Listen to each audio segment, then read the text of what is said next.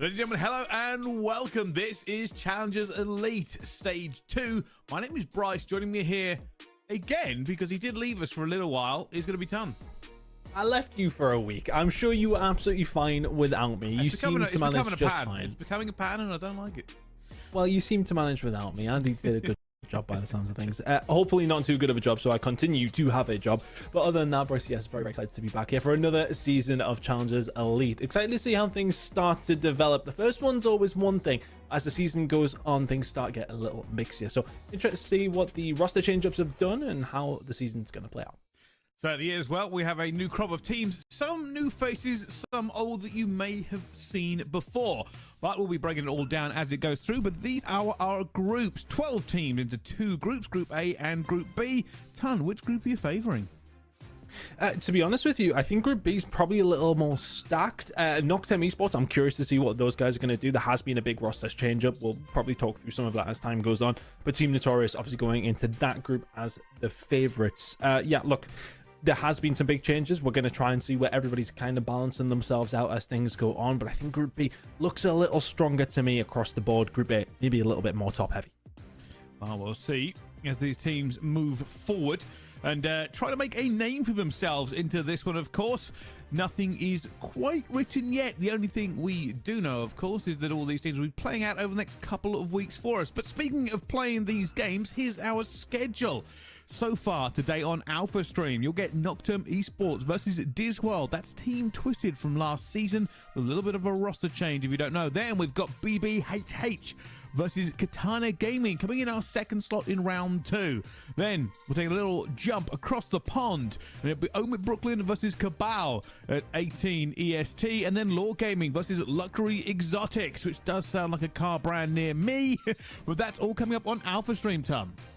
A free promotion for Luxury Exotics. I'm sure they'll be absolutely delighted. But yeah, look, this is everything that we have going on Alpha. Really looking forward to these first two games, obviously the ones that we're getting into. Noctem against Disworld should be an interesting one. Curious to see how the new Noctem roster looks against, well, it's technically new Disworld roster, and something that is a little bit of a grudge match. BBH against Katana Gaming is an absolute banger. But let's have a look at what's going on the Bravo stream. This is all on Alpha. Whilst these games are going on, you could also have another monitor with this game up as well. Clutch Rain taking on Inglorious for the first game of the Notorious Gaming, taking on Clutch Rain after that for game number 2. And when we do go over towards the other side of the Atlantic, Omit taking on YFP, and then Pinnacle up against Team War. That is the schedule for your day of Challengers, as well, of course, as the community stream, which is going on as well, which will be filling in all the gaps that we are not covering, Brycey, but we're covering a lot of it. We certainly are. We'll go back and forth between those games as they're ready, and also give you all the scores we can do, especially when we get them straight away, which is normally a little bit quicker because we do have the Compops tab that we can kind of peer into. But yeah, we'll be keeping you up to date as much as we can, as well as giving you any kind of insight that we have on some of these teams moving forward. A big game to start though, Ton. Yeah, a really big game to start. Interested to see how things are going to go between these two teams. But a team who did great last year, or a player, I should say, did great last year and last season, was a player called Super. Now, we've seen Super actually move up to the Miami Heretics roster. That's why you will not see him in this Challenger season, much to the delight of the opposition. This guy went over towards the Heretics roster. We've seen him only in one game in the CDL. But look, for the side of Miami Heretics, they've tried out so many of the Spanish talent that are coming from the European region, and Super might be up there as one of the best to do it over the last few years. So for me, on a personal level, really excited to see him get his shot. He absolutely deserves it. He had a pretty decent game in the one that he has managed to have for Miami Heretics. Hasn't quite solidified that spot yet, Brycey, but we know that Miami are quite happy to test the waters when necessary. Well, we'll see.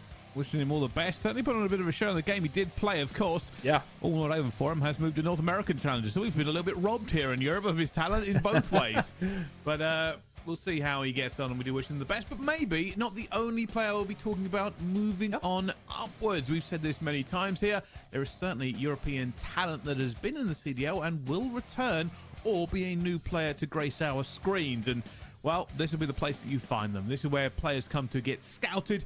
And this is where the coaches will be watching some of the VODs if they need somebody, Ton. Yeah, if they need somebody, but there is plenty of good talent within Europe. They always just seem to get poached away from us, Bricely, sadly. But some talent that are on a roster that we are expecting maybe a little bit more from than we've seen last season is Team Noctem. Now, this roster in particular has changed up a decent amount. Let's have a look through it. It's going to be Sleep, also known as Denza, to everybody who has been, well, any part of European Call of Duty for what seems like the last 20 years. Kez and D10, now with Pack alongside of them. Now, Pack was on Team Dizzy, also known as Team Twisted, last season. And it's going to be interesting to see how this kind of little grudge match is going to come up for game number 1. That was a total incident from me, by the way. I didn't even think about that when I was picking the game. So if you are bothered about who has picked these games or what games you are watching, then you can blame me. But irrelevant of that, Pac going up against his former teammate in this roster, a roster that I expect to be towards the top side of their group. Yeah, we should see some very talented plays coming out of them. Now, this is one of the things we've talked about here. It does feel like it's a bit more stacked towards the top. And speaking of stacked, going against Noctem, obviously going to be Diswell. This is Team Twisted from last stage. With the change, obviously, Pack flying out, Alpha flying in, but Dizzy, Chunk, Alpha, and Twisted will be the entire roster you see today. Certainly formed pretty well across some of the games, but didn't get as far as they would have liked. Yeah, I think for them as well, and look, the story from last season for Disworld, formerly known as Team Twisted, was kind of Pack. Every single time he was in there, he seemed to be that guy. I mean, Dizzy had a really good season as well, but for Pack, the story was that he only started scrimming on the game a week before the actual qualifiers for the first season happened, manages to get himself into that Challengers Elite. Now is, I don't want to speak too early, potentially upgraded to Noctem. We'll see how this result kind of plays out. I think for Disworld, there'll be that extra little bit of let's make sure we try and get these beat, because they will want to be Packed. But for Disworld, it's also about the progression. They didn't necessarily do brilliantly last season. They did okay, but they will want to go that step further. Let's see how they do throughout the group stage to put themselves in a good spot for playoffs. Well, let's have a look at how this one will play out then. Here's our maps and modes for Noctem Esports versus Disworld.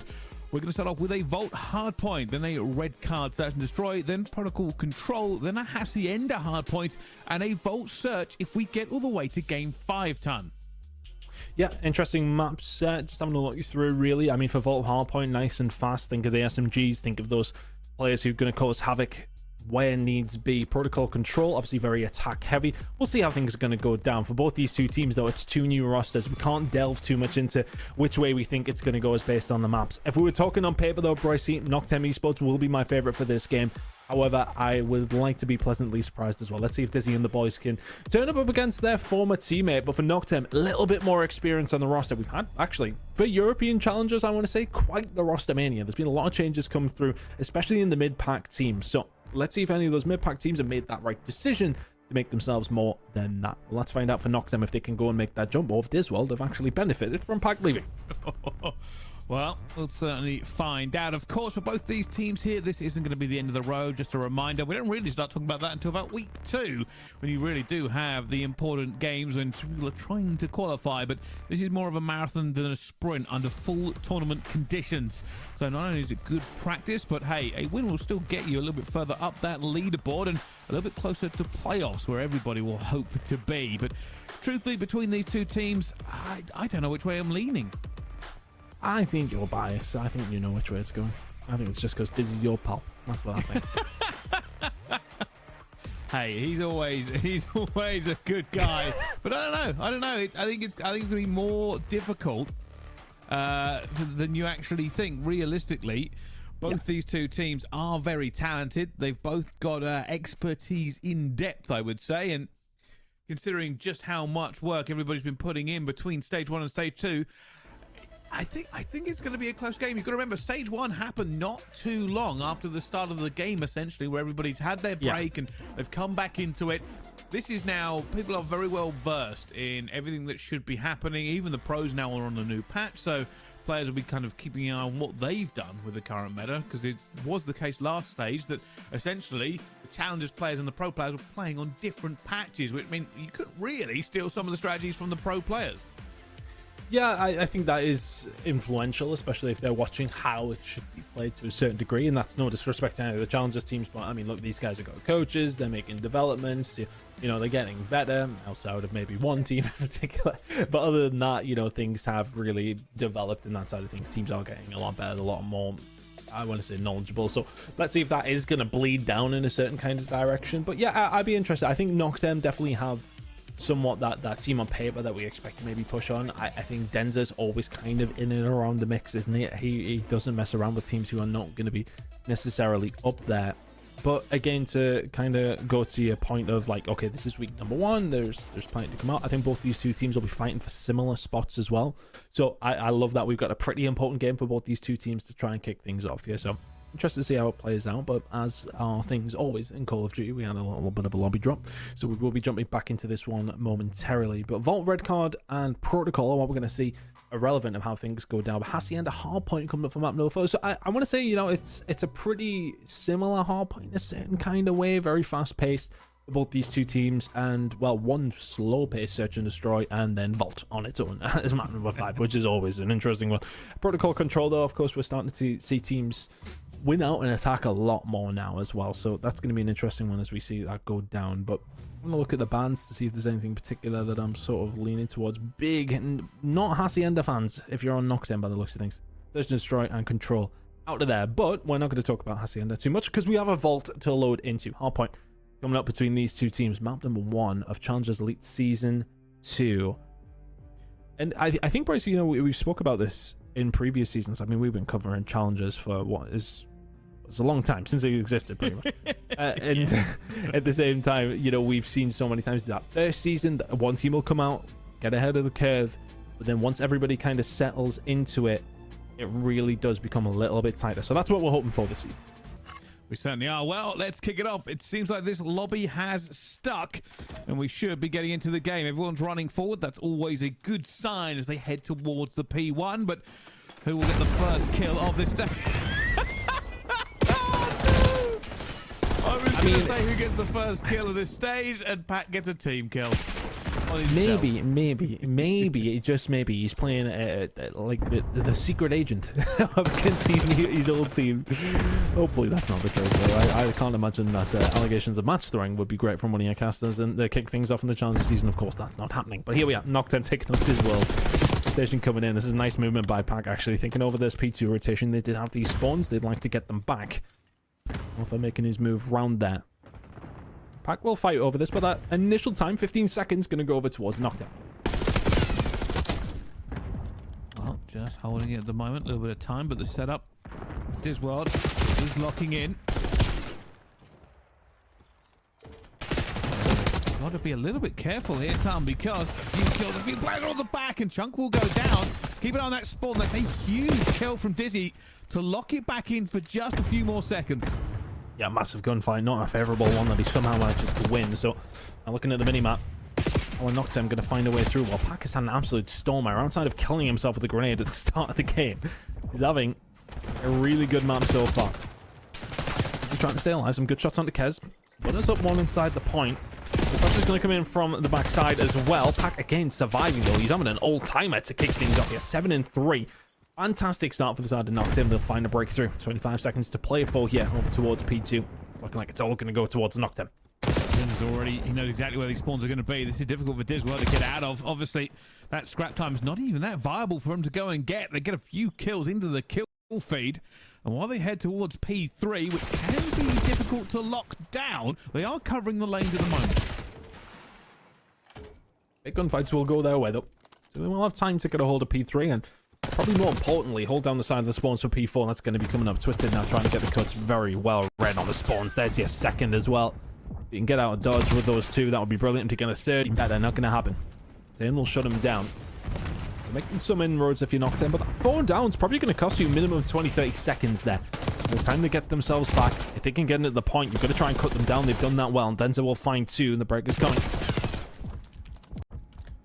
Oh, they're hunting. Oh, almost a bit of timing. Not going to work out, but Noctem still feel like they're in control of this game most of the way. You can see more fighting going on towards P3. Same backing off as he's been stun checked and will actually almost get away with it.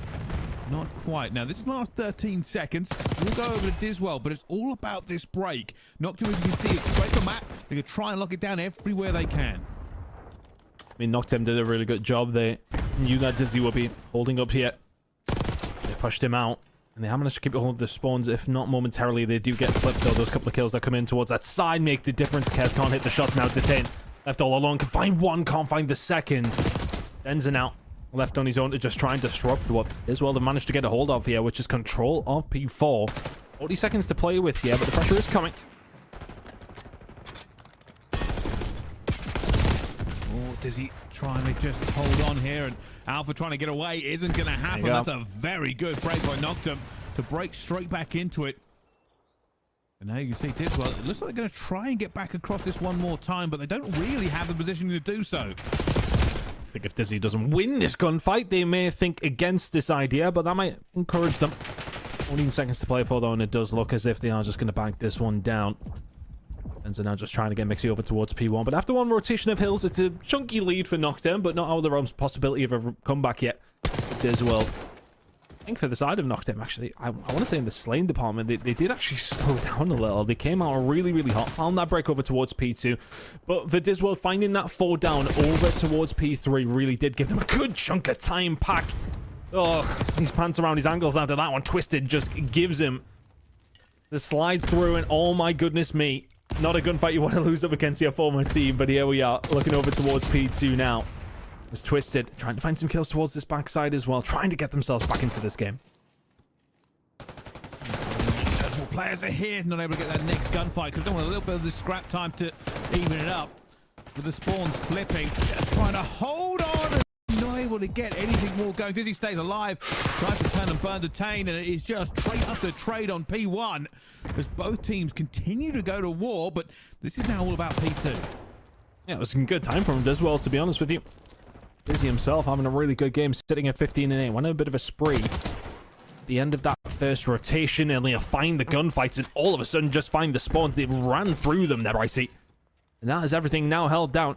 20 seconds to go in terms of the difference between these two teams, and the spawns in the favor of Diswell. Need to win this gunfight if you're Alpha. Gets caught sprinting, and all that they broke through so easily themselves. They're broken just as quickly as they broke back. Sensational work from the side of Noctem to find that moment. Denza with 3 in a row. Now 35 seconds to play for, and when you're thinking Diswell are coming back, Noctem might extend. There we go. Pack looking to cut off, and almost calls it correctly, but maybe just a little bit slow on the fire, and then Dizzy does manage to get him here, and that's straight back in for Diswell. I feel like both teams are having some gunfights where they're both like spitting on each other. It's usually those, like, when you are at the very highest level, you see the typical normal gunfights that you would have, the one you expect to win are won. There's been a couple of occasions where both teams are either dropping the ball or just getting twisted. Who knows? Here we are, though. Detain trying to stay alive towards his backside. And again, those are good fights. Do you expect Detain to win that? Didn't see the start of it. And so we'll be there to pick up the pieces. A scrappy one so far, and only about 15 points in between the two teams. I mean, I've said it, Brycey. The keeps happening. Oh my goodness, Dizzy's getting away with that one as well. This game is getting very, very close, though. Pack with a very good shot to make sure that player gets off the point here, but too many players in too many positions as Chunk pushes forward straight into Denza. And I think you're right, Ted. I have no idea which way this one is going. Everybody looks to be doing well. They're having the moments, aren't they? There's gunfights that... What I'm trying to say is there's gunfights that you wouldn't expect to go one way. Kind of disrupting the flow of what you think's going to happen. You see one team in total control, all of a sudden somebody's been span on, or somebody's just been annihilated very, very quickly. And it changes things so fast to Tay. Now you're doing it there to Alpha. Doesn't manage to get a hold of it. The final couple of seconds going over towards Noctem. They did just about have control last time around when we got over towards P4. Can they hold it down this time? Good shots from Pack. This is massive advantage to Noctem now. They're in position. They have the bodies. They have it all locked down, and Pack is trying to cut off the reinforcements. Realistically, well, it's not going to be a few seconds before they get in there. Somehow they find the kills. Pack does not get that player crossing. Everybody's flying through. Pack has to reevaluate where he's gone, and somehow Diswell managed to break this. I mean, I'll tell you how they broke it. Noctem maybe get a little bit greedy. They know that the player going across. Pack's called him out weak behind the car. Someone's pushed in from over towards the top 2 above the hard point to go for the kill. You can see Dizzy is sitting there pre-aiming it. Sensational work, and then, well, for all that good work that Diswell do, we just get broken back pretty much straight away. Neither one of these teams can hold a hard point to save their lives, Brycey. Has been an awful lot of breaks back and forth as everybody now piling back into the point here, but it will be a slight advantage for Noctum as we head back towards P1. You can already see they've got bodies there as well. They've called the spawn correctly. And can they make just this 20 seconds work for them?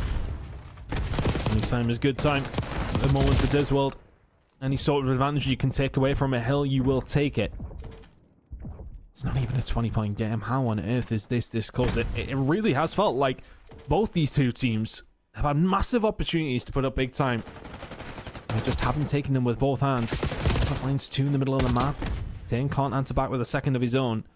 Now looking towards the spawns for P2 coming up in 25 seconds time. There's still a good chunk of time here at P1, but I want to think about the rotation over towards Jacuzzi pretty imminently.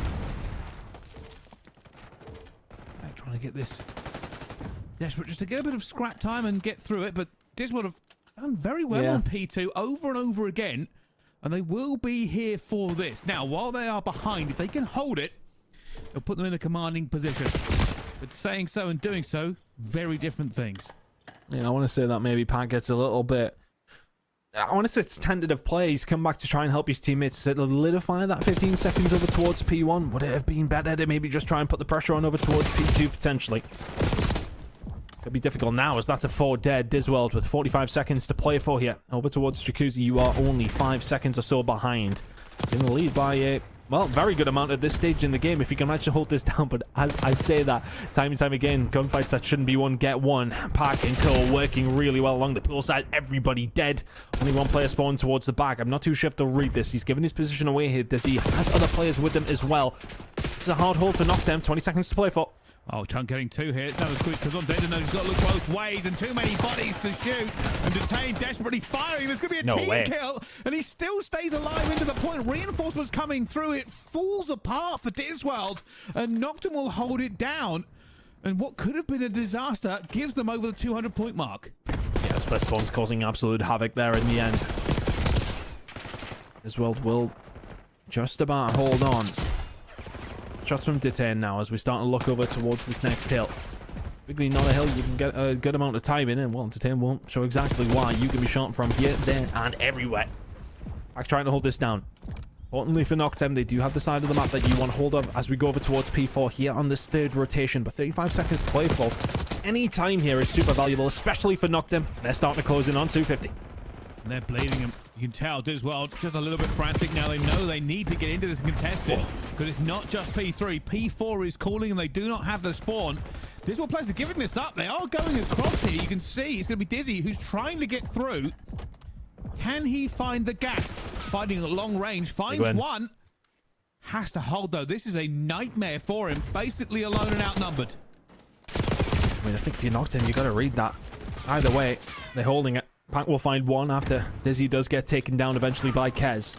The pressure starting to be somewhat unrelenting here down this side. A couple of players have made it through, but they're not winning the gunfights. Now here comes the pressure. You've got to win these ones if you're Dizzy and Alpha. They managed to do so. They can find 2. Pack is there to answer back, but the spawns are so close here for the side of Noctem. You've got to be able to win more gunfights if you're Disworld. It's not going to happen. They hold it down. Brycey, they are only 15 seconds away. And that might be just enough. Disworld will now have to sprint through the gaps, and that puts you at a disadvantage.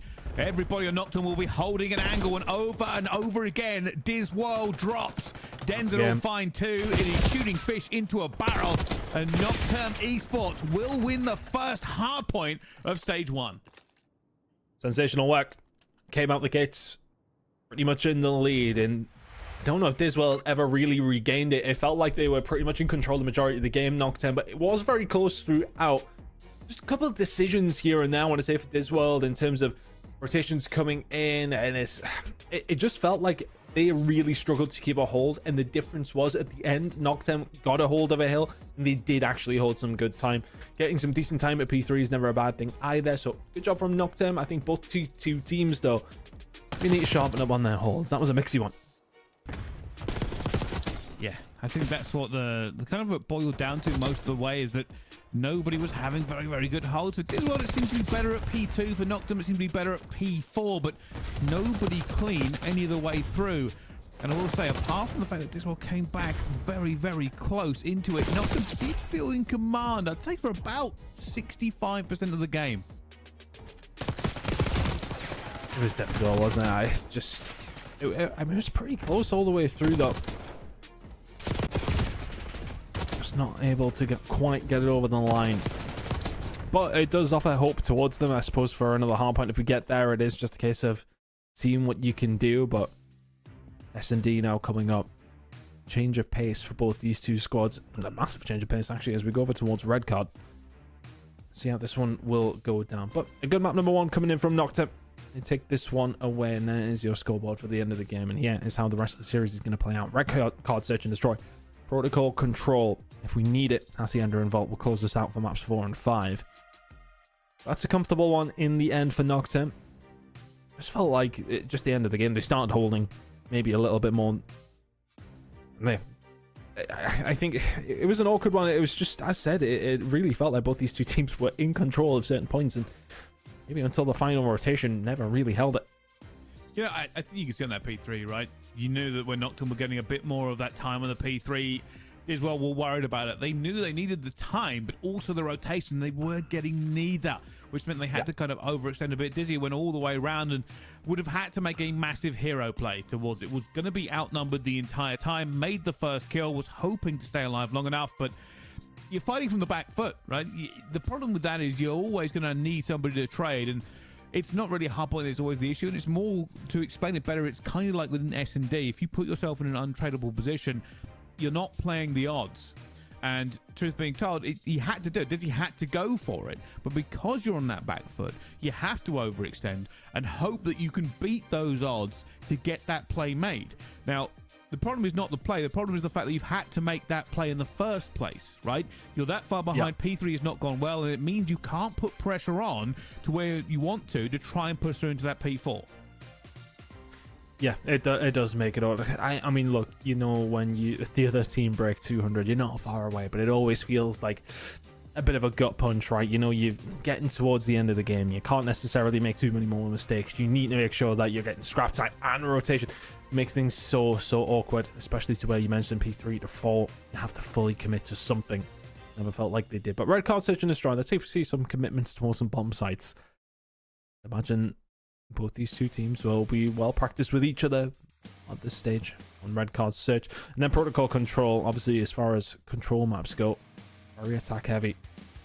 If any of these teams can actually hold their defenses down. But we should be loading into map number 2 shortly. But we're going to have a quick look over towards our Bravo stream. Still games going on over on this side of things. Get the graphics sorted out, but this is Cluttrain taking on Inglorious. Cluttrain 1-2 the good here between these two teams, and now looking to go 5-2 up here in the search and destroy if they can hold this bomb down.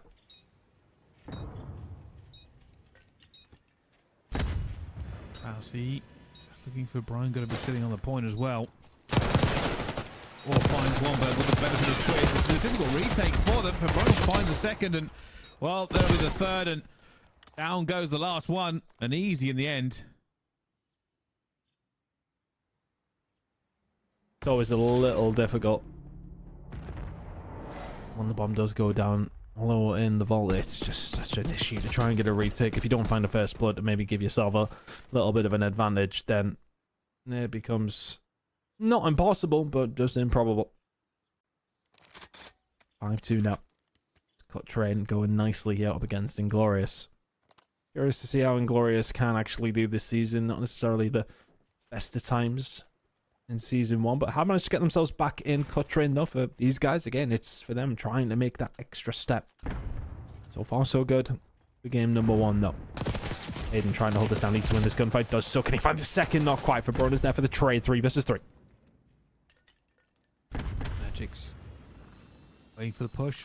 And here the RCXD does get it down in time. Make sure that thing doesn't take him out, but he's going to be a little bit weak for it. And the player coming to chow, and for Brone, doesn't matter. Teammate going to be there to back up as well. Now Cleams for the map to stay alive against Cluttrain. Almost finds the first, but doesn't, and that'll mean Cluttrain win their S&D as Alpha Stream's ready to go, Ton. Loading into red card. Nicely timed production. Love that. 6-2 win over on Bravo, but you can continue to watch that, of course, if you do wish to do so. But here we are. Now back over towards the Alpha stream. Let's see how things are going to go down between these two teams on red card. Search and destroy. Noctem find themselves up 1-0 in this series. I I don't know which way this one's going to go, Brycey. Let's see. It was a close map number 1. Noctem stretched away when they needed to. As with a nice casual start to the round anyway. No elevator music, though. Interesting. Well, the casual ride on side has been stalled out a bit because you can see everybody's just spread across the map. Now, this could be 2 reasons. One, everyone filling itself out just for a little bit of information, but also bearing in mind no trophies active either. The pack just constantly checking out B. Nobody making themselves known, and both teams will be looking for that first bit of information to work out where they should apply pressure. Just looking to find a pick right now. Alpha's in a spot to do so himself. Had to try and get any info there, he didn't. Oh, he's pushed around and there's 2 players inside of office just in a prime position to kill this attack through the middle of the map. It's a bit of an odd way to go. Time's ticking now. Twisted is holding it down. There's the call out to the teammates, and he is eventually going to find that kill. Everybody else is going to converge through the middle of the map, though. Then we'll find one back. 3 versus 3. Oh my goodness me. All of a sudden, Alpha's left on his own. He was the one in a good position previously. 11 seconds is all that he has on his side. Oh, Big win. 6 seconds. He gets found. Oh, that is unfortunate. Was hoping to maybe pull off a miracle. Isn't going to happen. Noctem take the first blood in the S&D target. And that just comes down to, I mean, with that clock ticking as far down as it did, everybody stalled mid-map and just kind of burnt the time. But sometimes that works out. Sometimes it doesn't. Tough one. Seen Alpha was in such a good spot in the middle of the map there. Run it close. Second or so the other way. We're in a different scenario, but here we are. Knocked him. I wanted the good over towards the defensive side. He's almost available for these teams as well, so that's something to bear in mind. And then to ticket now as Chunk will put some shots down. Then just chooses to get out. Giving that little bit of the map up that you would love to have as the defensive team, but Detain towards the back of restaurant should be in a position to cause some issue. I just don't think he realizes how close up this world actually are here. Yeah, that information, they should get into a bit better defensive position. That's where Detain is going now. Here comes a stack with the nades coming in. He's going to know. We'll be calling it. You can already see in the mini-map they're reacting, but Big win. Denza finds Alpha to begin with. Detain checking, and will he see Twisted? He will. No, he's going to be there and catches him, and Kez gets the flank, and it comes down to a 1 versus 4 for Dizzy. Possible scenario. Just squeezed them, didn't it? The pressure was there from Dizwell, but it almost felt like they were half in, half out on the commit over towards B. Now Dizzy left in. As said, a very, very impossible situation. Knocks them 2 to the good. Looking very solid here in the search and destroy, making the right decisions. So far, anyway. 2 rounds up. All going well for them, and maybe just the reaction that maybe a little bit slow for Diswell when they tried to push into that site. They were really hoping to catch them unawares, but then it all just fell to bits, bit by bit. Well, some adjustments will have to be made. Just needed to make a commitment to the site, and maybe they would have had a chance there. It's easy for me to say, I suppose. I know exactly how many players are inside the bomb site, but irrelevant. I wonder if there's going to be a bit of a change up here. Disworld committing heavily defensively over towards the B side and being blooded again. As far as I'm aware, that may well... I think it's 2 out of 3 first bloods for the side of Noctem. Look at this big flank up now. Look at Chunk. Got so aggressive so quickly. This is huge. How many kills can we find off the back of it, though? Waiting his time out. We'll be looking Player for just more. to his right as well. The timing ever so slightly wrong, but does get 1. 3 versus 3. Alpha's going to be there as well. Takes the shot, but unfortunately not going to get it down to a 2 versus 2. Now for repositioning here. You can see Dizzy could be under a little pressure himself, checking the angles. Done really well to find that second kill. And you got Alpha squeezing through from the other side as well. Do they know they have the bomb? I think the fact that it hasn't went down, they might do. Yep. Waiting for the pressure to come in. 25 seconds, you're going to start to make a move. I mean, did he see Kez behind him? I'm not too sure. Not the best of positioning. Now Dizzy left all alone again. Now 1 versus 1. Makes the right call to back off, but will the timing be correct? And oh, the unbelievable timing there has knocked them get their third round on the board. Really good job from Noctem in these clutch situations. That's 2 1 versus 1s now that have went their way. Denza gets aggressive, and that's the experience shown there. 16 seconds to go. I think he knows that Diz will back up. Wait to see if the plank goes down, see if he can do something from there. Denza does not give him that opportunity. Really good now. Cruising, to be fair, for Noctem, that's, as mentioned, 2 1 versus 1s they managed to take away in a convincing round as well. Difference of a couple of gunfights here and there, and this could be a very different scoreline, but as it goes, it ain't. Noctem in control. Detained, just checking. Bit of pressure on the middle of the map here. Denza quite far advanced. Should be able to catch at least one. Waits. Finds Chunk, but gets instantly traded after it. Down to a 3 versus 3. That will stop Disworld, though. They're going to have to reconsider. Backing them down momentarily. Seems still like a commitment over towards the A side.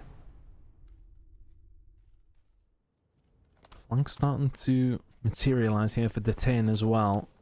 He's just trying to stay alive, and that'll be because his teammates calling out, I'm on the flank, I'm going to make a play. Just try and stay alive. Detain, dead. Unfortunately, Twisted reads that very, very easily. And Kez is going to give his position away as well as that bomb goes down over towards A. Disastrous moment for Noctem now. Should be a first round for Disworld. Kez knows where Alpha is, but can he find the kill? We've already got down to a 2 versus 2, and he's got a bit of a squeeze on here, and that's a huge gunfight from Alpha. If he lost that, it would have been a 2 versus 1, and Pack will now have to try and clutch up with just 23 seconds remaining. I mean, he knows his former teammates pretty well. Doesn't know Alpha, but somehow finds that one. Dizzy, oh, nearly gets picked off. Is going to go for the defuse here. Dizzy going to cover the challenge. Is he going to get there in time? He should do. Just a few seconds, finds it and gets him. Had to go for the challenge as well. Pack played that about as well as you could have done, but just time against him. That's tough. A few more seconds and he can maybe hold, but in that scenario, probably not the worst decision to make there. As he gets around very, very quickly, thankfully can get the angle. Didn't panic.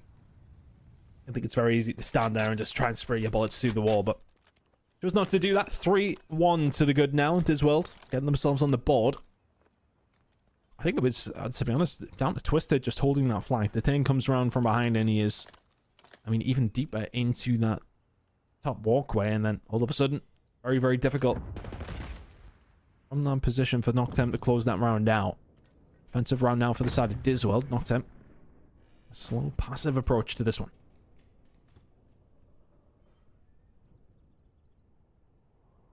This is very, very passive. Hoping for it as well, but what a shot. Kez deletes Twisted before he can react. Dizzy almost gets melted as well. Has to back on down. For Noctem, still a little bit of time to play for, but they will have to commit somewhere, and it looks like they are creeping towards B. Keep an eye on Denza. He'll be one of the ones making the calls once they get this information. Can we go in? Right now, that answer to that is yes. Waltz through. No reservation required. Alpha, though, will reduce this dinner party down to 3. Still hard to retake here. Alpha, though, will find another. It's his second kill of the round. That's going to make a huge difference. Tane needs to make a decision on what he's going to do, and that's a lovely retake in the end. Tane caught with a grenade in his hand. It's either throw it or get your gunny up. Took too long. Timing didn't go on his side as well. Find another round, and a couple of clutches, to be honest with you. They've managed to find a retake. Dizzy managed to hold down the bomb site in a 1 versus 1 there before. Now, as mentioned, I mean, what? There's been 3 1 versus 1s. 2 of them have went over towards Noctem, 1 over towards Disworld. All of those could have went in a different direction. I mean, we could basically be done by now, Brycey. Noctem could be 5-0. They certainly could, but that is not the way it's gone here. You are right, though. I want to talk a little bit more about that retake. You could see they gave it up. They didn't want to be in that position, probably because it was going to be difficult trades to try and hold Restaurant, even though they were a man down. Went for the retake, found the first blood, and yeah, you could say Noctem could have done things a little bit better, but Disworld still fantastic attempt at getting that bomb site back. And now, speaking of which, Disworld on the attack here, but don't have as much map control as they probably would like, but that's an aggressive push through, and Denza cannot get through the window. Chunk find the kill. Oh my goodness. I mean, that is so well timed on the Kez as well. All of a sudden, Noctem just seemed to be reeling. There you go. Chunk finds his third of the round, fourth in a row.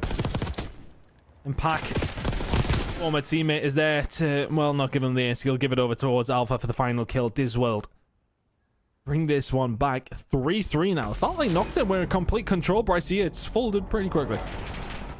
Yeah, it has. And just to be clear, I mean, you've got to give credit to Chunk there. Just blitzed through the middle.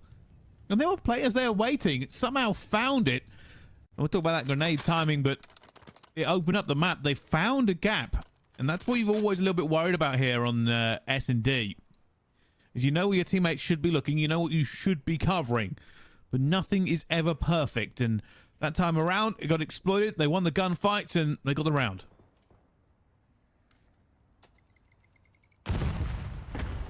See if Noctem can steady this tide that is very much flowing in the wrong direction. I'm going to try and find a pick, and that is kind of the hallmark of a team who've just lost 3 rounds in a row. Waiting for something to happen. Need to be proactive here, and they need to go back to what was working so well for them. But, I mean, in fairness, some of that was 1v1s. Yep, info on Dizzy. Can they isolate? Not quite. Dizzy gets information. Gets some more from Denza, firing those shots out as well, and gets the hell out. Hello. Oh! Well, Twisted just says, I want to take the middle of the map, and Kez will get gunned. 4 versus 3 in favor of Disworld. They go back to a 3 versus 3. Pack finds one back again. Denza making a move. Has the bomb, but doesn't have any support. Goes for it on the Twisted, and almost wins the gunfight. They're going to try and switch this, I think. Yep, they're going for it. Oh, they don't have a lot of time at all yet. This is insane. Alpha could stop this. All he has to do is really make one kill, and there it is. Not going to get it. Jump on the bomb. Got to get this one down here. Twitch is going to fly for it. Going to try and get it down as well. Has to keep on planting. Here comes the trade. Oh my goodness. Noctem Esports burnt the clock at both ends. Got away with it just in time. I think it's maybe a little bit of a panic from Twisted, to be honest with you. In that scenario, you have to think, if you're in a 1 versus 1 and he doesn't have the time to plan, go for it. Yeah, absolutely. But you're in a 1 versus 2. In theory, even if you find that kill, you're probably going to get traded. I think at that time he had to kind of give it up as soon as his teammate went down, give it up and go for the retake. Maybe go fast after they get the bomb, but he just flew into the site. No hindsight is, 2020, but realistically, never a winnable situation from his decision that he wanted to make. Now a line set up across the map here for Noctem. As well, not quite as passive as we well seen from Noctem in the previous round, but slowly edging themselves forward on the map here. Uncheck and nade check there from Kez, but doesn't connect. That minimap Twisted is by B. I think Noctem have realised there's no more pressure coming from the outside. The Retain's here waiting. Twisted is crawling his way through. Doesn't want to get caught like he did last time. A lot of players here. Dizzy is ready to be double chow, and doesn't matter. Alpha gets the first. The Retain will get one back though. Slows them down into this one. He's weak. Can't manage to deal with him. He will find another though. They're just dipping and diving. Another kill goes through them. Side of Noctem. 2 versus 2. Big gunfight here, but Pat can't find it. Chunk though. Can he get traded? The second is absurd. It's a big round for Disworld. 4-4 now. Wonderful work on the back line here from Chunk. We'll not get to see the first one. He dips and dives around the corner. D-Ting gets dealt with. Barely puts a bullet down. 4-4.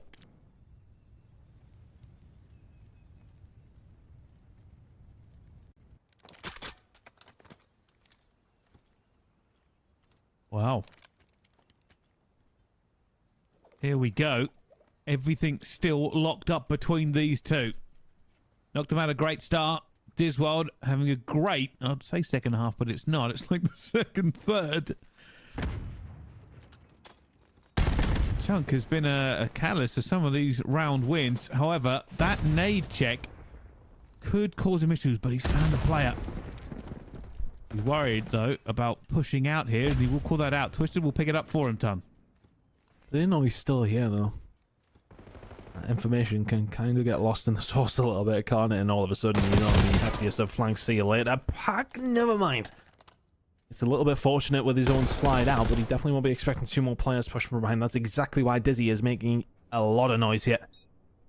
Expecting the push out to come through. But if you give this up, does it give the game away that there's players on the flank who do seem to be taking their time here, Bryce? Taking a while, but works out. Twister gets one. And now they're going back to back in the point. Look at this. They are compressed. That's a hard defensive position, but finding Dizzy, you're all right. That is massive.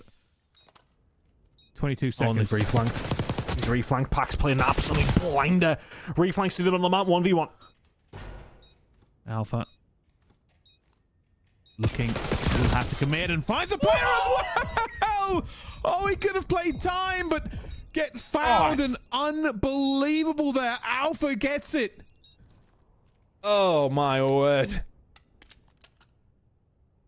He's absolutely spat on him, Bryce. With that time on the clock, you don't even need to really win the gunfight. Just don't die this fast. Wallop. Oh my word. Insane from Alpha. In a 5-4 lead. The side of Diswell, don't let your screens or the Codcaster confuse you. No Noctem Esports. They were 3-0 up, Brycey. They're 5-4 down.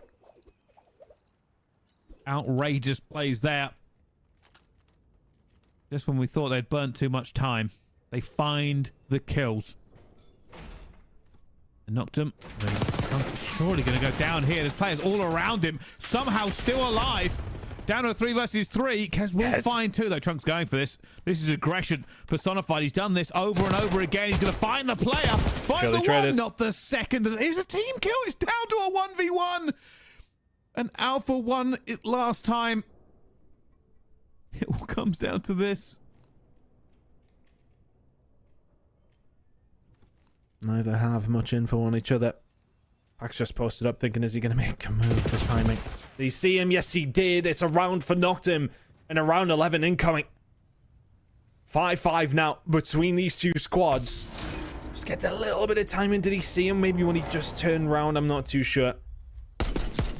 Somebody must have seen him on the screen. Give him the shout. Detain is there for the pickup. Really, really good job. I just remember the names. I never right, Brycey. I just remembered. Round 11. Here we go. It will be Noctem to attack. This looks like an A hit from the beginning.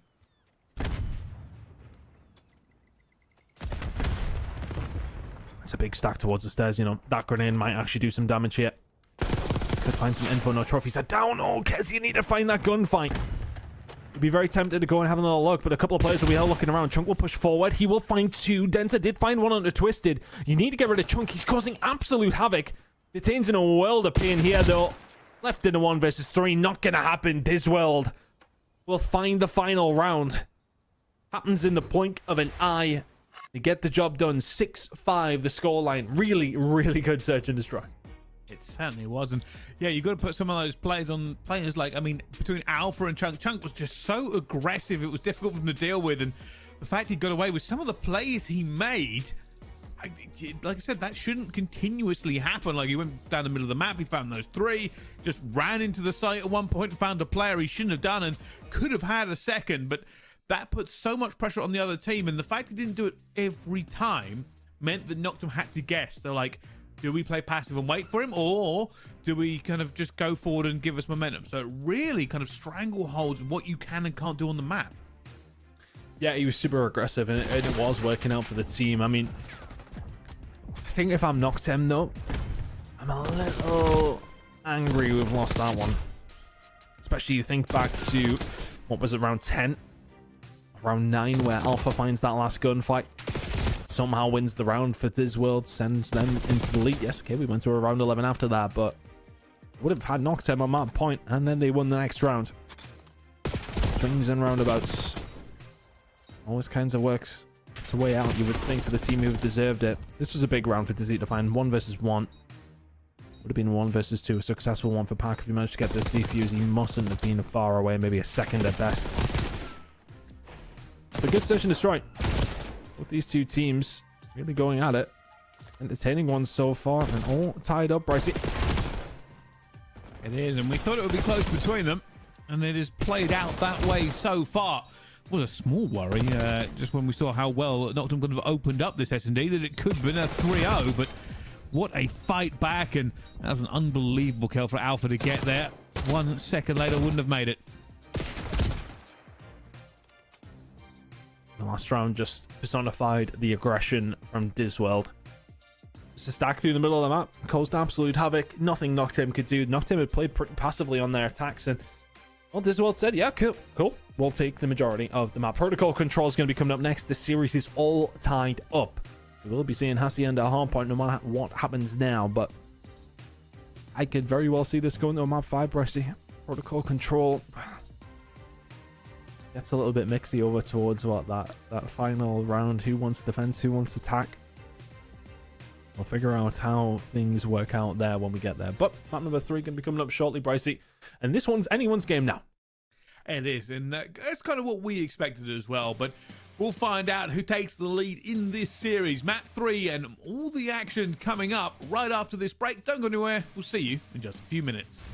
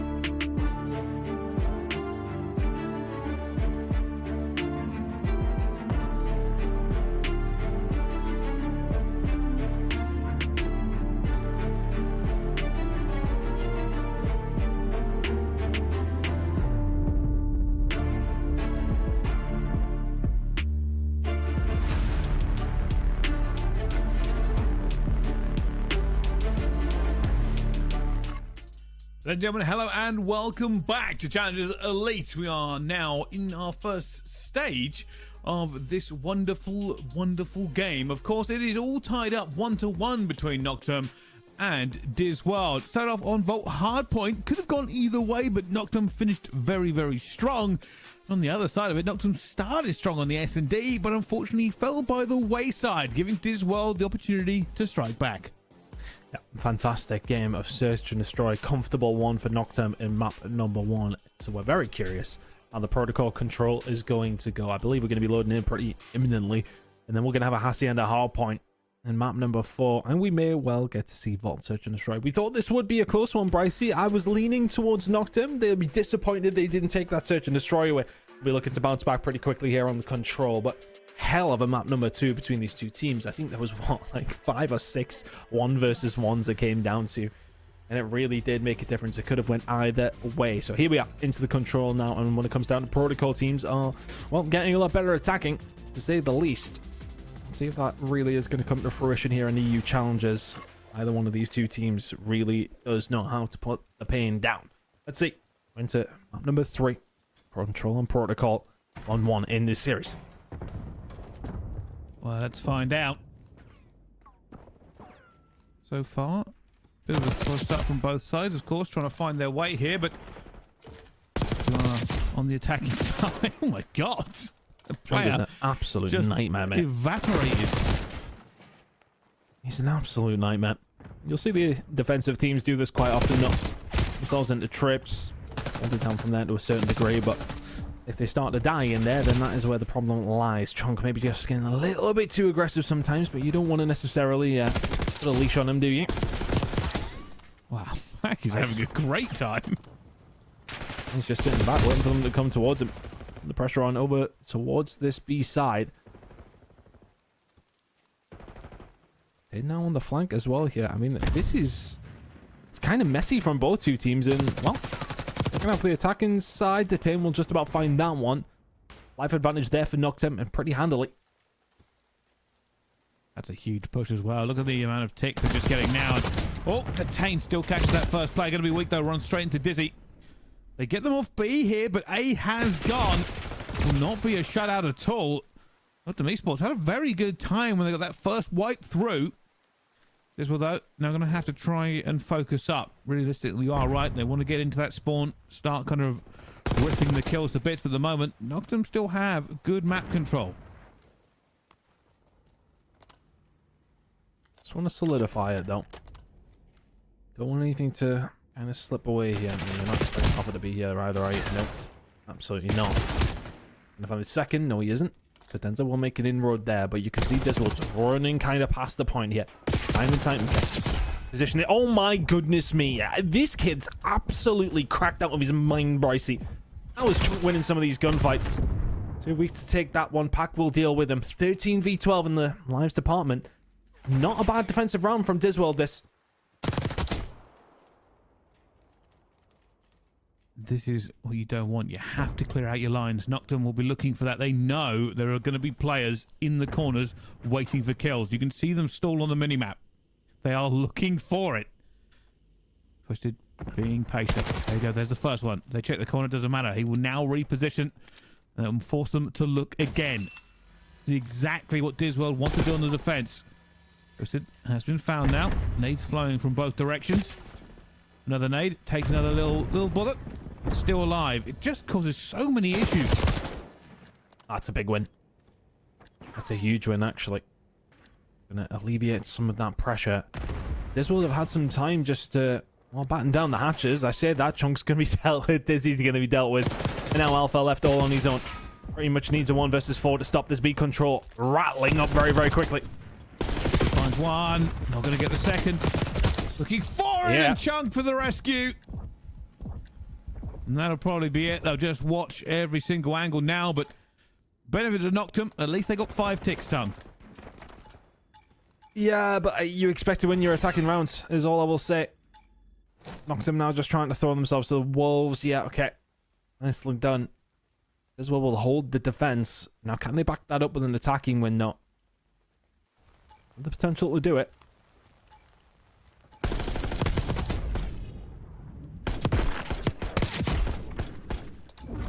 wonder who kind of blinks first. This does seem like both sides really kind of throwing their all into it. It could have gone either way. Realistically, Noctem had some good opportunities with their wipes. But just a few players managed to get in the back line, slowed them down, caused them to reevaluate. The Disworld here, they want a good hot start as well.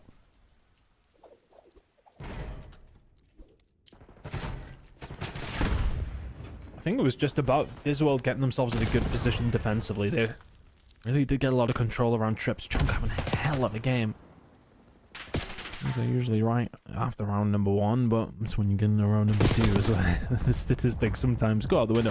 We'll keep an eye on how things are going. Kills being traded. That pretty much suits the defensive team. Noctem trying to hold this down, but it's not an easy map to hold down defensively.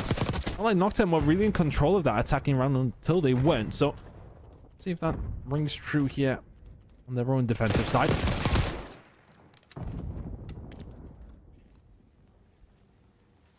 Now from that streak is definitely going to be an issue, but eventually does get cut down. Now waiting for the pick. They want to make these kills before they push out here, and Twisted is going to be gutted. He wasn't able to get that last bullet in. Threading another needle. Teammates already going down, and Twisted will just have to back off. The only one up for a moment. Terrible attacking round coming through. Noctem going to be happy to take this one away by the looks of things. Disworld now starting to panic. Can't find their way through. I think the only positive here for Disworld is the fact that they have had an absolutely abysmal time in attack, so no ticks to them. 5 to Noctem. But with attack being the preferred side, not necessarily the end of the world.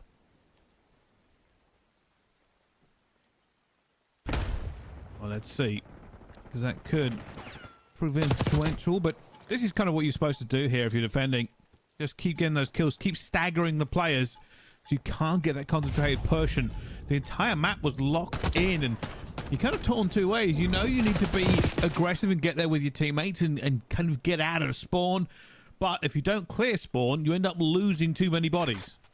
And then you get too staggered, and it just becomes a bit of a nightmare. 1v1 gunfights. You know the drill. Sucks. You know what it's like. You're stuck in a semi with a spawn trap that somebody could be in any of 13 billion corners. It's just the worst. It's very, very difficult to get yourself out of that one, barring a little bit of luck or you turning into Jesus with your gun. Here we are. The Tate has managed to just waltz on through over towards the B site. Will get himself maybe even a tick here. Contestant comes through. Detain continues to stay alive though, keeping that pressure on, only momentarily. As well, will now gather a little bit of control over towards the middle of the map. Big gunfight for Pack to win though. I think that's so important as well. If you're that attacking team, just winning one of those gunfights to get you back into the middle of the map, so important. But in the gunfight against Chunk though, Brycey, I was about to say it's really difficult, but apparently it's not. They got one here though, but that's going to be 3 down. That is huge. That wipe has come through. Denza, he knows he wants to stay on to this, but was looking to hopefully find a kill as well. Now going to push through, looking to find them. Bit of bad timing. Alpha puts one into his side, but back onto the point. They might have B locked down here. Just got a little bit slow to get into it, and Chunk gets burnt. And that's B blocked back in ton. It's good news for Noctem. One decent wipe, and this round will pretty much be done. Denza could do is staying alive. That is a disgusting gunfight win from Denza. Oh, dearie me. I mean, Kez, he's not able to do much about that, but as the pressure already in, Pack finds one more. The tick is flying through. Oh, that's It's not even really a name for what he just did. It was sort of a turn and burn, but it was a backward slide. Omni move. It's something to do with Omni movement there, Brycey. That's all I'll say. Oh my goodness. We both thought the same thing. He was dead. He should have been dead. But Noctem Esports win their attacking round. One of those moments where I think it should be acceptable for us to swear every now and then. There was no real way to describe it. Obviously, a little bit of cammering, a little bit of maybe an awkward angle for the player in the house, but it just looked so clean. I mean, it was just he's been absolutely on it. Like, that is exactly what it was. We just couldn't say it. Incredible from Denza. The second this next round started, we barely even spoke about it. That's a big wipe for Disworld. all of a sudden a bit of control over towards this A side. They absolutely do need this attacking round, and they should be expected to get it. I think it's going to mean that they will be on attack. I think it's pretty much guaranteed round 5 if they do get that.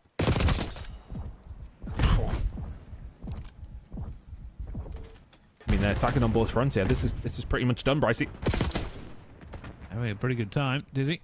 Now moving forward, jumps onto it. Wants this first tick done at least. And waits. He knows there's going to be a chat out towards it, and it's a double chow, and he falls for it, and that's a wipe. They do get A here, ton as well, but it will be a problem for them. It's going to push them all the way back into spawn, and Noctem will be trying to do what they did last time and just cut them off at the knees. Well, they're going to get another go to the defensive round by the looks of things in round number 5 if they don't manage to hold on here, but they're making a good work of it now. Especially trying to find a way out. Good call-outs from the teammates. Gets the snap. 2v2 trade. I think if you're Noctem, just keeping somebody alive around this area of the map is absolutely crucial. You can kind of see there's a bit of ships in the night going on between Alpha and Denza. We'll eventually find it. Now they can start to put the pressure on here. And Diswald, Twisted now, trying to make a bit of a route. If he can. Come Noctem, and maybe send somebody all the way up that B side. Yeah, that's probably the right idea. You can see already Detain's on his way up there. Needs the rest of his team to find a couple of gunfights, though, because the door is now wide open. Here they go. Chunk. The big kill. I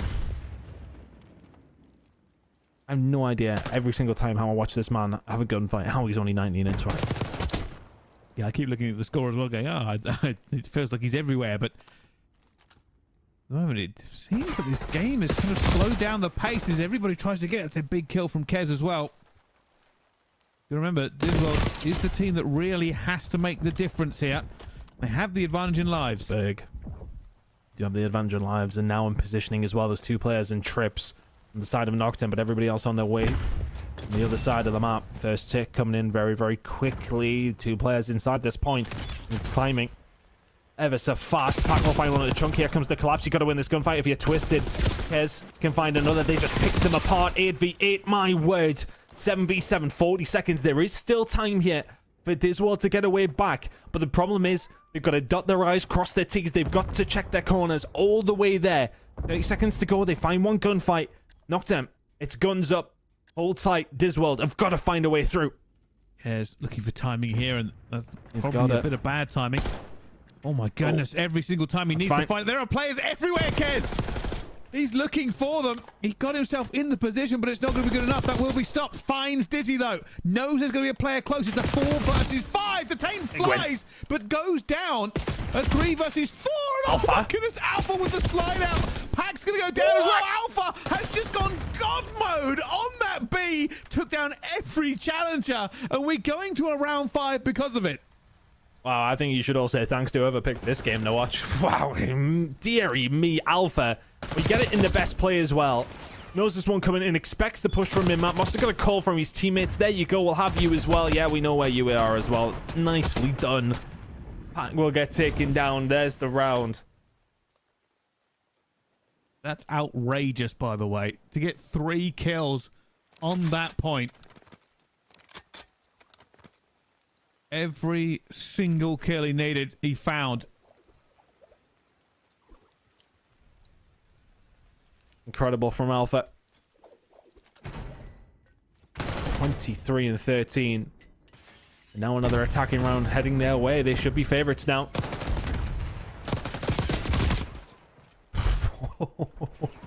Great shots in from Alpha. As we'll find 2.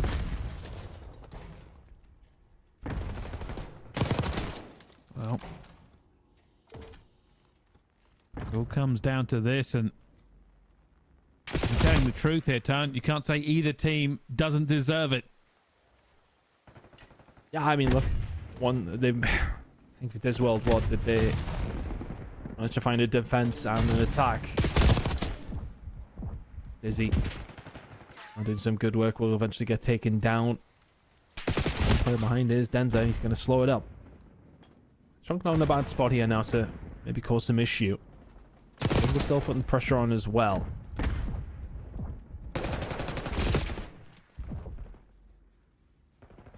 Yeah, this feels like one of those where this could flip depending on just a couple of kills. If you get wiped, either team will just take a massive advantage of it. And you can see now Denza trying to make a move. Make sure that everything is clear. They are putting Disworld onto the back foot. Disworld, though, still have some map control, and that's what Denza wanted, just to clean the back line. It's kind of a bit of a game of chess, but the time is running down for Disworld right now. Denza putting the pressure on. Will eventually get taken down by Chunk. Alpha finds 2 again, 28 and 16. He's opened the map wide here to the side of Disworld. Noctem trying to get some control. Alpha moves forward. So does Detain and finds the shots. All of a sudden, he needs to help his teammates out over towards the A side. Gone for it all the way along, and now he basically has to sell his life because needs to jump at that point, needs to stop the clock, and too many bodies against him, and Alpha. Big wins. The flank, unfortunately, all collapsed while he wasn't there. Chunk cannot make a hero play, and they are back into spawn. Alpha running, but not running fast enough. And that will be Noctem who take that round and the map to go 2-1 up in the lead. After a couple of crazy rounds, the map kind of ends on a bit of a whimper. The attacking round just not as fluid. Alpha finds a couple of important kills, but those two there from Pack pretty much seal the deal with the third under his former teammate. Really well played by the side of Noctem. Now find themselves up 2-1 in this series. Heading into a hard point as well, Brycey on Hacienda, they'll be feeling confident on as well. It was a bit of a mixy one. I mean, back and forth on both rounds, on attack, on defense as well, but it definitely felt like Noctem with those 2 defensive wins, you definitely deserve to win protocol control if you can manage to do that. So sensational work on the side of Noctem, but you have to give your props over towards Alpha. That round, as you said, it was crazy to send us to round number 5. I mean, gunfights like this from Chunk as well. Kez is just like, how have I lost that? Pulling the hair out, mate. It's just insane every single direction, and like I said, both teams deserve to win that map. Huge plays all the way along. You're saying, I mean, I think Noctem, their defensive rounds just seemed a little bit better, if we're being honest, but they definitely did the old lock them in spawn and don't let them out. Oh, by the way, that's that kill again. Denza sliding backwards, still finds the headshots. Now as we go into the next hard point, I just predict more fun. That's one of them as a player. You're thinking to yourself, I hope somebody was watching my POV there. Well, Denza, if you're watching back, you're welcome. In fairness, I absolutely ruined one of his clips once upon a time. I don't know if you remember that. Probably didn't. It was Castle Brody. I can't imagine you were watching. Yeah, maybe. I don't know. Yeah, he pulled off a 1v4. I thought he was trying to defuse the bomb, not defend it from being defused. I was like, yeah, you remember that? Yeah, that was funny. Just thought I'd get a couple of reps in after I got the CDL contract, you know. Hilarious. Anyway, Hacienda Hardpoint incoming in map number 4. Noctem, I would say probably good for their 2-1 lead here. Probably feel a little aggrieved at the search and destroy.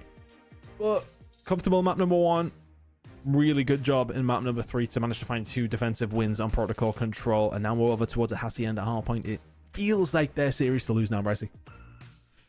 It does. It does. I mean, you got to remember, I mean, realistically, when we're talking about it here, both teams have put on a show that we could be talking about this as a 3-0 either direction. And it wouldn't be that much of a stretch, right? It's been close. I mean, the Vault Hardpoint, yeah, Noctem kind of locked that one up, and that P3 to P4 rotation, they just continuously sent that game out of contest. But Search and Destroy, first 3 rounds, looked magnificent. Just weren't able to get it going, and a couple of clutches didn't go their way. Protocol Control could have been the same story. I mean, don't get me wrong, obviously Alpha with the clutch to get every single kill he needed to. But truth being told, I don't know who wins it, and I don't know if we go to a map 5. Hard to tell. I think for Noctem that they were the ones at the end of that hard point who really did start to find those holds. And when it comes down to Hacienda, there's a couple of those rotations. I mean, mainly thinking about P2, of course, but those kind of moments, if they can find the rotation and lock that down, puts you in a really, really good position in Hacienda. So let's see how things are going to go with that. We'll be loading in pretty quickly. Bravo matches are ongoing as well. Well, I think the Bravo match actually might be finished. I think it was a 3-0 pretty confident win for Clutch Rain. We'll have plenty more matches coming up very, very shortly as well, but we have potentially one more map in this one. Alt Search and Destroy could be coming up for map number 5, and that'll be a doozy as well if we can get there, but Noctem in the driving seat at the moment. They really are. And this is important, like I said, when you've got kind of teams that are this close, obviously getting the win early on does give you a little bit of a boost, right? Like, everybody's playing for playoffs. And if you know it could be a close run thing, although we expect both these teams to make it if we're being honest, if it came down to it and it was a little bit mixy towards the bottom of the table, well, getting this win now, massive. I think both these two teams will kind of be fighting in and around those top spots in their group. You would expect so anyway. I'll be up there. For Noctem especially. Hopefully be loading in pretty shortly. As much as I don't think we'll get anything going on over on the Bravo stream, but we've got a cracking game coming up on Alpha for our second game as well. I was checking through, but I know it's a really good game, but I can't remember which one I picked. I'm just going back through just to make sure I'm well aware of what's going on here. Some days it is difficult to remember what I typed some less than 24 hours ago. So we've got BBHH going up against Katana. So, I mean, that's Banson Co. A little bit of a change-up in their roster as well. Up against Katana, who've also had a little bit of a change-up as well. So, let's see how things are going to go there. I mean, we've got a huge game tomorrow as well. We've got Katana taking on Notorious. I mean, that's a big one as well. We've got good games going on all over the place, Pricey. Still going to struggle every single time, though, to remember which Team Notorious is Team Notorious and which... Notorious. Oh god, we'll get there in the end, I'm sure. Well, it's one of those ones where there are a couple of these where there are just the same names going forward, and it can be a little bit difficult to kind of differentiate them. But fortunately, we're here with you, and we will do our very best to not make that mistake ourselves. And hopefully it'll all go well in the end. But I believe this map is starting. The Hardpoint should be gracing our screens very, very shortly. For Noctem, a chance to wrap this one up 3-1. For Disworld, a chance to send it to map 5. But who wants it more? There we go. Big map for Disworld. As mentioned, in map number 1, there really was a tight affair, wasn't it? Just came down to that final rotation. Noctem started to really tighten up on the rotations they managed to find, which... well, you couldn't really say for either one of the two teams throughout the first 2 rotations, but they managed to make it count when it really does matter. And so far, so good for Disworld, though, over towards P1. You can always get some decent time here, putting pressure on over towards P2 is Alpha. Kick around just to see where they are. Spots one inside, does get dealt with. Detain will find that kill, but rather than that, some really, really nice time. Disworld over towards P1, Chunk with some good kills and some good positioning over towards P2. Here we go, Twisted. All the way back, all the way back. Knows the pressure is coming. Hopes to make more than one, and they line up for him, and surely going to get the second. That player was weak. Twisted also going to get the third. A masterclass in locking this down as they go into P2. And Alpha in this position as well. This is going to be so difficult to deal with, isn't it? Twisted with 4 in a row. Den's around the corner, can't deal with him. Trade should be there and is. Everybody through water, and Dizzy say, yeah, thank you very much. Here comes the flank, attacking from 2 different sides. You need to win the gunfights and sprint around pretty quickly. Good shots going to come through, and Dizzy kind of being negated here, but then everybody else from the other side's going to start coming through. Now Dizzy left all on his own. Really good job from Noctem, irrelevant of what happens here. This is now a difficult retake, because if you're Disworld, you don't really want to overcommit to it. They're not doing so far. Twisted does try to take the gunfight, but hasn't worked out. They know this is about the next rotation. Pack knows the same thing. Oh, I just saw some eyebrows and got away from them. Dangerous eyebrows for him. He's 0 and 5 at the moment, not having the best of starts. If you'd been holding that header, you'd just seeing the top of your haircut, mate. It's got a little bit quiffy at the moment, but it's all right.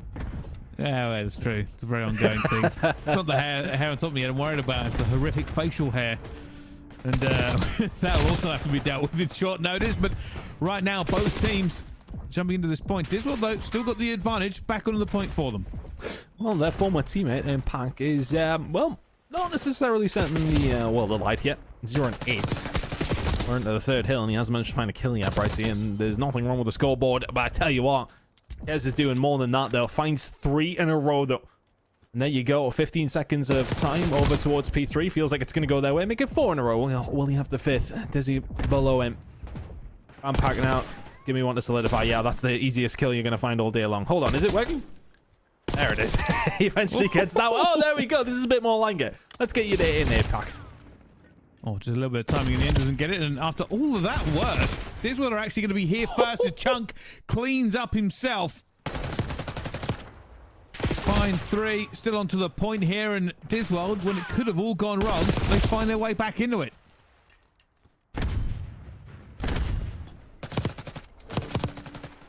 Chunk just seemingly finding these moments. Alpha will find 3. Chunk will find the final. And that is a complete lockdown from Disworld. 25 seconds to go, and he's just putting the pressure on. Chunk will have not a second. He's 11 and 7.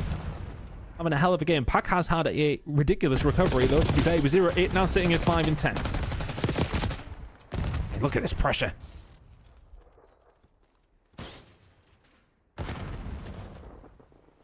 And now we move over again to P1. Disworld had a great time, but I will say this, Pack has now started fighting back. Finds 5 kills. It was 0 and 8 at one point. Maybe this makes this a bit more of an even game, Ton. Yeah, he's tightened it up, but if anything, Disworld have started to really extend that lead since then. E4 was a really good job from them. Alpha having a great game. Dizzy having a great game. Oh, sorry, Chunk having a fantastic game. SMGs doing the damage. Oh, that is horrible timing for Dizzy there as well. He checked all the angles and literally, as he looked away, a player came around the corner, but Noctum looking to soak here a little bit on P1. Should be chowed here. You can see the Twitter is going to find 2 as well, and that is an incredible call. Alpha knew he was coming. You saw him checking a second ago. And now over to P2. Disworld did okay here last time before a late break coming in from Noctum. Noctum need to break through maybe a little earlier. I need some good time here. I'm not saying that this is the game at this point by any stretch. I mean, Disworld are the closest, and they're 120 away. But a good 40, 50 points here really puts them in a solid position. Noctum could do with finding their break pretty quickly. And I'm talking within the next 15 seconds. To tame around the corner, we'll find his second. Alpha will find another. Denzer finds no Alpha now left. All on his own. Somebody's on the jump up. Here comes the players from behind. I mean, just absolutely deletes players, Alpha. Now all of a sudden, this break, which was looking easy, it's not going to be hard to come by. A retake for Disworld. 30 seconds to go here. Over towards P2, and this lead is extending. Dunk finds 1 and the second. Lock that hardpoint up. Throw away the key, because you're not getting it if you knocked them. They're going to have to go towards P3 and hope for the best. They have fallen quite a way back here in these scores. We're like 80-point difference as they go towards it. Can they find this? Can they get a good P3? Bring this back to even keel. I mean, I said when we got to P2, if Disworld can hold that time, that puts Noctum in a really awkward position, and this puts him in an even worse one. Missile in. We'll only find one weather, but creates that pressure. Actually, if anything, you know, they've done really well there, Noctum. Missile comes in, finds absolutely nothing. The Hellstorm does nothing. 35 seconds to go. You got P3 control. You can hold this down. You have a 30 or 40 point game. Here they go. Still it's a great hold. Doing so well. Here's on a 5. Continue to just put the pressure on there. Another one every single point here. And Case flies in. And Love it. Should never have got the second. A little bit of a wobble, but enough bullets hit the target. We'll need to check. They knew. Alpha found him. This is everything here for Disworld. If they lock this rotation down, they are good. If they don't, Noctum have found the way back into this game. And so far, Dizzy with 2 does just enough. Those initial kills haven't been hard to come by, but look at all the different angles they're pushing through. I mean, everybody's starting to go through the front door, and it's just worked out so perfectly. Detain will find Twisted, and the shots onto Alpha is just as easy. This This is really good time. This will be a great comeback from Noctem. They were, well, what, 70, 80 points behind. Now find themselves only 20 or so, and that time is ticking. 30 seconds to go here, over towards P4, and they are holding it down. Alpha almost takes it, but the players still getting into this point here, and you can see there's a 4-man stack. Everybody from Noctem is on this point. Bullets flying everywhere, but somehow only Kez finds 2, and that's a break. Diswell get back on, and this should push them over the 200-point mark. I mean, the stuns was what caused absolute havoc there, sadly, for the side of Noctem. Gunfights are attainable if you weren't stunned out of your tree, but all of a sudden, we're heading into a third rotation. Still, for Noctem, they have clawed some of that lead that Diswell had back. You need some time P1. You're going to need to win that rotation over towards P2. Chunk is lighting everybody up. Cannot find the third. As there to keep the pressure. Still the spawns for Noctem over towards P2 are good. Problem for them, though. Diswell can win at P1. This is so dangerous because Noctem basically have to just keep throwing their bodies at this. They're even calling in the streaks. They will get them off. And now they have to basically juggle. Hold down P1. Don't let Diswell get any more time onto it. But then lock down P2 completely just to get them within striking distance. But Diswell, all they've got to do is play okay. I'm off it for a little bit. It's all about this P2 rotation. Those gunfights happening now is very important. Chunk can find one. Kez is pretty much being thrown to the wolves here. If he can find anything out of this just to slow them down, fantastic. If he can get out, well, I would have said even better. Now the pressure's going to start coming in. Where's Kez going to spawn here? It's going to be towards the back. Detain and Co need to hold this down just for a little bit of time. Alpha can find one, will not find the second. Pressure coming in from all sorts of angles onto Denzer. They are closing that gap, Brycey. Denzer knows he's alone. He'll be calling this one out. Players all around him as well. Going to find Dizzy, though. Not going to find the second. Players in from both sides of it as well. Detain, not going to be able to get it. Alpha finds 2. Pack needs to make that kill as well. Has done. And it's all about the reinforcements flooding in. Pack goes back and forth. Finds one, not the second. Chunk will get it as well. Still winnable here for them as they just keep piling bodies. Detain, he has to go for it as well. Chunk gets another kill as he crosses 33. And they still have the tick. Yeah, they've got the tick. You need to find a touch here if you're knocked in, which creates a little bit of a problem for you going over towards P3. You got to find something. You find absolutely nothing. And we find ourselves going to a map number 5. And they really turned up into this one. Like I said, these teams are so close. And they are going to go the distance. And distance they have gone all the way to a map 5 between these two. And S&D is where we will settle it. And last S&D, it was around 11 as well. Good game from Dizzy. Like, he kind of went under the radar a little bit there. I felt like Chunk and Co were kind of doing the business, but Dizzy finding a lot of kills and a lot of good valuable ones by the looks of things. You can see everything kind of being done in and around the point. Really, really good job from Diswell to send us to map number 5 in our very first game here of the second Challengers Elite season. Yeah, this year, I mean, what a cracker we've had to kick things off. Pricey, map number 5 incoming. Anyone's game. Oh, it certainly is. Anyone's game at all. And who knew how this was going to go? Yeah, Diswell, they did feel in control for a good portion of it. Noctem had that flurry where they brought the game back very, very close. But just that rotation, P1 to P2 right at the end, you thought maybe if they could just hold them off, they had the opportunity. But so many big kills. Chunk had a wonder game. And it kept happening for him. And even with Kez playing like this on a 7 streak, it wasn't enough. I mean, Kez was having these moments over towards P3, but I think the real damage was done on the second rotation. You see Diswell pick up a ridiculous amount of time over towards P2 after already finding themselves in the lead. What was a 70 or 80 point lead that they had at one stage? And that is just such a hard one to make the comeback from when it does come down to it, especially in the third rotation. Backs against the wall. Can't really concentrate on a rotation there for the side of Noctem, which they needed to win the game. They needed a touch as well. They could not find it. Outslayed on a pretty decent level there as well, I would say there, Brycey. What we're talking 25-30 kills difference between the two teams. We'll go 20-25. And that can be the difference, right? We speak about positioning and playing the right angle and everything, right? But kills do really kind of make a difference. You can't be in the right position if you're respawning. That's basically what it means. But hey, this has gone back and forth either way. The last S&D was won by Diswell, but it was very close. As we go into map number 5, Tan, I think the truth is that all we've got to do is sit back and watch, because predictions really haven't mattered too much in this series. No, it's been interesting, hasn't it? It's kind of gone back and forth. I mean, Noctem were 3-0 up in the Search and Destroy after winning map number 1 and cruising pretty much. All of a sudden, they bring it back, and that is the momentum that Diswell maybe needed just to carry them through. Okay, the control was pretty close, but winning map number 4 forced us to a Vault Search and Destroy, which I wouldn't like to say is a coin flip by any stretch of the imagination, but it is one of those that's very awkward for teams to try and solidify a strategy on. You know, the strategy, just hard to counter against it. Let's see how it's going to go down though on Vault Search. I mean, this could literally go either way. We say it a lot. This one could.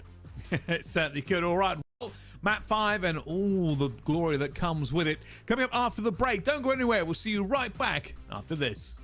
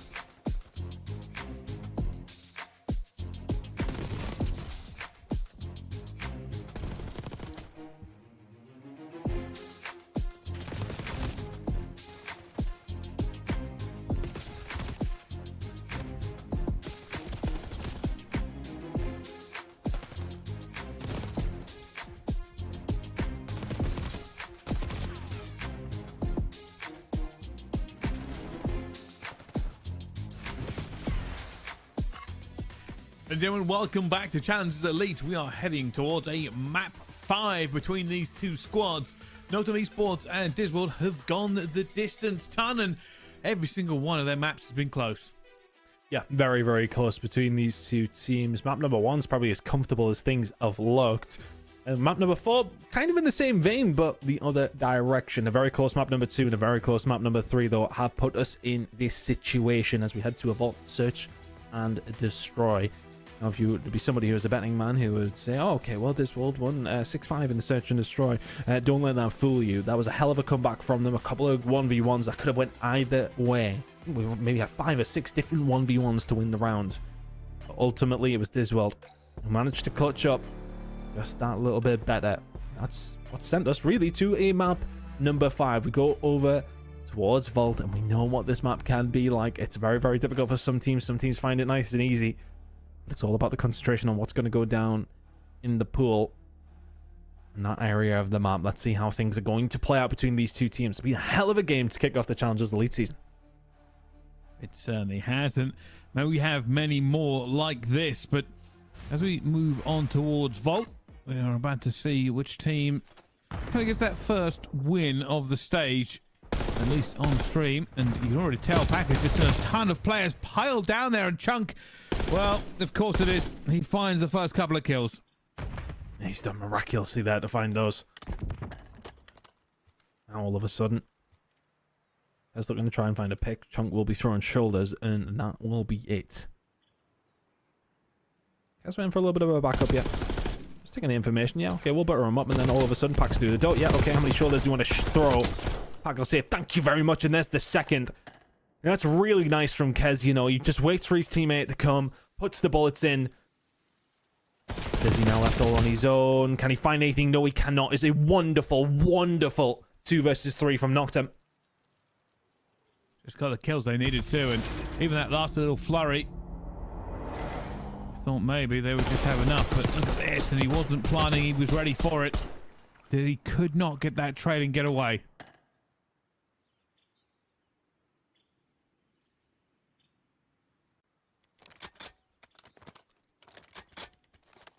Again, I just want to really give props to Kez there on the outside. Getting the information on Chunk, he's like, okay, you want to keep throwing shoulders? He puts a couple of bullets in and just lets Pack run free. Straight in there, and it's a free kill. Maybe Chunk there, you maybe just need to give that up. Just hold it down from the inside. You don't need the info, you've got a good idea, but irrelevant of that. I have found the first blood here in round number 2. This bomb will be going down. Create an extremely difficult situation for Noctem, but now they've actually taken up a full flank here. 3 versus 3. I'm trying to hold the door. He's in trouble. Oh, so many bodies piling through, but they get the gunfights, and Kez will find it Dizzy in a 1 versus 1, and this is the same position, but this time Dizzy only has to fight one player and will get the kill. Yeah, lucky that he was weak. Finds the slide in. And that's just the time that he got through. I believe he still would have been a little bit weak. What is it? Yeah, 3. Yeah, okay, maybe. Good gunfight win, irrelevant of that from Dizzy. Finds the round. 1 apiece. It's going to be so tight all the way through, isn't it? That's 2 1 versus 1s already. Yeah. You remember as well, with the way this map plays out, it's going to be an awful lot of funneling in towards A for the majority of it. And now very well know where they expect the players to be. Back again, waiting for the information, and almost gets cut down, but position just good enough to get himself out of there as they furiously backpedal. This is like Disworld are setting up for a retake. Bit of a need to try and find info from Detain, just try and put them off their timing. Twisted knows where he is, but now he's just going to challenge him. Yep, there you go. Lovely stuff from Detain. Should be around over towards Noctem. Chunk and Dizzy will do a miraculous job. Try and find this one.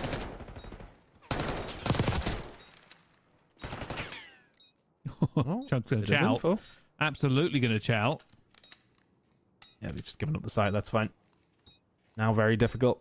Bomb just perfectly placed. I just don't think you could stretch that one. How he wins that first gunfight, I have no idea. Another technical 1 versus 1. 3 rounds in a row we now had it. Knocked him though. With the 1 round lead, 2-1 to the good. But look how fast his teammate does here.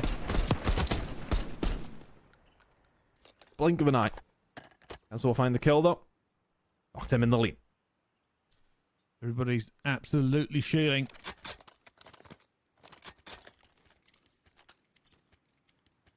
Let's find out. Chunk wiggling, keeping that stick light. And now they have the bomb. Could be a quick plant again. Straight outside, straight through, straight into the bomb site. Double check. Got somebody to watch over him. I think he does, which means he should now go for the plant. And that is about as straightforward as it can get on this map. I mean, that's Vault S&D heritage right there, isn't it? Waltz up, plant the bomb. Yeah, you're defending? Oh, no, you're the second one of the bombs, lads. Yeah, we are that. 4 versus 4. Retake's going to have to happen. It's probably just going to be a flurry of gunfire inside of the site, which may well just come with that kill on the Dizzy. 4 versus 3, 4 versus 2. Chunk has to do magic work here to survive this one. I'm going to challenge with numbers. He'll fight one. And the second, but just too weak and too many. There will be Noctum, who get another round onto the board here. 3-1 to the good. Kez having a blinder of a game, by the way. 8-1. Well played from Kez. And that's a big round to find. A little bit of breathing room on Vault. Never a bad position to be in. It feels like comebacks don't happen that often on this map. I could be pulling that out of nowhere, but just in my experience, feels like the team extends away. Hard to come back. It's not necessarily, I wouldn't say it's as far as having a bit of a cheesy site, but it kind of does, you know. It's one of those things that's tried and tested. If you can get the bomb down at A, which is not difficult to do, you can win rounds fairly easily. But it's never that simple though, is it, Brycey? Simply is not, and well, that is a very good attack in there already. Twisted finding that kill. He's going berserk. That is unbelievable, Chow. Well, I'm going to be down. I was going to say, Disworld had a massive advantage. The advantage went down a little bit because Pack is now running around and... Whoa, hold on. That's not Somehow care. surviving. Somehow surviving. That's a 2-point attack just completely dealt with. Oh, Detain, a little bit windy. Does Pack have time to get around? Did they hear him? He absolutely did not. He's not going to see him in time, and all of a sudden those 13 seconds are just going to disappear. My goodness me. That's Pack for the ace. Pack just chefed up his old team. This is unbelievable, by the way. Chunk obviously goes for the Chow, flies out. And Pack just made crazy plays around the map. He was so aggressive. That first one into mid was a wild Chow. And it just, this one was just left floundering, and it's now 4-1 to Noctum.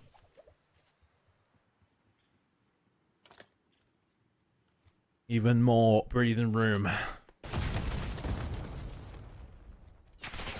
Sensational work from Pack. That's the one you'll remember quite a while, right? Going up against your old team in ace, and not just at any old ace. It was the 1 versus 2. Almost technically the 1 versus 3 alongside of it as well. Now, we'll be into the next round. Disworld feels like they feel a little bit disjointed now. 4-1 down. You gotta find this round.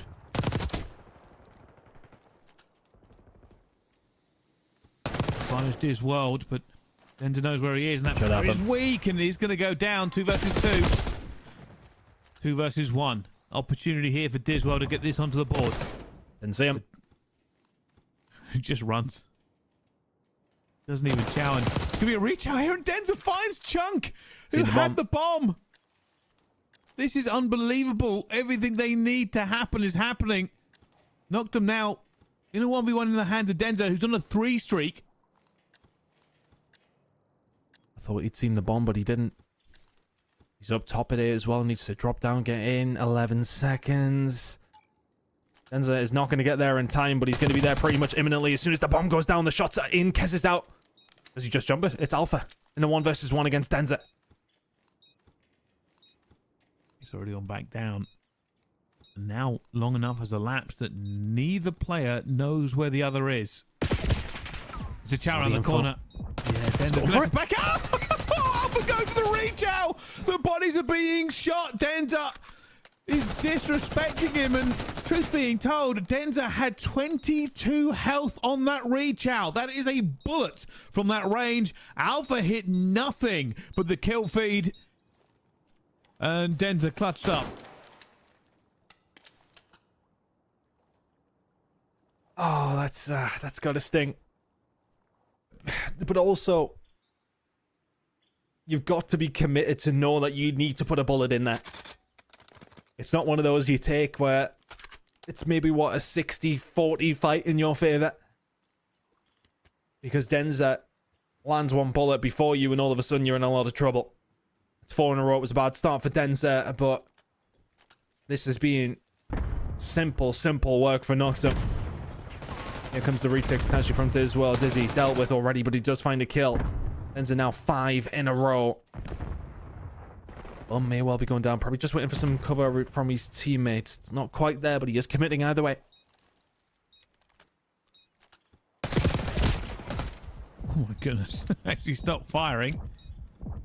Teammate backed him up, but Diswell now in a 2 versus 3. Denza already pre-firing. Alpha finds one, back to a 2 versus 2.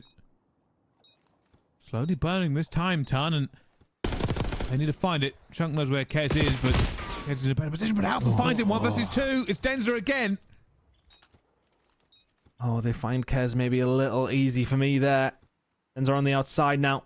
Doesn't have the angle, or does he? Yes, he does. Now all of a sudden he knows the child's coming, but it does not matter. Chunk round the corner. I don't think he got it. Did he get it? I don't think he did. No, he didn't. He didn't get it. Denza clutched up, got the kill he needed onto the bomb, and Noctum win the S&D in dominant fashion. Another clutch for Denza puts this one to bed, and it wasn't close. Noctum take it away in a 3-2 victory all the way to map number 5. And they eventually get the job done in, well, emphatic fashion. Really good job for the win on Vault. 6-1 victory from them. Just a couple of clutches again. I mean, what, the first 3 rounds, first 4 rounds maybe even went down to a 1 versus 1.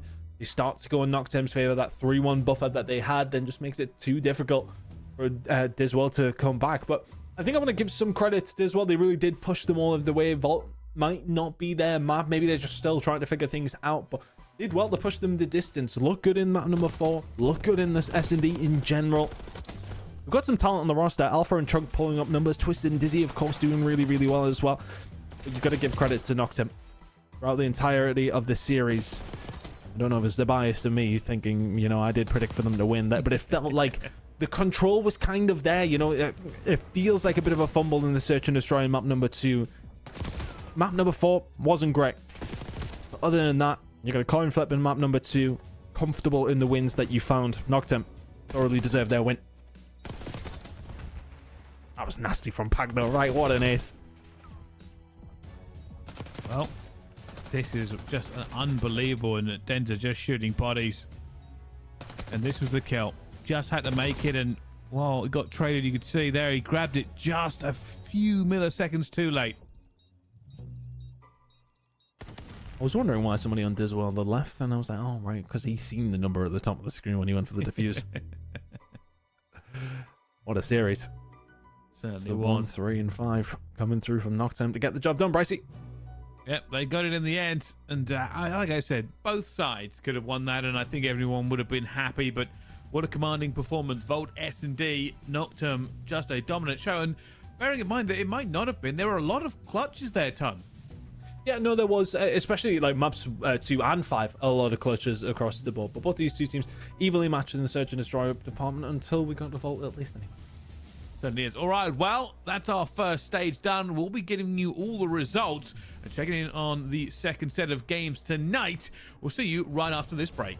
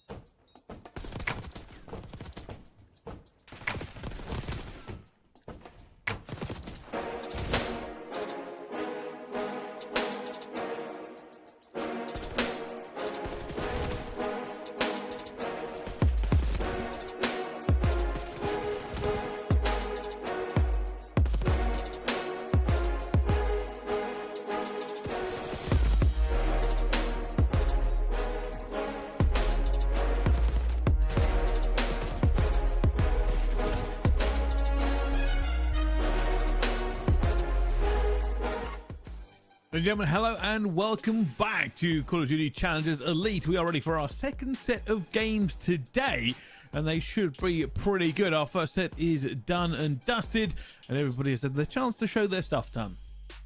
Yeah, everybody's had their one game, and this is how things are playing out over on Groups A and Group B. You can see Team Notorious finding their win. We've seen Nocturne find theirs in round 5, map number 5. P7 Esports finding their first game. I believe that was up against Team Annex. Over on the other side of things, though, Group B, Katana finding a win as we kind of expected them to. That was pretty nice and easy for them in a 3-0. Notorious Gaming beating BBHH, who we're going to talk about in a second. That's a big win for them to find a clutch reign, getting a 1-0 win themselves. We kind of half caught that up against Inglorious, but this is how things are going to play out for the rest of the day, though. Pricey, Nocturne Esports against Deswell was a banger. BBHH against Katana Gaming. That's what we've got coming up next. There's certainly going to be two of the big games as well, kind of throwing down. We've kind of seen both these two teams have a really good run, although there has been a bit of a change here and there.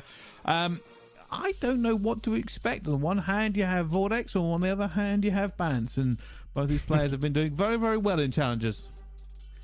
Very well. I think some of them would expect maybe a little bit more of themselves, but having a look over towards this side of things for BBHH, I love how they've... I'm not going to pronounce it Mythics by any sense, so we're going to say BMHH, but Bance, Mythics, Henry, and Harry. This by rights is a very, very good roster. We should expect some big things out of these guys. However, they just lost their first game up against Notorious Org. So Notorious Org, with all due respect, not being the as good Notorious team. Team Notorious are the ones who obviously were the best team last season. Whereas we're heading into this one, they've just lost their first game. So this is automatically a difficult one. And now you're going to make it more difficult because you want to 0 down in the league. They are going to be going up against Katana, Brycey. This roster, we've obviously had a bit of a change up. Vortex into the roster, again with Cobra, Brezzy, and Aspect. This should be an interesting team. I'm curious to see how it's going to work. Yeah, me too. It's like I said, this seems like a bit of a meeting of the juggernauts. You got to remember as well, BBHH have already lost one today. To go to 0-2 in the first day of games would be a little bit of a morale hit for them. So certainly they're going to hope for a bit of a better showing. Yeah, they would hope so. Let's see how things are going to go and which way they are going to go. Protocol, Hardpoint to kick things off. Vault, Search and Destroy, and Vault Control. So some mixing maps already. Hacienda, Hardpoint. We've seen it for map 4 in Series 1. We'll get to see the same thing again. And then Protocol, Search and Destroy. A lot of Vault, a lot of Protocol, and a little sprinkle of Hacienda.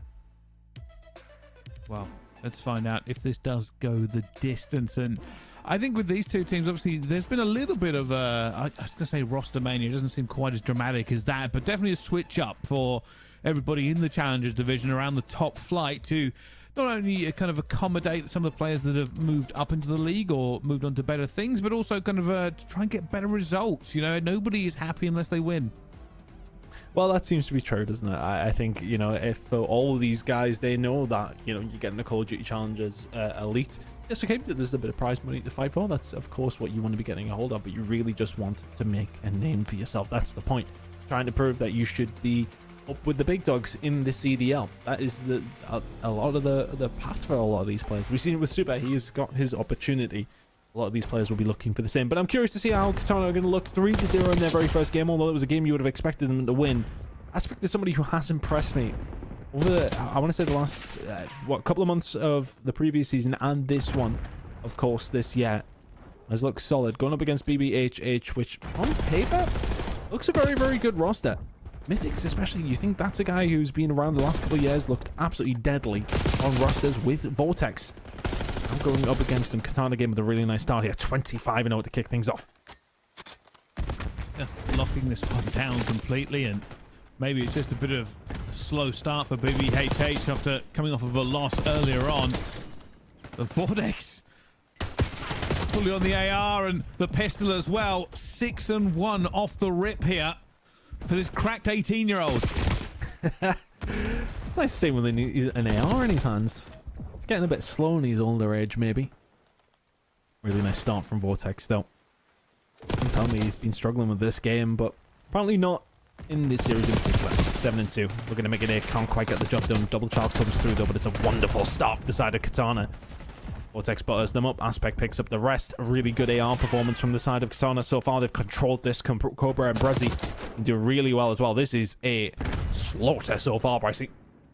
Yeah, I think I'm just going to kind of jump back to about that. Vortex made them both weak, and Aspect picked them both up, so it was a double chow. Did a very good job of trading it out themselves, but hey, a little bit of a flurry here from BBHH as they managed to get back onto this point and take the scrap time. Kill feed finally filling with their own kills.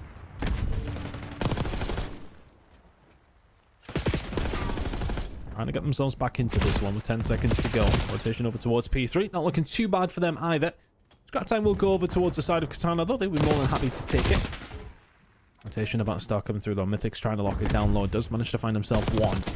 Good for BBHH to get some decent time here. I know that's an ideal, but finding yourself 40 down after 2 hills is not a good spot to be in. They've been forced off the hill here as well. Henry and Mythics, though, will pick up a couple of kills. Still in control. And looking for the players he knows are coming around the back. Will continue to just basically patrol this area until they can be sure that their line is secured. And realistically, he's had absolutely nothing to do as his teammates have just killed everybody coming towards him here. And it looks like BBHH did just have a slow start because they have fought their way back into this game and almost tied it up. That's all you need. One decent rotation. This time around, the Katana game, they're the first ones there. It really has felt like the... Outside of P1, of course, where both teams kind of got a 50-50 chance over towards that side. Outside of that, it has been first ones there. Picked up the lion's share. So if I find the shots, what can Harry do? Can he cause a little bit more problem? Yes, he can. And there's the break. Just completely deters what I just said as far as teams rotating and holding it down. Katana were absolutely slaughtering BBHH after the first 2 hills. They now find themselves behind, and they can't get a sniff, Brycey. Hasn't been a great time for them onto this one, and Katana, I mean, you can remember what was it, 56 points off the first couple of hills, and now look at how this game has swung. Henry will do a good job if he can get away with that one as well. Very, very well. Somehow he finds a kill on a Cobra. This almost doesn't look like the same teams from the first kind of flurry. Yeah, it's been... I want to say it's maybe been a little one-by-one from Katana. There's like maybe a little bit of overconfidence. Just like, oh yeah, we got 6 points on the first 2 hills. No problem. We're 40 or 50 up. We can just chow these one by one.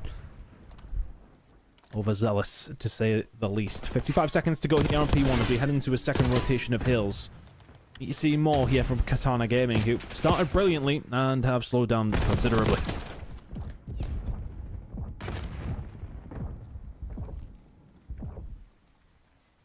What on earth has happened to Katana? Incredible break. And now seem a bit broken. Maybe just need a little bit of a reset to get back into it. That is a dangerous gunfight to take. It's never easy. Katana do finally get back onto the P1 and start scoring again. And they say that and they die. Brezzy been struggling. Not 100% sure if he was running AR the entirety of the map, but he definitely did have it down there. And now trying to survive. Mythics, Henry, working well. 3 AR set up here for P1. Probably makes sense for both teams. So that's exactly what Brezzy's trying to do. Henry is just controlling this game right now. 14 and 9. Finding picks. Not a lot of them at the same time, but important ones nonetheless. Keeping control of top trips. That's a good grenade from Aspect, but not good enough. And we will find them again. These kills are coming in at the right time. Rotation comes through. 50 seconds to play for. BBHH in full control. Still waiting, and he's in a good position for it. Well, he'd be enough to find the kills. He finds the first, looks for the second, finds it as well. Still staying alive. Bans cleans it up before he can get it, but now they've flipped the spawns. And we may have to have a deeper dive into this map afterwards if it continues going this way, Ton. Fortunately, Brezzy going to get them to scrap time back again, and Henry tries to thread the needle. Isn't going to work. And this is time they solely need. This has just been so easy. 21 and 11 from Harry. Mythic's putting the pressure on as well. He's still going to spawn back there if you're Katana as the rotation over towards P3 starting to come in. Just trying to put the pain down. Yeah, okay, you'll lose a couple of players, but you should still spawn pretty close over towards the 3rd hill, and they do so. HH in full control of this game. They are 80 points in the lead. And health P3 pretty much locked down. This has been... I mean, I called it a slowdown over the first 2 hills. The other direction. BBHH are running away with this map number 1. This is... Yeah, we'll keep hammering this drum, but for a very, very good reason. As strong of a start as Katana had, they are now 102 points behind. And they're getting on that scrap time again here. And this could be the crucial moment. If Katana can hold this and have a good rotation round to next, there is a chance. Thing is, though, Bans finds those two, and then it just makes it so much harder for Katana to commit to this rotation because they need scrap time. They're finding themselves very far behind. Well, they are a team with more than enough talent to try and bring this one back. Aspect can't win that gunfight, although Mythic's maybe whiffed a couple of shots to trade across the board here for Lucifer. Should get caught out and does so. Vortex down with the SMG in hand. They're going to start coming in pretty quickly, but only really Henry in any position to slow this one down. We'll wait for the rest of his teammates, but this is valuable time for the side of Katana. It's time that they absolutely need. Looking for it as well. Not like that gunfight. Spread it, and now they're going to come under control. That's a huge kill for Aspect done, but just so many bodies. And Brezzy's really struggling right now. Struggling to win many gunfights. Lance will take down Vortex here as well. 25 seconds to play for Katana. Really need it. And BBH had some wonderful teamwork as well. Players just sort of baiting them in over and over again. Baz is going for this. Trying to find Vortex. Decides that, you know what, I can just get back on the point. I'm not going to continue to chase here. That's how you get taken out. And they're all ready for P1 as well. It's just been a masterclass outside of the first two hills. I mean, what, Katana will be getting 100 point club. This game will be over. Had BBH done the opposite to them. 50 seconds to go here. Brezzy's starting to step it up now. 4 in a row here. For him. 45 seconds here would put them, well, within 40 or 50 points. Actually, my maths is terrible. It'll put them within about 30 points, Brezzy. It's getting late. It's past my bedtime, mate. It always is, as Lucifer eventually jumps back onto the point, and that is an unbelievable second kill for him. Not going to get the third. Vortex on Overwatch. Holding this P1 down quite well, Katana. They know they have to do this. Oh, they've done really well. Don't know how Vortex is found two there. And the reinforcements come in from the other side. And this is what you did well on the first rotation. Now rotate over towards P2. 10 seconds to go here. Looks like you're going to pick them up out of 30 or 40 point game. Good hold over towards P2. We've got a very, very tight game. Just to try and be a menace on the middle here as does go around, but Brezzy's going to have wonderful timing and they lock it down, Tana with a surge towards the late part of this game. Aspect knows he's in trouble. Backs off, tries to play his life as much as possible and finds two! Lucifer gets away with his life, but Vortex picks him up, and just when you thought BBHH were back in the game, they have been rejected. There is very, very little in this one now. Coming up to 20 point difference. Tana are clawing this one back, but they've got a couple of different fights in a couple of different directions to try and take here. Bans finds two over the top. Henry will then follow up. That's a big 20 seconds that they're going to be able to get a hold of, and still spawning Katana towards this backside. Katana have to fight, maybe get some scrap time, and then rotate to P3.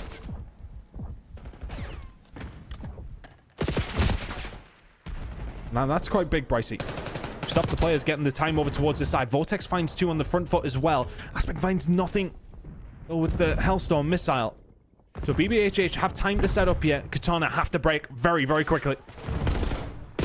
Oh my goodness, couple of kills going down, but there was a team who's going to be there. Oh, Cobra almost throws it in the bin. 1v1 now. Aspect has already made that player weak. Pistol banging out as well, but Henry finds the second. And now BBHH are in the commanding position. Brezzy will eventually find a second kill as well.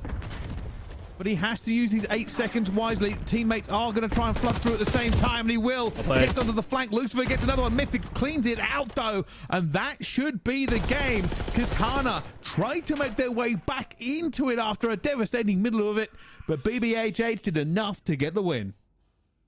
Really good job from BBHH. Honestly, where their bread was kind of buttered in that game was the 2 to 3 rotation. It felt like they won it every single time, and then they would transfer seamlessly down to P4 as well. Vortex getting the best player, but I mean, look, it was a cracking start from Katana. Honestly, Bricey, when they were as dominant in those first 2 hills that I'd seen, I was like, we'll be out here in 45 minutes if they keep playing like this. But after that, it was all BBHH okay, good comeback from Katana, but when you've bled, what, like 180 points to 20 over the next few hills, I mean, it's very difficult to try and get a bit of a comeback going there. So, yeah, unfortunate for them, that middle part of that protocol was horrible. I want to say that Brezzy was really struggling. I don't know what it was. Every single time I watch his POV, he could barely win a gunfight. And look, these are some of the best challengers, players to ever grace Europe on the BBHH lineup. But at the same time, everybody else was kind of doing okay, and he was just not winning any gunfights. And I know, look, we're not going to just place it on him, but if everyone's not just pulling their weight, it makes things so much harder. He did step up towards the latter stages of the game, though, which is kind of my point. Then they started bringing themselves back into it. Unfortunately, it was too little too late. I mean, look at how he ended as well. Like, I think there was, what, 8 and 17 there? If you continue to watch this replay as it goes through, slowly brings it closer and closer as time goes on. 24 and 30 there, right towards the end. So definitely had a pretty good flurry all the way through. And I think, for me, you know, it's a bit of a slow start, but, you know, started to do very, very well later on. And, hey, even the kind of the damage has gone above. I mean, Cobra's actually had a worse game. Definitely brought it back.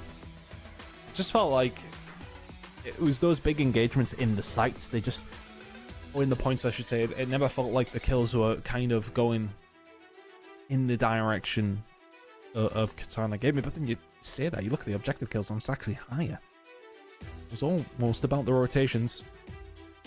29 non-traded though from Harry. Lucifer, 36 and 22. Big game from him with the 4k damage. Makes a big difference. Close one between them though in the end. Kind of a bit of a poo sandwich though from Katana, wasn't it? That was a good start, good end. No, it's not so good middle. Yeah, and unfortunately that has cost them the map. So gonna have to kind of tighten it up and work on what went wrong. But on the other side of it, you know, full credit to BBHH after basically being just slapped down at P1 and P2. Really just took control of the game, over 100 points ahead after that kind of a start. Really put them in the position to win. And yeah, Katana fought back, but if you let it slip that much, BBHH will take control of it. Also, that is a lot to say every single time. It is. I wonder how we could... Buh. Yeah. That's not better. It's not better. It's not better, no. BBHH... I'll be having words with Bans about team names. Just make it easy. Well, Team Ben. Team Ben. Even that, I don't like, because you can talk about Bans and on Team Bans. I feel like, you know, BBHH, it's okay. It's just I've got to remember to get it correct every single time. Yeah, there's danger there, 100%. I think as well, though, I mean, if we're going to keep complaining about team names, I mean, can we have a conversation with both the organizations called Notorious? I mean, what there's so many words in the English language. How did we get here? Anyway, relevant of that, Katana Gaming falling in map number 1. And just as a quick reminder, BBHH lost their first game against Notorious Org. Now, to remind you guys, Notorious Org being the lesser of the Notorious teams, if you want, but still a very, very solid outfit. But that's a game that, if you're BBHH, you make this roster, you should be wanting to be at the top side. But I said Group B felt a little more stacked, and to me, that kind of proves the point. Notorious Gaming looking for a decent season here. 1-0 to kick things off up against a competitor who will be up there for a playoff spot. It's a nice position to be in. For me, though, it looks like Group B does have a particular top 4, doesn't it? Inglorious and Rousing, that will be difficult for them to come out of, but let's see. Let's see how it all plays out. We've got plenty of time, Bryce. There's actually a very long way to go. There certainly is, as the rest of these games obviously kicking off at the same time. And, well, funny enough, I can get some results going through of what's been happening so far. I believe Team Notorious versus P7 Esports, by the way, Tan, should be 250 to 193 in favor of P7. Yeah, I seen that. Infinity was tweeting about that on the timeline. That is a pretty crazy map win for P7. Coming in as the 5th seed overall into Challengers Elite. I mean, that's Lampy, BB Connor, Disarray, and Overlay. It's a pretty solid roster, in fairness, you know, going in there, but going up against Team Notorious, who, I mean, our number 1 seed, F. Afro, Eric Boom, and Rafi, you would expect them to be able to pick up plenty of wins across that one. I think Noctem were the ones that you would expect to give them more hassle than anyone else. But that's Challengers Elite. Sometimes, though, we do talk about it, though. It's not what you do in the regular season. As long as you make yourself all the way to those playoff spots, that's when the important work really does start. But BBHH, a lot of important work in map number 1. We're going to head over to another Vault Search and Destroy. Third time we've seen this one tonight, Brycey. It's only 25 past 9. Here we go. Into it again. Well, let's see. On the side of this, though, you've got to remember just the stakes of it. We have said Group B's more stacked. And this means that games like this are pretty important. You remember BBHH already lost their first game of the day. Katana won theirs. If BBHH can win this, it gives them a bit of a better fighting chance at a good seed going through the playoffs, because we do expect them to be there. For Katana, obviously, getting it will be pretty much a joy, having beaten one of the big teams in this group, and would be disastrous for BBHH. Yeah, they need the win more. Well, is it looking likely they're going to be picking up round 1? Well, if Harry keeps shooting like this, then absolutely. Oh, there you go. There's another one. BBHH and Harry ending the business end of that round in their favor. 1-0 now.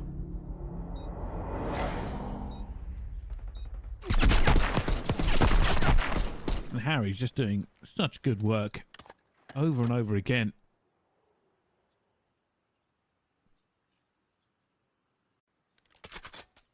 I wonder how this one will go down. You got to remember, when these teams formed, there was a bit of, I won't say drama. I think drama's too strong of a word. Like controversy, maybe, with where some of these players were thought to be going. We, if I remember correctly, wasn't even kind of set in stone for a little while about this team change. It was sort of a bit of a few puddle pieces just floating around in challenges before people could work out what they wanted to do. BBHH are going to have to work out what they want to do here, because the bomb's about to go down. Bance is in a good spot. Never mind. No, Bance is not in a good spot. Okay, Brazzy's plugged his controller in for whatever the hell was going on in the first half of the Hardpoint. There's no such problems right now. Good God. Katana Gaming will find around. I beg that Bance was weak. Ridiculous. But to kind of speak on the roster as this final kill confirm aspect comes through, I mean, I just don't want to get this wrong. I'm just double checking this, but Vortex was on this roster with Brezzy, Cobra, and Aspect before the season started under the Katana banner. It was his roster, and things just weren't working out when things kicked off. I believe actually it might have been Super in there instead of Aspect, I believe. Oh, I can't quite remember. Either way, we then seen Vortex depart this roster. Super was in here with Aspect instead. Now Super obviously went over towards Challengers in America with a spot Miami Heretics in mind. Vortex back into this roster, so there's obviously no bad blood there either. I'm down over towards the A side with a kill here, though Henry with another should pretty much solidify it. These attacking rounds have been seamless from both teams so far. Some retake if you manage to find it here from Aspect and Vortex. Woolix, is there a clutch in the bag? So little time is the problem to be seen here, and well, it has to take the gunfight really. I mean, there wasn't much more he could have done. You got to remember, stretching not as viable as it was before. There was a little bit of time where you could basically slide and stretch the bomb quite a distance, as we saw. Yeah, not so easy at this point, which means you had to take a gunfight. And let's face it, a horrible gunfight to take. But BBHH, get that round in. Yeah, don't care how good you are with a jackal, that is not a position you want to be with it. But here we are, BBHH finding themselves in the lead. That is a all-attacking round win so far. Aspect looking with a pick here, they're never going to find it. BBHH going for some mid-map control. Oh, Vortex is giving it up just the wrong time. He's getting chased down as he actually get away. Yeah, information turns around, gets gunned. Now all of a sudden, Aspect has to come run and try and lock this down. Yeah, they're well aware of what's going on here. They've got every single corner covered that they need to. And Cobra, yep, you got the bomb down. You're very dead. There you go. Defensive round towards BBHH. And as soon as Vortex give up that middle arch, it kind of crumbled from that. Yeah, and he just nowhere to go, really. Knew they're going to have to worry about the retake, and sometimes timing can be just that bad. You even see the Aspect had to kind of dive back and try to plug that hole. Unfortunately, it put him in a disadvantageous position. Mythics was already ready for it. And in this case, Omni movement wouldn't help you out at that distance. Yeah, tough spot. It's one of those, do you stick, try to get one and hopefully don't get traded, or do you back up to just try and slow them down? It's a little bit of timing, not in his favor. What is in their favor is BBHH's lead. It's going to be hard. They're going to have to change it, man. They're going to have to change something.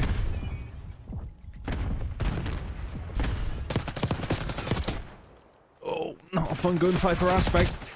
Henry finds it, gets traded, 3v3. Look at Brezzy. Ships in the night, that one. Quite literally. And a little bit worried here because he doesn't have the cover he kind of wants, and Brezzy already finds one towards the back. I think Bant is going to leave this one. A lot of pressure onto Harry here.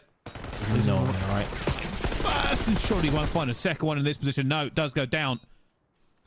So much info for Bant, though. So much info. Has he been seen?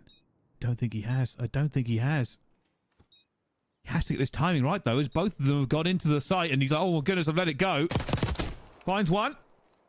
Oh, he doesn't challenge it. He sticks it as well. Brezzy, no fear, sticks to the fuse, expecting to just be able to get it done, and Katana get that one away. And for Bance, maybe just a little bit of bad timing and bad luck. Just don't think he's seen the second player, but both of them would have been called out back there, expecting the child to come through. To be honest, Lucifer does a sensational job at staying alive as long as he does. Katana get the round back anyway. Good job from them for the retake. So back onto the attacking side. Go for a B here. Yeah, Bricey. A little bit of one out of the player book. I have to be quick about it. Bance has slowed them down. The rest of BBH on the way. Bricey should be dead to rights. Yep. Yeah, tries to push forward. Tries to get a little bit more control. But BBH, oh, he is so fast. Good shots.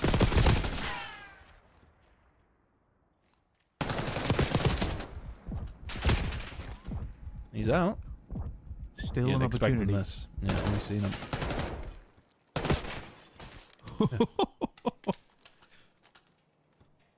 Cobra slips the net here for a second, but he will have to get out here as Harry watches it.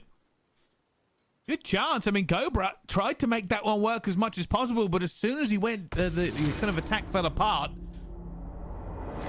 I was going to say during that, really, you know, defending on the B side or retaking on B is done so less often. You probably don't have the setups kind of as ingrained as you do as a retake onto A. Unfortunately, when they didn't get bombed down and kind of got saw, you could see BBHH really just react to it very, very quickly. And now they're 4-2 up in this S&D. The thing is, they didn't find the first blood. They didn't find that opening and then still tried to force it, didn't they? You kind of seen them all push up, I think. I don't remember quite who it was who tried to push past into the two-story building. Didn't get the job done, and now Bance has got a wealth of time here to get this bomb down. Trophy's there with it. Let's help his teammates out, get a little bit of control first. We're going to be going down in a second. Number one player slipped the net. That's going to be Vortex. Bance in a lot of trouble here. Vortex will find it, and somehow I think Bance will be asking, how the hell does he push through pool and just kill me like that? It's on a game, and we'll get this round, barring a 1 versus 4 from Lucifer. 1v4 might be a little bit too far on this map, and kind of gaming still in it here. I kind of feel like it felt like a lot more heavy for BBH. I feel like it should be on like map point or something, but still all to play for. A lot of rounds left. Back and forth, isn't it? Nobody really able to get some decent amount of control. BBHH still with the lead, but can't get rid of Katana yet.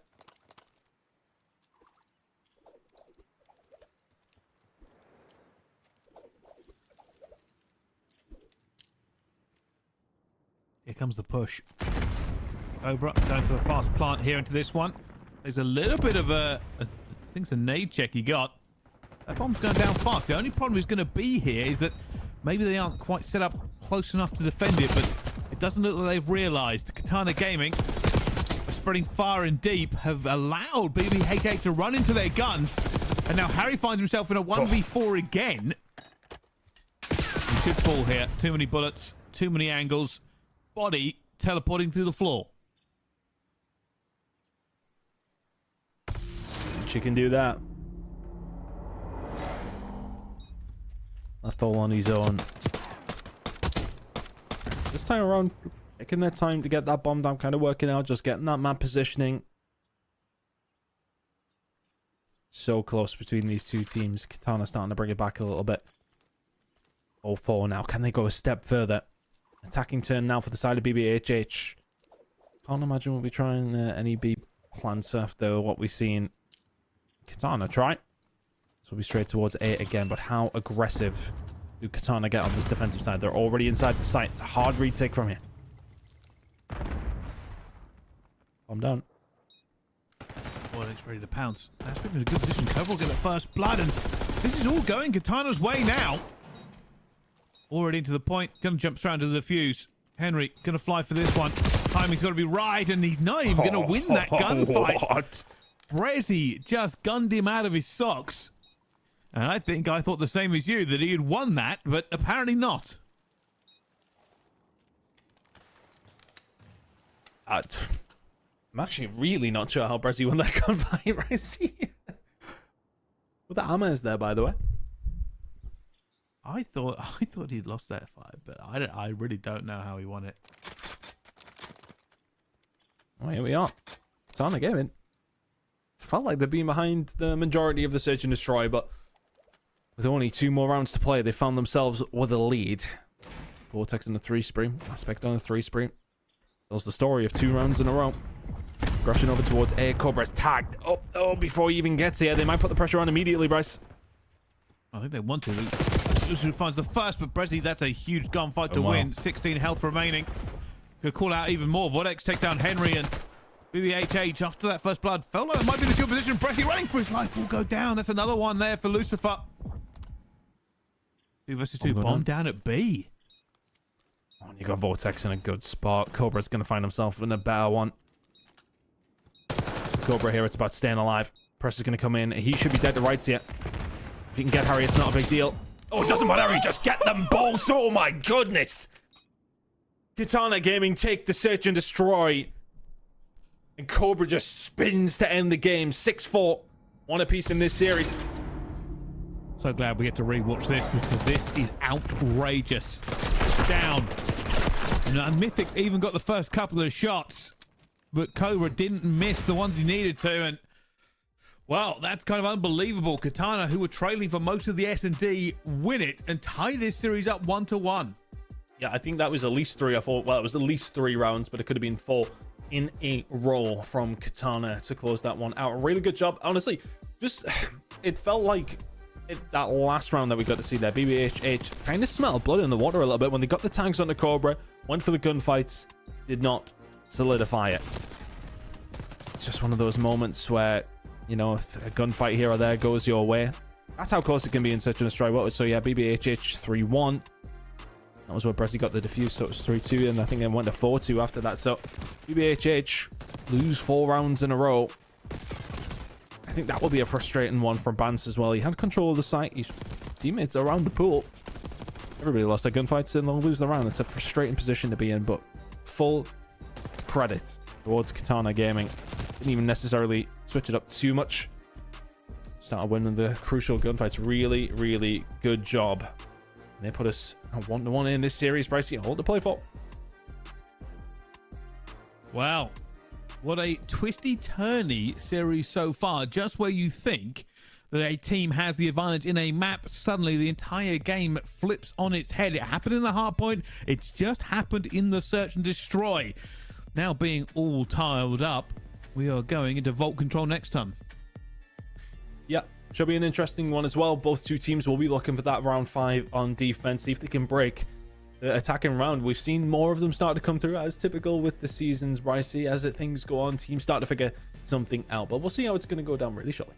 We certainly will. It's going to be map 3 and all the rest of the game's results coming up after this break. Don't go anywhere. We'll see you in just a minute.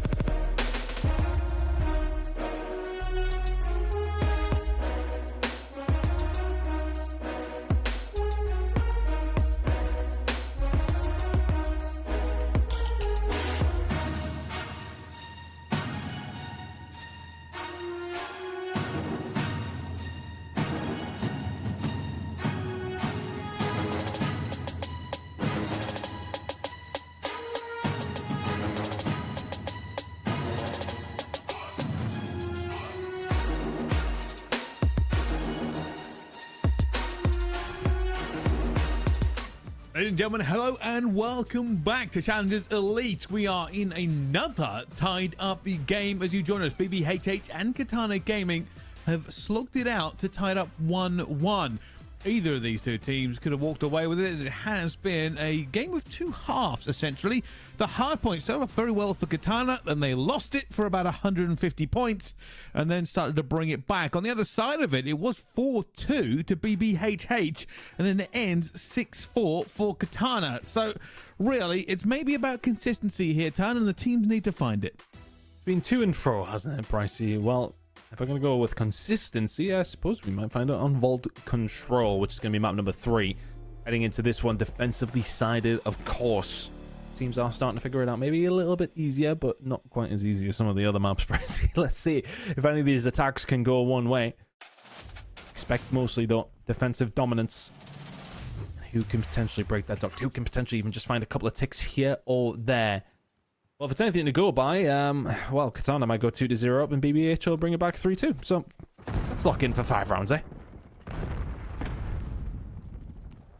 Well, let's find out, because on this side, you can already see they're trying to make a bit of a push, trying to get it down already. Very quick start for them, and that's the first tick in. No problem whatsoever for Katana. Just held them at arm's length, haven't they? That might just give them a little bit of notice to try and make the push through. Cobra surviving, about to be dealt with. Still, that was nearly the second tick in for Katana off the very first push. They'll be happy with that. This is about to be a big kill as well. There you go. Yeah, Vortex has found a way through. He slipped in, and all of a sudden the rest of the Katana players can now walk forward. That's momentarily forward dead. B-side spawns coming in for the side of BBHH, but will not prevent this happening. Captured pretty handily, and they've only lost 5 lives. BBH lost the 8. Could be a big kill if he makes it. Does finally get it as well. Trying to split the difference and somehow staying alive. That is unbelievable shooting. Now, can he make it into the backfield? A lot of pressure over towards the B side. Now they've got control. Brezzy, yeah, okay, you got to think about it, though. Brezzy just found that kill, and you're just all trying to run towards the site as the comms there. On the side of BBHH, they have kind of won 50-50 with these gunfights and have made some inroads over towards this side, but Brezzy is still in a dangerous position. Okay, he's going to just try and continue to be a problem. Vortex actually finding two is massive. Cobra's on the outside and not going to find the kill he wants to. Brezzy going down as well. Well, they are back onto this point. It's actually a better position for BBHH, so they should be able to do something with this, but Vortex is shooting at everything that moves. And that is the second tick locked in. And Baz gets gunned as well. A 5 streak for Vortex. They're going to lock this one down. This is done. Incredible attacking round for Katana. BBHH looked all at sea there. It just happened from the get-go. It's almost... I hate kind of using it because I think it's an easy crutch for commentators to use, but it felt very momentum heavy, and I think that can be the case with control. You start getting staggered off your spawn, you don't have 4 minutes to try and retake something, somebody tries to do something, I don't want to say risky, but maybe not the percentage play, and all of a sudden you're staggered again. It's 1 by 1, and Katana always had their numbers. They would find a break, they would work together. BBHH, comms, control, not there.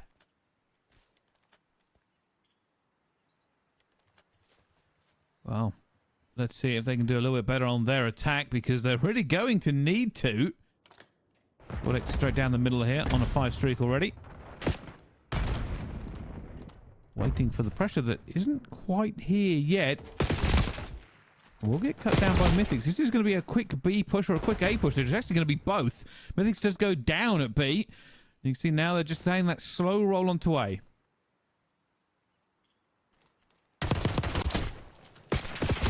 Same story. Struggling to get back into a position to defend from. That maybe sounded harsh on BBHH in the last round, because I mean the similar sort of things happen here to Katana. They're pushing forward, they're getting a lot of control down the left-hand side of the map. That's not a gunfight, you should be losing those. Lucifer, a couple of gunfights coming through. Eventually, though, there will be A going over towards the side of BBHH, but they have lost a lot of casualties here, so this is going to put yourself in an advanced position. Vortex trying to survive. If he finds a kill there, then that puts them off. That's a very close spawn as well for number 5 in Henry. Finds the gunfight as well. I mean, has something changed here, Bryce? Yeah, I swear to God, last time I played Vault Control, it was very hard to attack. These teams making it look easy. It's a big play. Should be able to break this one down pretty simply. Finds the second. Huge. And that's why it's difficult. Normally that's what happens, but so far a good recovery from Katana, and you can see them desperately trying to get map control, but keep an eye on Bance. He's 4 and 8, but if he can stay alive here and be a problem, and his team also have to make kills, there's potential. But potential is all they have, because right now the team cannot get out of spawn, and Bance can't really do much. That's going to help, though. That will ease some pressure. But if you're Katana, if you're Bance here, do you make a decision to try and farm the player off the respawn? Because that's what he's done. He's got rid of Aspect again. And then that's now danger, because now Bance is in a really, really good spot. If you're the rest of Katana who are still up the map, you need everybody to win their gunfights. Aspect caught unawares, caught in his spawn, and now a round for BBHH to throw away potentially, or can they lock it in? That's the game. Well, we said there was potential. Bance made that potential work. Found Aspect 3 times, by the way. And that's what we said. It's kind of a double-edged sword. You're taking a player away from your own spawn, which makes the fact the trade's a little bit more difficult to grab. But he found a kill down deep B Street. Stay alive, got the second one. Then basically, it all comes down to whether or not his teammates can break it. And break it they did. Because the truth is, if they don't break it, nothing happens. They just have a player less to break out. So it is a double-edged sword, but it worked out because the upside is so massive that you already have spawn control. Smashing job. Just can be such a thorn in the side. It's so painful to deal with. One player slips the net, can break things wide open. Let's say Katana had a really good start on their last attacking round. Well, Aspect killing himself with the grenade is never ideal. Cobra has done well, though, to keep things rolling. Momentarily a 1v1. It's Bance who finds the win. And ultimately, the opening break there for the side of BBHH, but it's very, very even to kick things off here. That's coming in from Henry. Can't quite find it. It's just this back and forth in the middle of the map between these two teams until someone gets some control and can try and run away with it. And now it comes down to it again. Katana Gaming very good at getting bodies into this 8 points and have done it one more time. You see pressure now coming from BBHH as they split the map trying to get through already. Harry will find Presley on the flank. Vortex trying to just fight them off, but it's going to go down for it as well as Cobra finds himself in a little bit of a bad position as all of his teammates fall. And even on this 5 streak, it's not going to be enough to lock down A. Oh, Bance, if you could have even found anything there, that would have been massive. But I think that should probably be A going over towards Katana. Mythic's going to try and have a look. He gets dealt with. That should be that. Clock will be extended. Now it's about the transition over. If they can get it here for Katana Gaming, you can see already BBHH expanding themselves out down that B side of the map. Haven't pushed up too far. Katana will know that because Brezzy spawns up close. Now it's all about what Cobra can do. Look at the flank being watched this time, though. Yeah, Mythics knows this yet. Cobra can play with him, though, as the rest of the team will start to get something going throughout the rest of the map. He's asked for reinforcements. Let's give them room to push over towards B. If Cobra finds this gunfight, it's absolutely massive. Can't get it. It's invited that pressure. It's allowed Katana to push up the map, and then they lose all their gunfights. Well, that's exactly what can happen with a little bit of a wipe, and now Bance will be looking to put the pressure on even more so. All about flying around the spawn and just trying to keep them staggered. It doesn't, and actually ends up kind of pulling back just a little bit. And even switching gun. Katana are trying to set up one more time. Unfortunately, they're not finding their kills. One player has slipped the net, though, and that's going to be Vortex. So is the player. Are they ready for it? Did he hear it? Absolutely not. There you go. Mythics will be dealt with, and is this just opened the door? Vortex just needs to survive here. Being alive in this position is as useful as finding the kills, and there you go. Breaks it open. Straight out of the band's playbook, but combined the gunfight gets deleted by Harry. That might give BBHH hope. That dive in, trying to just contest it for long enough. It hasn't worked as well as they would like here. Still so many players from Katana Gaming back into the point. And Katana win their attack. Another attack.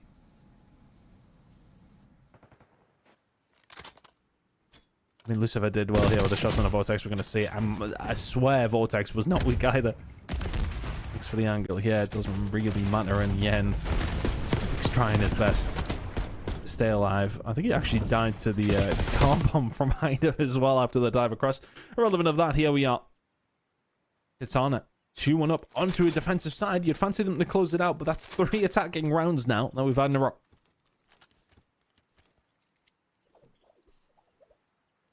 Well, here we go. BBHH will need to win their attack again to not lose the map. And still a bit of hesitance there from Henry. We're just waiting out some nades as he does manage to find a kill at the end of it. And Harry gets another one. And Vance goes very, very aggressively towards B. Bit of a split here from BBHH, but right now it hasn't worked. Good kills coming through over towards the A side as well. Yep, they commit towards the speed defense because, I mean, BBH are spawning over this side of the map, so they're thinking, well, keep it rolling. That's exactly what Aspect wants them to do. Puts himself in that position, makes it very, very difficult to push through this side. Trade's coming through. Aspect's still alive. And he can kind of dictate what he wants to do. Yeah, can go up top, shoot them from there, can find the flank, which is what he's choosing to do. He's farming players off the respawn, finds two, and that's pretty much the nail in the coffin of trying for this A push. Spawn trap could be coming through. Vortex waiting. He knows players are going to have to clear this out, and with BBHH, they know exactly the mountain that stands in front of them. Oh man, have to find the kill. Have to try and break out of this trap as more and more bodies flow through to keep you in here. You just have a disadvantage because you just have to check so many angles. I love this play from Brezzy. He's just stayed alive. Knows he's in a position where he can do plenty for his team. He can go which way he likes. Lucifer will find one. Cobra into Henry. Here comes Brezzy now. Oh, he gets a bit of bad timing though. Some Mythics will find him. Momentarily a 2v2 on the site. That well, BBHH have to win. Oh my god. Yeah, definitely weak. 100%, okay. But that one wasn't. And Vortex with a 4 may have just put this map to bed, ton. That is unbelievable. Yeah, the 3rd kill wasn't much, but the 5th kill is also good. And while they have dived into this point, they have dived into death, and that is going to be Katana Gaming for the control. Really good job from Katana after a crazy first 3 rounds. We eventually get ourselves to what was a defensive round win. 3 attacks in a row. Katana get the defensive round to close it out, and they do so. Actually, Cobra who managed to do this here. Or was it Vortex? I don't know. Who knows these days when it comes down to the Codcaster. But irrelevant of that, we know who won the map. It was Katana. They take that one away and find themselves now in the lead in the series. Brycey looking really solid now. I think, you know, a good S&D win after, well, a bit of a comeback. I would say a relatively comfortable control. They win 2 attacks and then finally find that defense. Good job on that aspect of things. But yeah, good job from them in the relatively comfortable position now. But we've got another Hardpoint coming up. This could very easily still go to map number 5. Yeah, and I think that's the key, especially when we talk about the high level of Elite. Not only are these kind of very well versed in what to expect from the other team, but it is tight. It is very top heavy now. Every single team has not only got the veterancy, but the kind of the accolades to back it up. We know these players are good. We know they're playing for the win. And when it comes down to this aspect, there are less and less mistakes going to be made, which is always going to mean that they're going to be close games. We would expect both these 2 teams to be the top of, or near the top, the leaderboard towards the end of the season, right? That's what we're hoping. We'll be seeing both these 2 teams in the playoffs. I would be entirely shocked if we weren't. But I suppose, look, we're kind of going to talk about it. After the first day, BBHH could be staring down the barrel of being 0-2. So is their playoff spots even in a bit of a threat here, potentially? I don't know. Well, and I suppose when we talk about that, I think the easiest thing to say here is that realistically, we expect both these teams to make it to playoffs, right? Like, if we're being perfectly honest, there's so much talent in there, but I still feel like there is probably that gap between what we expect to be the top 4 in the group and what we expect to be the lower 4. The teams like this, essentially Katana and BBHH, should be making it into playoffs, right? That's essentially what we expect at the end of it. I will say the difficulty comes where if you have a bad start and another team that we maybe don't expect yet has a bit of a, let's say, a rip-roaring go of it, and then the points do become a bit close, then you've got to worry for some of these teams. But most of the time, they do usually pick up those points against what we could call the lower half of these groups. Yeah, I mean, you're looking at teams, well, like, who are towards the bottom. So a team like Avenge, I know obviously they're in the other group, but you look at the teams who are sort of sitting in Group B, you're thinking it seems like Inglorious, Rousing, Are they going to make a run? Clutch Rain are going to be in and amongst it. Absolutely. Notorious Ogie, if you're BBHH, you already lost that. So plenty of games that you could still, if you catch a bad loss, another one for BBH. If you don't win this one, of course, you win this one, then all of a sudden you're absolutely fine and dandy. But long way to go in this series. Long way to go in Challenges Elite. We've got tomorrow and, of course, Wednesday next week as far as playoff, as far as group games go. Straight into the playoffs. Plenty of time yet for, well, any more mistakes, so a little bit better play.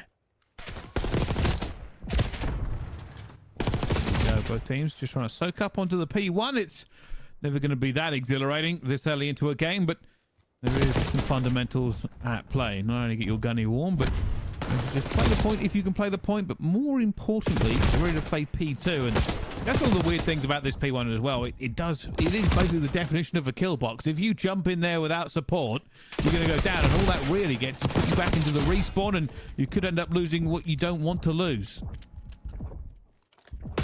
Losing what you don't want to lose is what BBH have done. Once towards his backside, Cobra is going to be so influential. He's on a 5 spree. Make it a 6, make it a 7 for Cobra. Now holding it down towards the backside. His teammates have done their job on the other side. It is a perfect start to the hole. 10 seconds gone here on P2. BBH are in Narnia. And Katana are soaking up time. This is what happened in the first Hardpoint, and BBHH managed to make an incredible comeback. Cobra on an 8 streak, though. Still backing up, still fighting for his team's control towards the back, and it doesn't matter because players have slipped through, and now Cobra will have to put himself in harm's way. Yes, they had to really be careful of the spawns that were coming on through. Players spawning up behind them after losing a gunfight over towards the well. Oh, it doesn't matter. Cobra's found 10 in a row. The 11th was on the plate. Brazil will be there to pick it up, and that is more time for Katana. And that should be the spree. Locked in, and of course the Hellstone missile should be there for Cobra. You would like to think it is, and that can be crucial as we head over towards fences. The way he's shooting, just call it in. You might get another one shortly. If Cobra continues this reign of terror, this may be just a foregone conclusion. 13-2 on a 3 streak again already. Ton he tries to fight every single direction. Will eventually go down there as he had to kind of change where he was shooting. But it's still BBHH still trying to put the pressure on here, not letting this one go without a fight quite yet. If Cobra keeps playing like this, all he needs is like a brother who owns a CDL team, right? That is very, very true. In fact, I'm surprised that hasn't already happened, but maybe just a bit more seasoning needed here, and Cobra is going to fall, and BBHH will get this scrap time and off to the races. Not doing a bad job in this rotation. Can very easily bring it back. See what happened to map number 1. It's Katana Gaming with a solid start like this. Maybe not quite as chunky of a lead as they already have had, and not quite a player going off as much as Cobra is right now either. But at the same time, BBHH, it's one good hold, and you are back into this game. And this might be that. Still an awful lot of time here for BBHH as Cobra calls in the missile. That means they will have to get off this point, and bear in mind that everybody's dead. Maybe he tries to float it, looking for them as well. He is trying to do exactly that. Unfortunately, just not able to get them off of that spawn. Not going to matter, though. That information was beautiful, and look at the amount of points just pumping up for Katana. Got them in a good position for P1 as well. Win these couple of gunfights. Yeah, you're going to get pinned back if you're BBHH. You can kind of rotate back over towards P2. They're looking for the safe play. Could have got aggressive over towards the top of P1 and start to lock them in there as well. Points are plenty. Could have been on the cards, but happy to go nice and safe for those P2 spawns. They've won the gunfights anyway. Minute about to pop. Brilliant, brilliant first rotation from Katana, but you have to give credit where credit is due. The 10 spree from Cobra, he's just still going at this stage. I mean, this is ludicrous behavior. We'll have a third. Not quite. Mythics reads it. Really good job from Cobra throughout. I mean, he pretty much locked it down entirely on his own from 1 to 2. And then really giving Katana a big chunk of that lead. Here he goes again. You know, it's kind of weird to say that he's slowed down. He's 18-7, but yeah, just far and above anybody else in this game at the moment. But with P1 Being at P1 self, he's looking to increase that. Knows he's going to be chowed again, and doesn't matter. A 3 streak one more time for Cobra as he crosses the 20 kill mark. It's basically just controlling the game. It's so many kills as we head back towards P2. And for BBHH, we've said this before, they absolutely must break this. It's a good source of time for Katana last time around. They don't quite have the control towards the backside that they would have liked. And now it's about defending from this position, which is not really where you want to be. Just lying down, trying to survive. Your Cobra turns around at the wrong time. Other team there for the retake. Aspect, 2 good shots. Teammate's still in there, though. Lucifer can find one. Yeah, Aspect will just throw himself to the walls almost. And it's just that break from BBH over towards the back spawns. Make this so much easier. Find it. With it. Some good time. Henry gonna fall. Let's just try to get, but can't just turn that quickly enough, and that's Katana back onto the point. Now BBHH have done a good job here to get some of these points back, but still sitting in a horrible position because they must break this again. They cannot allow Katana to hold on to this point. They want to get back into it. It will require a Herculean effort. It's transitional gunfights, though, where they really do seem to be losing out BBHH. A lot of their time has come from a good break at P2. Give them their credit for that as well. Decent time over towards P4. And they'll get some decent time here at P3. Rotations have not been in their favor, but the breaks have been nice. Voltec's going to go around and try and make something happen here. 17 and 17 from him. If you're getting even numbers from Steve, you're doing fine. Well, even numbers isn't going to matter. That is a 4-man wipe, and this marches Katana even closer to 200 points. But BBHH, they have given it up. They are not going to fight for the scrap time. They are putting all their chips onto rock. Can they hold?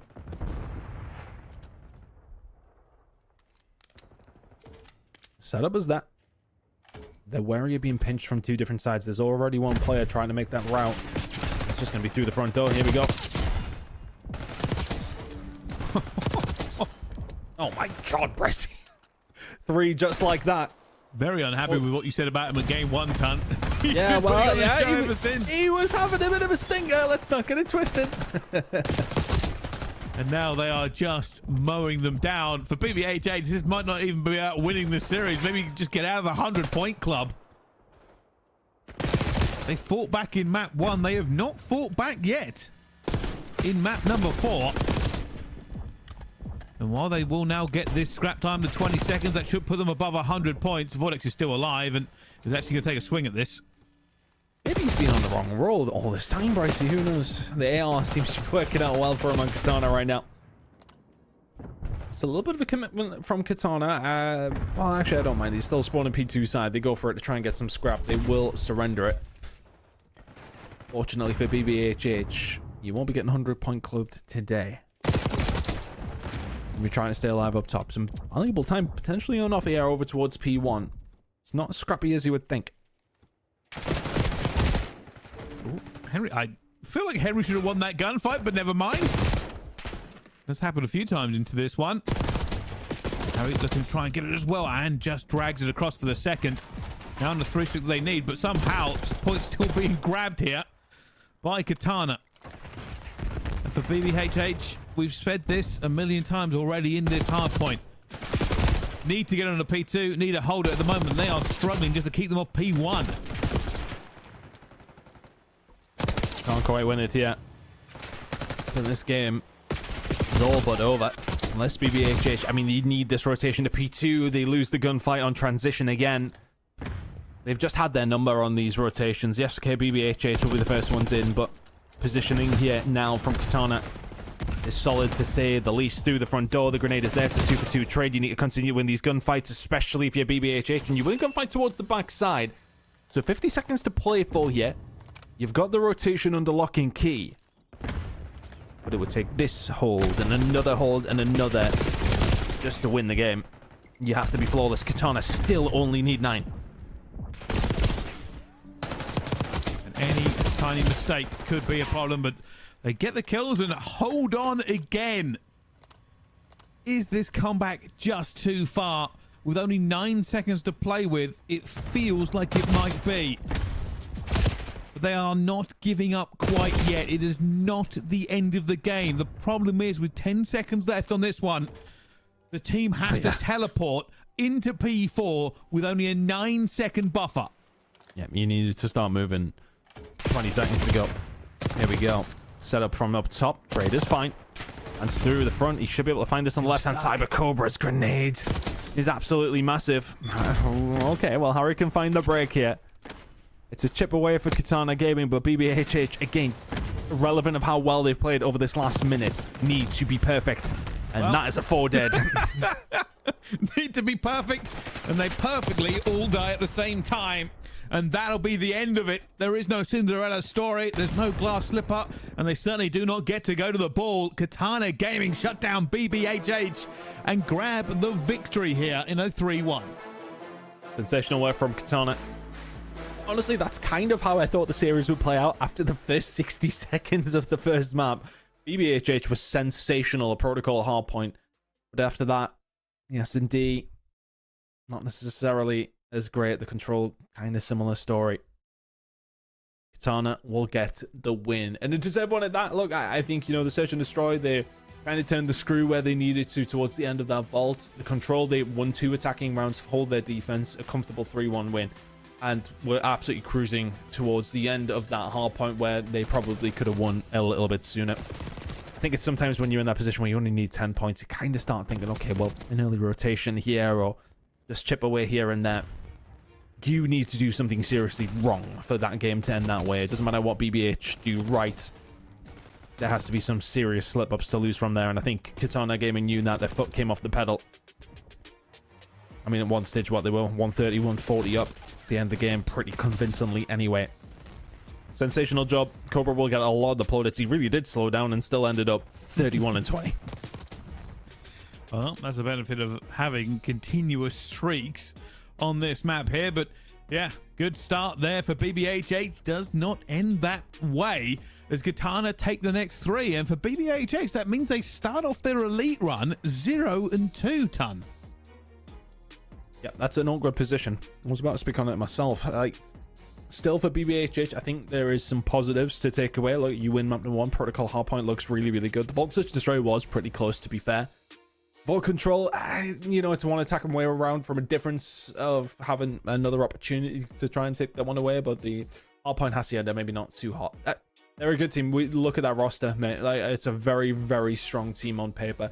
They will undoubtedly get out of this, but for them, the problem is now, I think they will make playoffs, but they're gonna not be in a good spot to do so. They're gonna be sitting in 3rd or 4th. I would like to assume that's not where you want to be heading into playoffs.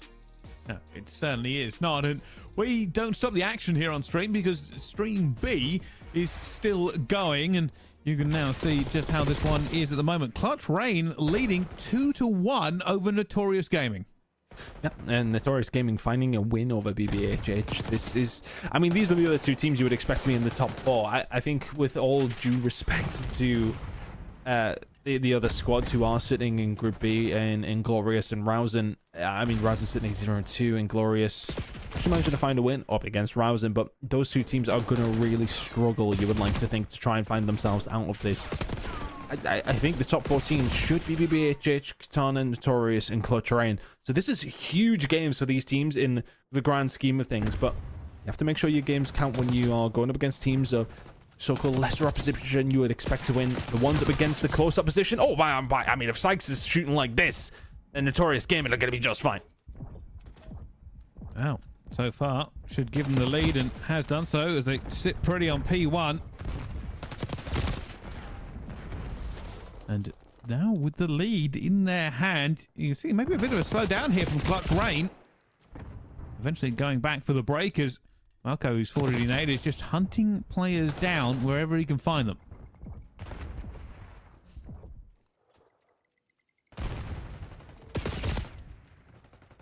Shots coming through.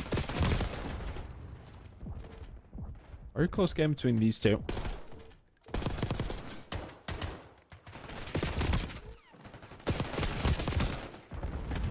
shots. Careful as both teams just pile into that point hunt. And now it's all tied up. You can see that everybody's worried about P2. And I'll be honest with you, I don't know who's in the better position because you can see the players slip through. Nadox somehow finds the gap. And I'm fairly certain, you know, teammates going to be furious about that. Just not what you want to see happen, is it? A door opens and he waltzes straight through it. And he's trying to stay alive towards the back. Grenade might buffer them away. It doesn't. Brown will find one. All of a sudden, the pressure's starting to come through. Nadox needs to do God's work here. Ben has found two.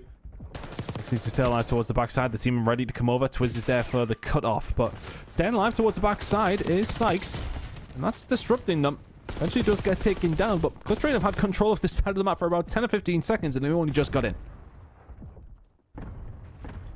Twiz. Oh, it's been knifed. I thought he might have had that with the punch, but eventually there's just too many bodies now flying towards the Notorious Gaming. We'll get into this point.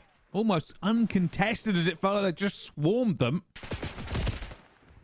And it's a bit of a scrappy spawn. Look at where all the players are, Ton. Clutch Rain are spread across the map, and this will either go great for them as they get an accidental pinch, or disastrous as they don't know where they're going. Yeah, no, that's fine for them so far. Getting rid of Melko was so crucial. He was on the outside over towards P3 at the palm trees. Have a little bit of control of those P4 spawns that they want, though, but maybe not for much longer. 3 kills come through. Is that going to be a spawn out for everybody? Yes, it is. Nile is living on borrowed time. Gets taken down. Mighty will find it, and all of a sudden this is some potential crucial control for Notorious Gaming. Bearing in mind, they are 2-1 down in this series. They absolutely need this hardpoint. Still fighting tooth and nail here. You got to remember, Notorious happy to bleed this away while they've got these spawns, because they'll be looking to not only take this but continue on going. But Twiz says no, and that's 3 down now for Notorious. Ben W got the hot foot. He is going for this spawn as quickly as possible, but no gun up and gets caught sliding. Big win. But Brown, though, gets into the point, will fall down as well. And Clutch Rain, they tried to strike. Unfortunately, they struck out, and it's not even an 8-10 split. It's just going to be nothing but a hard break. In those moments, just for Brona, it's just silly little things, right? Finds that first gunfight, does well to do so, immediately channeling out the door in a gunfight you're never ever going to win. Him staying alive in that position will be brilliant for his team. But here we go, another roll of the dice. Over towards the backside. There's the flank potentially there. They have read it. He does find a way through. Rest of the team just need to get over to help him again. Just needs to play his life maybe a little bit more. And that does seem to be the issue. A few times they're in great positions and get caught. You've got to remember the other team is coming exactly where you'll be. Sometimes discretion is a better part of valor, but right now, the Notorious, this is all going their way. They are playing it very, very well. But Brown doing great again to get those entry kills. And it looks like they may just be able to rip this scrap time away. Only Sykes going to be left. They will fall. Now over to P1. For Notorious, a great P4. For Clutch Rain, they need a great P1. So we're very well finding that break. Just a little bit too late. Notorious Gaming have been able to extend that lead. Setting it around 30 or so now. Some time over towards P1 was quite quickly get rid of any doubts about what happened over towards P4. This is some good time on the cards now. NW on a 5 sprint. 40 seconds to go now. Alex will eventually find Nile as he was trying to push them back. And gets taken down as well. But still, irrelevant of anything that unfolds here. Clutch Rain, some good time at P1. Goes off the point just to kind of bait them away so they don't take him down that quickly. Ben W getting back into this one again. And that's it done. This is great time off P1. You are correct, hon. They have really bled this for all it's worth. If anybody knows, when they jump onto P1 on this map, you're kind of watching so many angles and trying to blend in with the pillars. They've done a good job to just get this back within contest. Now's the real challenge, though. Notorious Gaming are set up around P2. Already the first domino has fallen. Nadox trying to hold the stairs, but Fabrone again gets that entry kill. Now looking for another one, putting the pressure and the squeeze on everybody from this as Fabrone continues to be the X factor they need. Melko will eventually take him down, but damage might have been done as Twiz is going to be in the back line, and P2 is within grabbing distance here for Clutch Rain. It's a huge win from Nadox. Actually, he is going to get taken down, sadly. Stick hits him as he tries to find a little bit of room for his teammates over towards the pine trees, but he is going to find plenty of room now. Everybody else bleeding through. Clutch Rain with a close spawn, though. Can they find the gunfight? Mighty will be the first to fall. Now gets traded. Through for Twiz, can find the gunfight, and everybody's starting to flow in from the backside. 15 seconds to go here. They're going to find a way in. Might be trying to slow it down, but that should be another 12 seconds over towards the side of Clutch Rain. As we headed over towards P1 of this third rotation, they found themselves around 40 behind. It's down to around 15. For Brown actually turns and burns over there and gives them just a toehold towards P3. While he's on the first on the point, they don't have the long-range AR setup you need on that outside to kind of take it down. And still, Notorious Gaming, I feel like they're just doing better from the kill feed alone.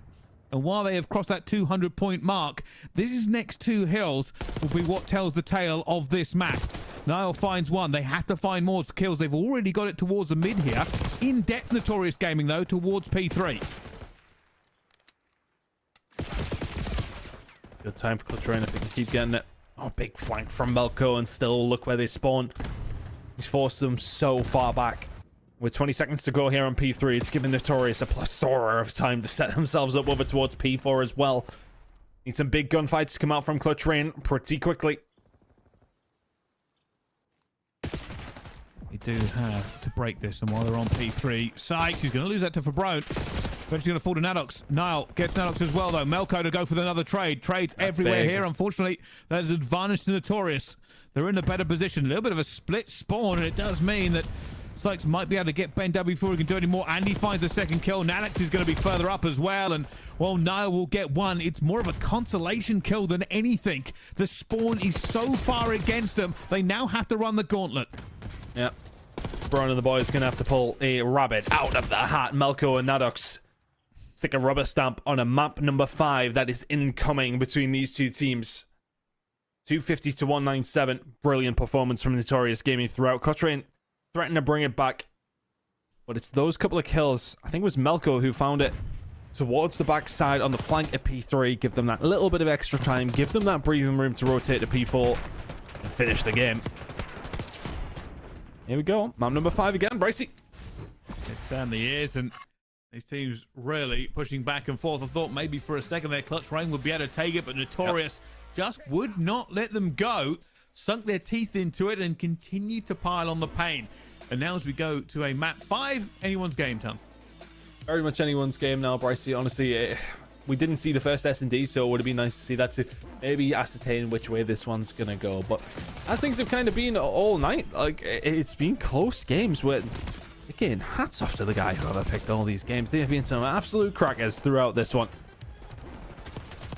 Just hope tomorrow kind of follows suit. I'm going to look a little bit silly after gassing myself up unnecessarily like that. You're your own biggest fan and always have been. Somebody's got to be. Somebody has to be, you know. Well, these have lived up to the hype so far, and with it being this close between these two, only look forward to it. I'm actually going to go and take a look at what the last S&D was. I did look at it earlier. Let's have a little look as we wander down memory lane. We should have it in our little group chat. Right, where are they? Right, well, I can tell you something. Clutch Rain 131 on the control. Trying to find the last S&D. I think it's miraculously a mono up 6-2 here. the Clutch Rain. 6-2. Okay, well, so that's a nice... 6-2. That's a nice position to be in heading into a map number 5. That'll give them a lot of confidence. Big game from Niall there. Okay, damage plus. Love to see it. Melko. Above and beyond, though. He was the guy that did seem to be finding the important kills. 28 non-traded. I've seen 14 assists as well. That's probably an underrated stat, I want to say. So many involvements from the side of Melko. Really good job from him and Notorious. Sending us to the protocol search and destroy. Another awkward little one, isn't it? It's not necessarily cut and dry how the search and destroy is going to play out, especially on a map like Protocol. A close map number 1, relatively close map number 4. Not so close in maps 2 and 3 though, so really is anyone's game, Brycey. I couldn't call it. Is this going to be a 2-3-5? That is the question.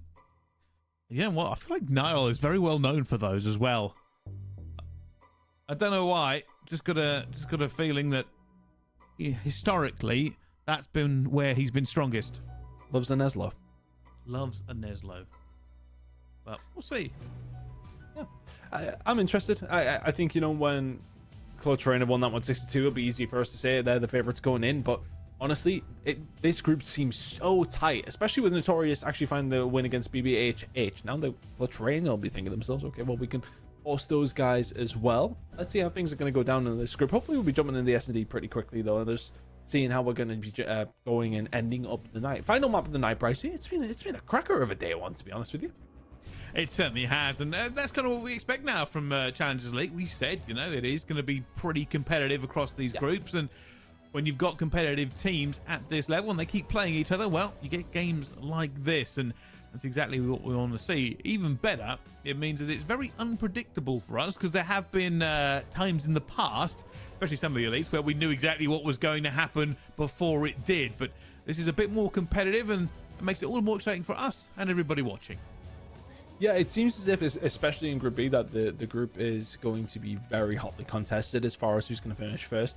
I think Tana will probably be your favorites heading into that. I'd be surprised if they're not, but let's see. See how things are going to go down as we load into a map number 5. Pretty rapid. These boys want to go to bed.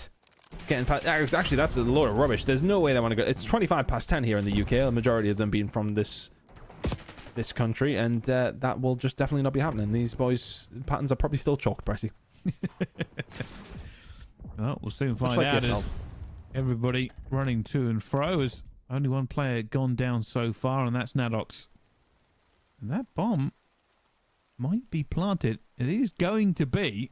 Fabrone will put it down, and they've actually spread out into some pretty good positions as well. Bit of a nightmare here for Notorious. Sykes needs to win that gunfight. Belly even tickles Ben W. 7.5 health, but that will be that. Who is just surviving. Melko. Well, not going to be able to do much from there. Might well have had a great map number 4. But Clutch Rain open things up here in the search and destroy. Find the first blood, manipulate the map well. W finding 3 finds one of the flag. I think, you know, if Flags finds that, it's potentially a different story with the positioning of Melko. Maybe. Ben finds the one on the flank.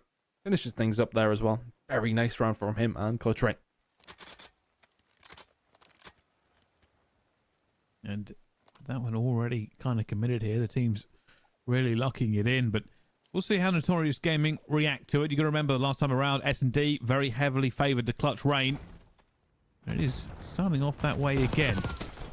Wow. That is certainly a chow straight out of the gate, but already brought back, and oh my goodness, almost gets a third. Ben W on a 5 streak. And Sykes is lucky to get away, because that was a laser reaching out to touch him across the map. I mean, it's just 3 kills from Ben, right? Put yourself in the middle of nowhere. Clutch Rain are going to punish you, and specifically Ben is going to punish you. Elko and Sykes now going to try and defend this bomb. Down towards A. Stone out, no info. You've lost a tool. Sykes wants to pay his first kill. Needs to find a clean trade. Which they've already let them get a bit close. It's going to be dangerous here, but he finds the first and goes for the second as well. That's huge. Down to 1 versus 1. Melko will have to chow. Ben W shoulders this. He's got it as well. Ben W, that is an unbelievable shot. 7-0 as he clutched up the 1v1. Did he get it? He got it. I'd be furious. It's not just the clutch up of the 1v1. It is the ace for Ben W. Absolute absurdity. Just gives him the shoulder and says, yeah, we'll see you later. He barely even gives him the shoulder. Oh, Melko's, that's so fast. We are living in SMG players' world. Oh, my word.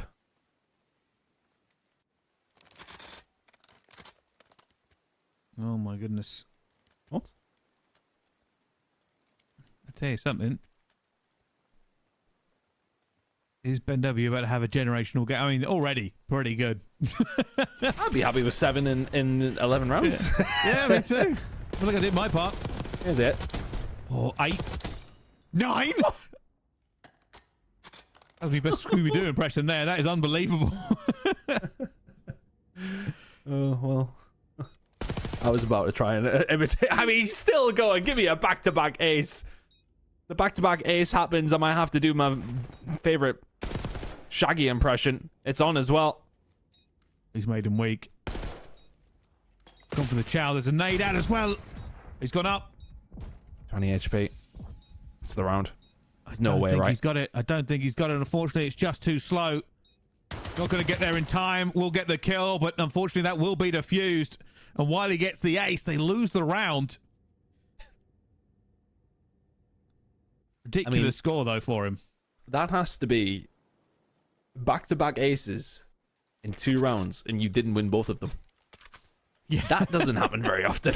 11 streak on S&D, and the score is 2-1. Oh, man. I'd love to say this is me and my ranked teammates, but that would be an outright lie. Well, I mean, we can't get off him. There's absolutely no way. Yeah, just child them all. Just child them all, Ben. It's absolutely fine. He's putting up a lot of them as well. Our position to be in here if you're Notorious Gaming, Mighty or Melko. I know for a fact that Ben's not challenging us. Oh, he wants to stay alive. You're wrong. No, he's baiting. They got to be out. Yep, they get out pretty quickly. Notorious Gaming, that's just the definition of rocking a hard place. They left the bomb down there, though.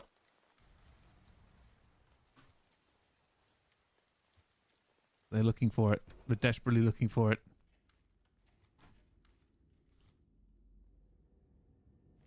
Ben is watching. He's just seen the information he needs. There's the first one to cross. Niall will take that one away from him as well. Give the kills to Ben. Here's one. Oh, he's still alive. Here comes the chow, though, and Niall will take it and still alive and still going. Clutch Rain look like a dominant S&D team. Looking incredible here in the S&D. Niall's just vibing. 2-2. I'll get your trades, Ben. Don't you worry, mate. Takes him out. Melko.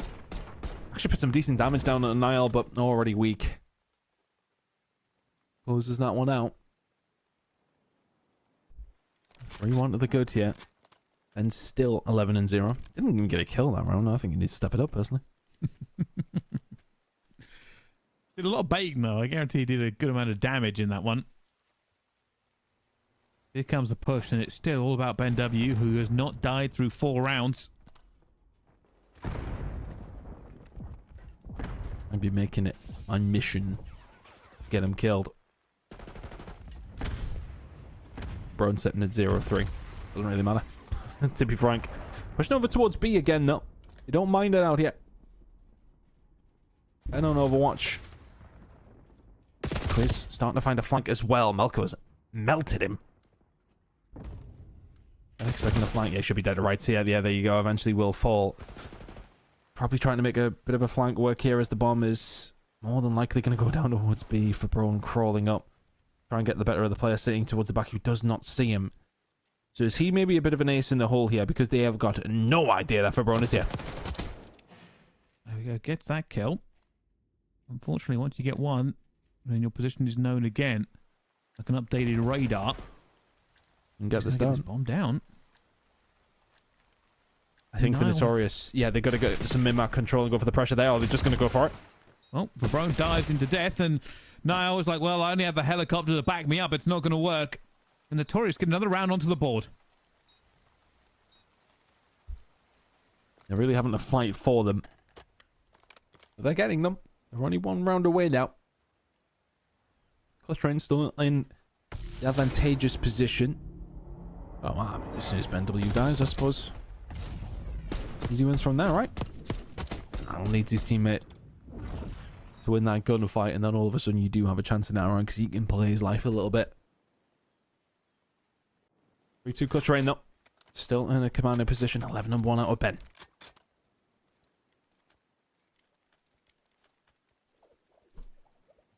Here we go, though. This is very much now a close S&D. Comes the push. Trophy out. Very important. Nobody here this time.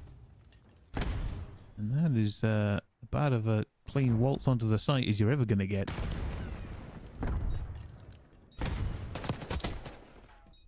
Good answer back. Sax found the first blood. Niall for Brown combined in well, though. Naddox trying to survive inside the side. Ben W with another kill to his name, and it's a lovely retake. Wonderful work. Just attacked from a few different angles. Notorious Gaming lose the first gunfight. And they fall like dominoes after that. 4-2 now to Clutch Rain when the defuse comes through. Good position to be in here, Brycey. They look the likely team, which is easy to say when one of your players has 12 kills in 6 rounds. But what have Notorious Gaming got in the locker to try and change it up yet?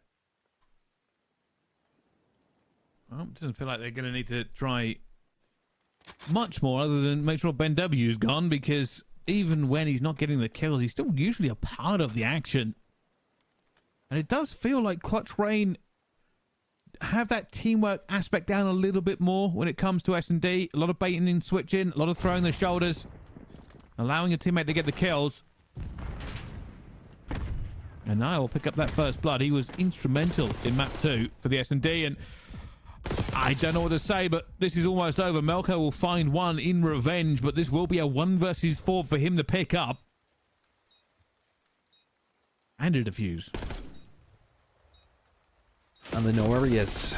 Ben's going to take that chal all day long. For Brown will throw a grenade out just to slow this down. 33 seconds still to work with here, but this is nightmare fuel. Good shots onto Ben.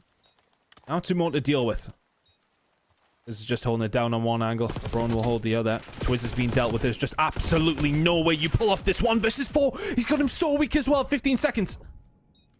He's going for this. That's what dreams are made of. He's gone for the... Oh. He's not going to check it. He's not going to check it. You won't have time. It's nearly a 1 versus 4 from Melko. I don't think he's got time. I don't think he's got time. Close. Gotta give him credit, though. Valiant attempt. Very, very good. I wonder if he'd gone straight for the defuse, whether or not he might have just done it, considering that was a bit of a late chow there from Melko. He did the right thing, though. He knows he's not necessarily on it around 13 seconds or so. So you are gambling a little bit, but I think in that situation, if he maybe had a couple more seconds, he would have had a better chance. But that is the nature of a 1 versus 4. Usually you can't do them pretty quickly. Really, really solid effort, though. I don't want to criticize Clutch Rain too much. They are 5-2 up, but you nearly handed them a 1 versus 4 there. Let's not hand them back into the game, is what I'd be saying to my teammates right now. Then all of a sudden it's 4-3. He's just pulled off for 1 versus 4. It's a very, very different scenario. Mighty will find Twiz, though. NW will be able to get a kill, but not before he gets taken down. Naddox finds a second. Finds the flank through the middle of the map. Now a 1 versus 3 for Niall. He gets dealt with pretty quickly. There you go, 5-3. My goodness, that was a fast round. You didn't even get to speak. No, I didn't. It was over before it even begun, and with 3 to the good here, they're still trying to fight their way back. It would have to be 4 in a row for them. Because if they lose even once, it's done.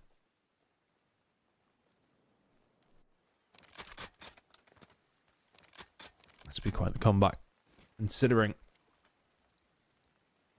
what Ben has been doing to them over these last 8 rounds. That's slowed down, but he was also 11-0, so here we go. It's like the middle of the map hasn't necessarily made the impact he wants to. 15-3 from Ben. This bomb will go down as well from Fabron. The setup, there'll have to be some sort of retake here. Brycey if Notorious want to stay in this series. Dangerous Twitch trying to stay alive. Health needs to come back, and that nade bought him just a breath to stay alive in it. Here comes the retake. NW in a crucial position. He knows players are going to dive down here, but already gets cut to bits.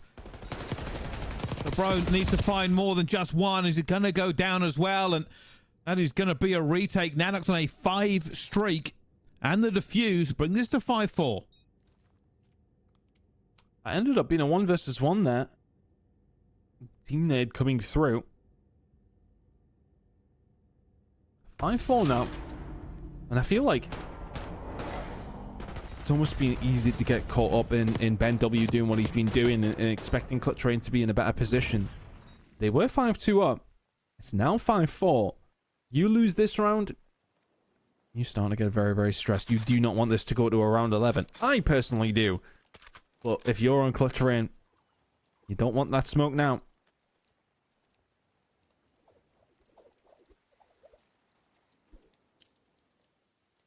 Here it goes, Notorious. You've seen just a ray of light, just a little bit of hope. Helps flies us in. He does get taken out, but the information is given. And Melko gets the worst possible timing. Twitch will find the first blood here in what could be the final round. Advantage to Clutch Rain.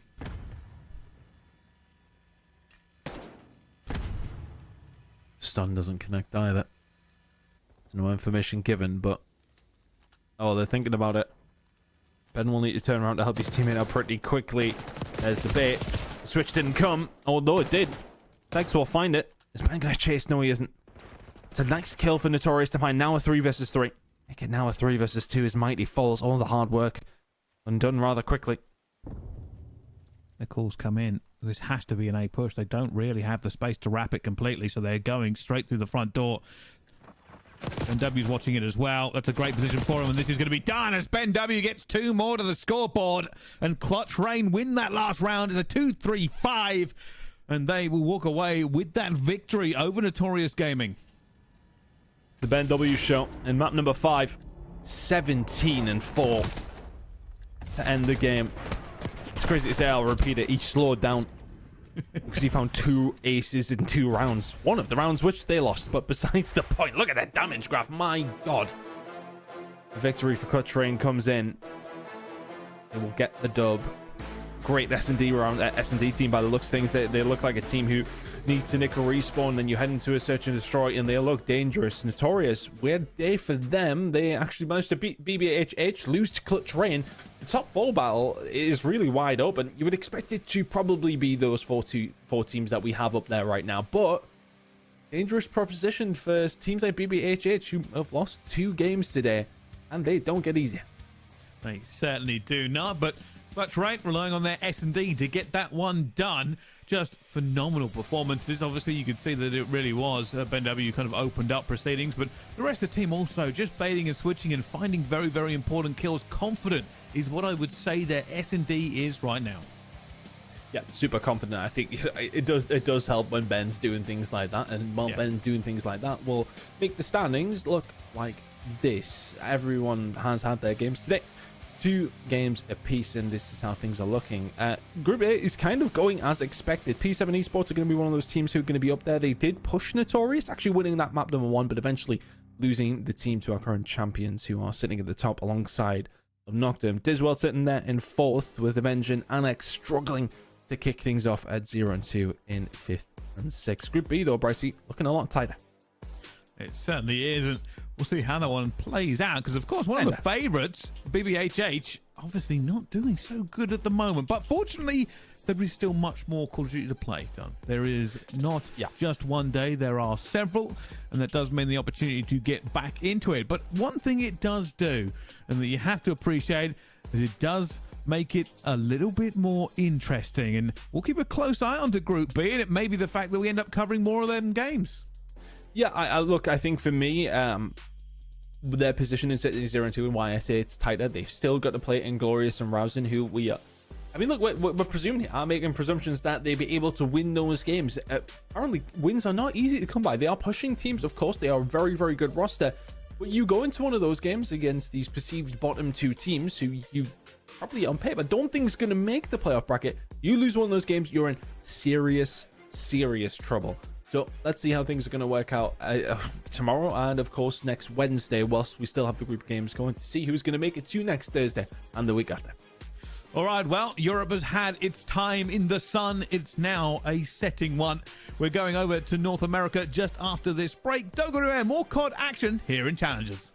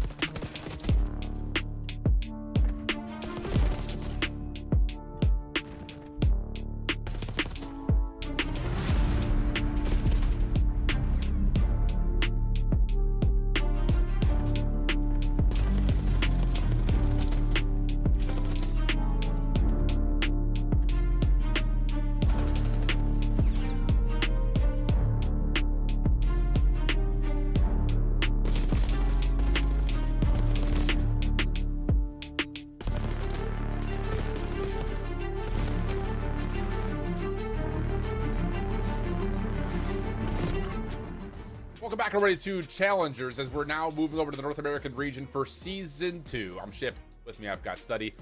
Hey, I mean, we always talk about it. Season 1 was electric, my friend. We had a couple of players get picked up. We had a couple of banger matchups through playoffs. And now we've got a couple of new squads joining us here for Season 2. Oh, yeah, we got a couple of new squads. Actually, two of them. Pinnacle, I don't know a single player besides D-Lo. And then Distro Gaming, if I'm saying that incorrect, let me know. But that's a whole squad of newcomers, man. So when you take a look at the groups, obviously we know who Omen Brooklyn is. We know who the Spartans are. We know Lord Gaming. But Distro sitting in Group A, Pinnacle sitting in Group B. The newcomers, let's see what you got. Yeah, it's going to be interesting because, well, I mean, there's two Amit teams, one in either group here. But that Amit Brooklyn squad is by name recognizable, but by roster there will be a couple of swap ups, obviously, with pickups that happened from that roster from Season 1 into the CDL. But other than that, I mean, we don't have the Stallions here this time. Most of that roster is now on Lord Gaming. RCD's playing with Abe, Lurks, and Mercules. That should be, I think, a really fun team to kind of keep our eye on. And then, yeah, a couple of new boys that are joining in for the first time, and then a couple of returners that we haven't seen for a while. Kind of shout out over to Mock, Neum, Wads, and Fame in that 6F Carolina team. Let's take a look at our schedule to see where we're going to be heading here for day number 1 of our group round robin. We will, of course, be moving on from Europe. That was just seen just earlier, but we will be starting off with the Mint Brooklyn, getting a fresh look at this new roster, taking on Cabal Gaming, a team that we really didn't see much of last season. Yeah, we didn't see a lot at all of Cabal Gaming. I don't even know if we saw a match for them. We know that they made it to the playoffs. They got rounded. They lost in a 3-0 fashion, but they coming with a new roster, at least 2 new players. You got Rupert, you got Cootie, who was on Season 1 squad, but then you bring in Fire, who was on a roster last stage, Rally Esports, who really was a letdown, Alan. I'm pretty sure they didn't win a single match, and we expected players of that caliber, players who were formerly in the CDL, to come out here and play a little bit different, but Fire's now going to try to turn that around, so he's on Cabal. And then you also got Bink on another roster where I remember them, they were on that red card, and they decided to play that white time. You remember that, Alan? That was unbelievable. Yeah, that was mind-blowing. Lord Gaming Luxury Exotics would be our second matchup later this evening, but let's take a look at our B stream, because we do have 2 streams going on at the same time. We will be kind of keeping a focus between both of our mid squads. This one in particular in Group B is Johnny, Standy, Illy, and Brack. Really solid roster. We'll be starting off playing up against Inglorious. Should be a fun matchup there. YFP. I was reading things backwards. And then Pinnacle, that new squad that you mentioned, they will be facing up against Team War, who have made the reintroduction into North American Challengers. Yeah, they got Adam Assault, they got Yuli, got Mr. Turia, and Diamond Con. So a whole lot of veterans, a bunch of guys who have been in the league. And that one should be a fun one. Obviously, the new guns, they're going to be the underdogs, so I'm excited to see what they can bring when we get to that matchup. But we know what Stage 1 was all about. We basically went to a Game 5 every single series. And if you're a Challengers player, you want to do that. You want to be seen. You want to have all the eyes on you when you're playing in some of these clutch matchups because you have opportunities to make it up to the big leagues. Absolutely the case. And, well, speaking to that point, we did have, like we mentioned, 2 different players who did get pulled up to the CDL. Lunars in particular, has made his debut with the LAG squad. I think the thing about Lunars was he really impressed us throughout Challengers and has for the last 2 years or so, but he didn't look like he was playing at the same level that we normally expect him to when he got up and played in the CDL for his debut weekend. Yeah, he's looking a little different. Obviously, LAG, they have been struggling since the beginning of the season. They somehow, some way cannot figure out Search and Destroy with players like Kismet on the roster. Truly doesn't make sense to me, but Lunars obviously just needs time with that roster. On the other hand, though, he's not the only one. You had Neptune join Vancouver, and they've been playing lights out. It's basically been the Neptune show. Yeah, he's been unbelievable, and I think instantly has moved the Vancouver Surge into a top-tier competitor for the CDL. And it's just really funny because when we were watching him over the course of Season 1, we saw his individual ability without question. But I think the thing that has always existed around the conversation about Neptune is, will he make the right, smart, disciplined plays?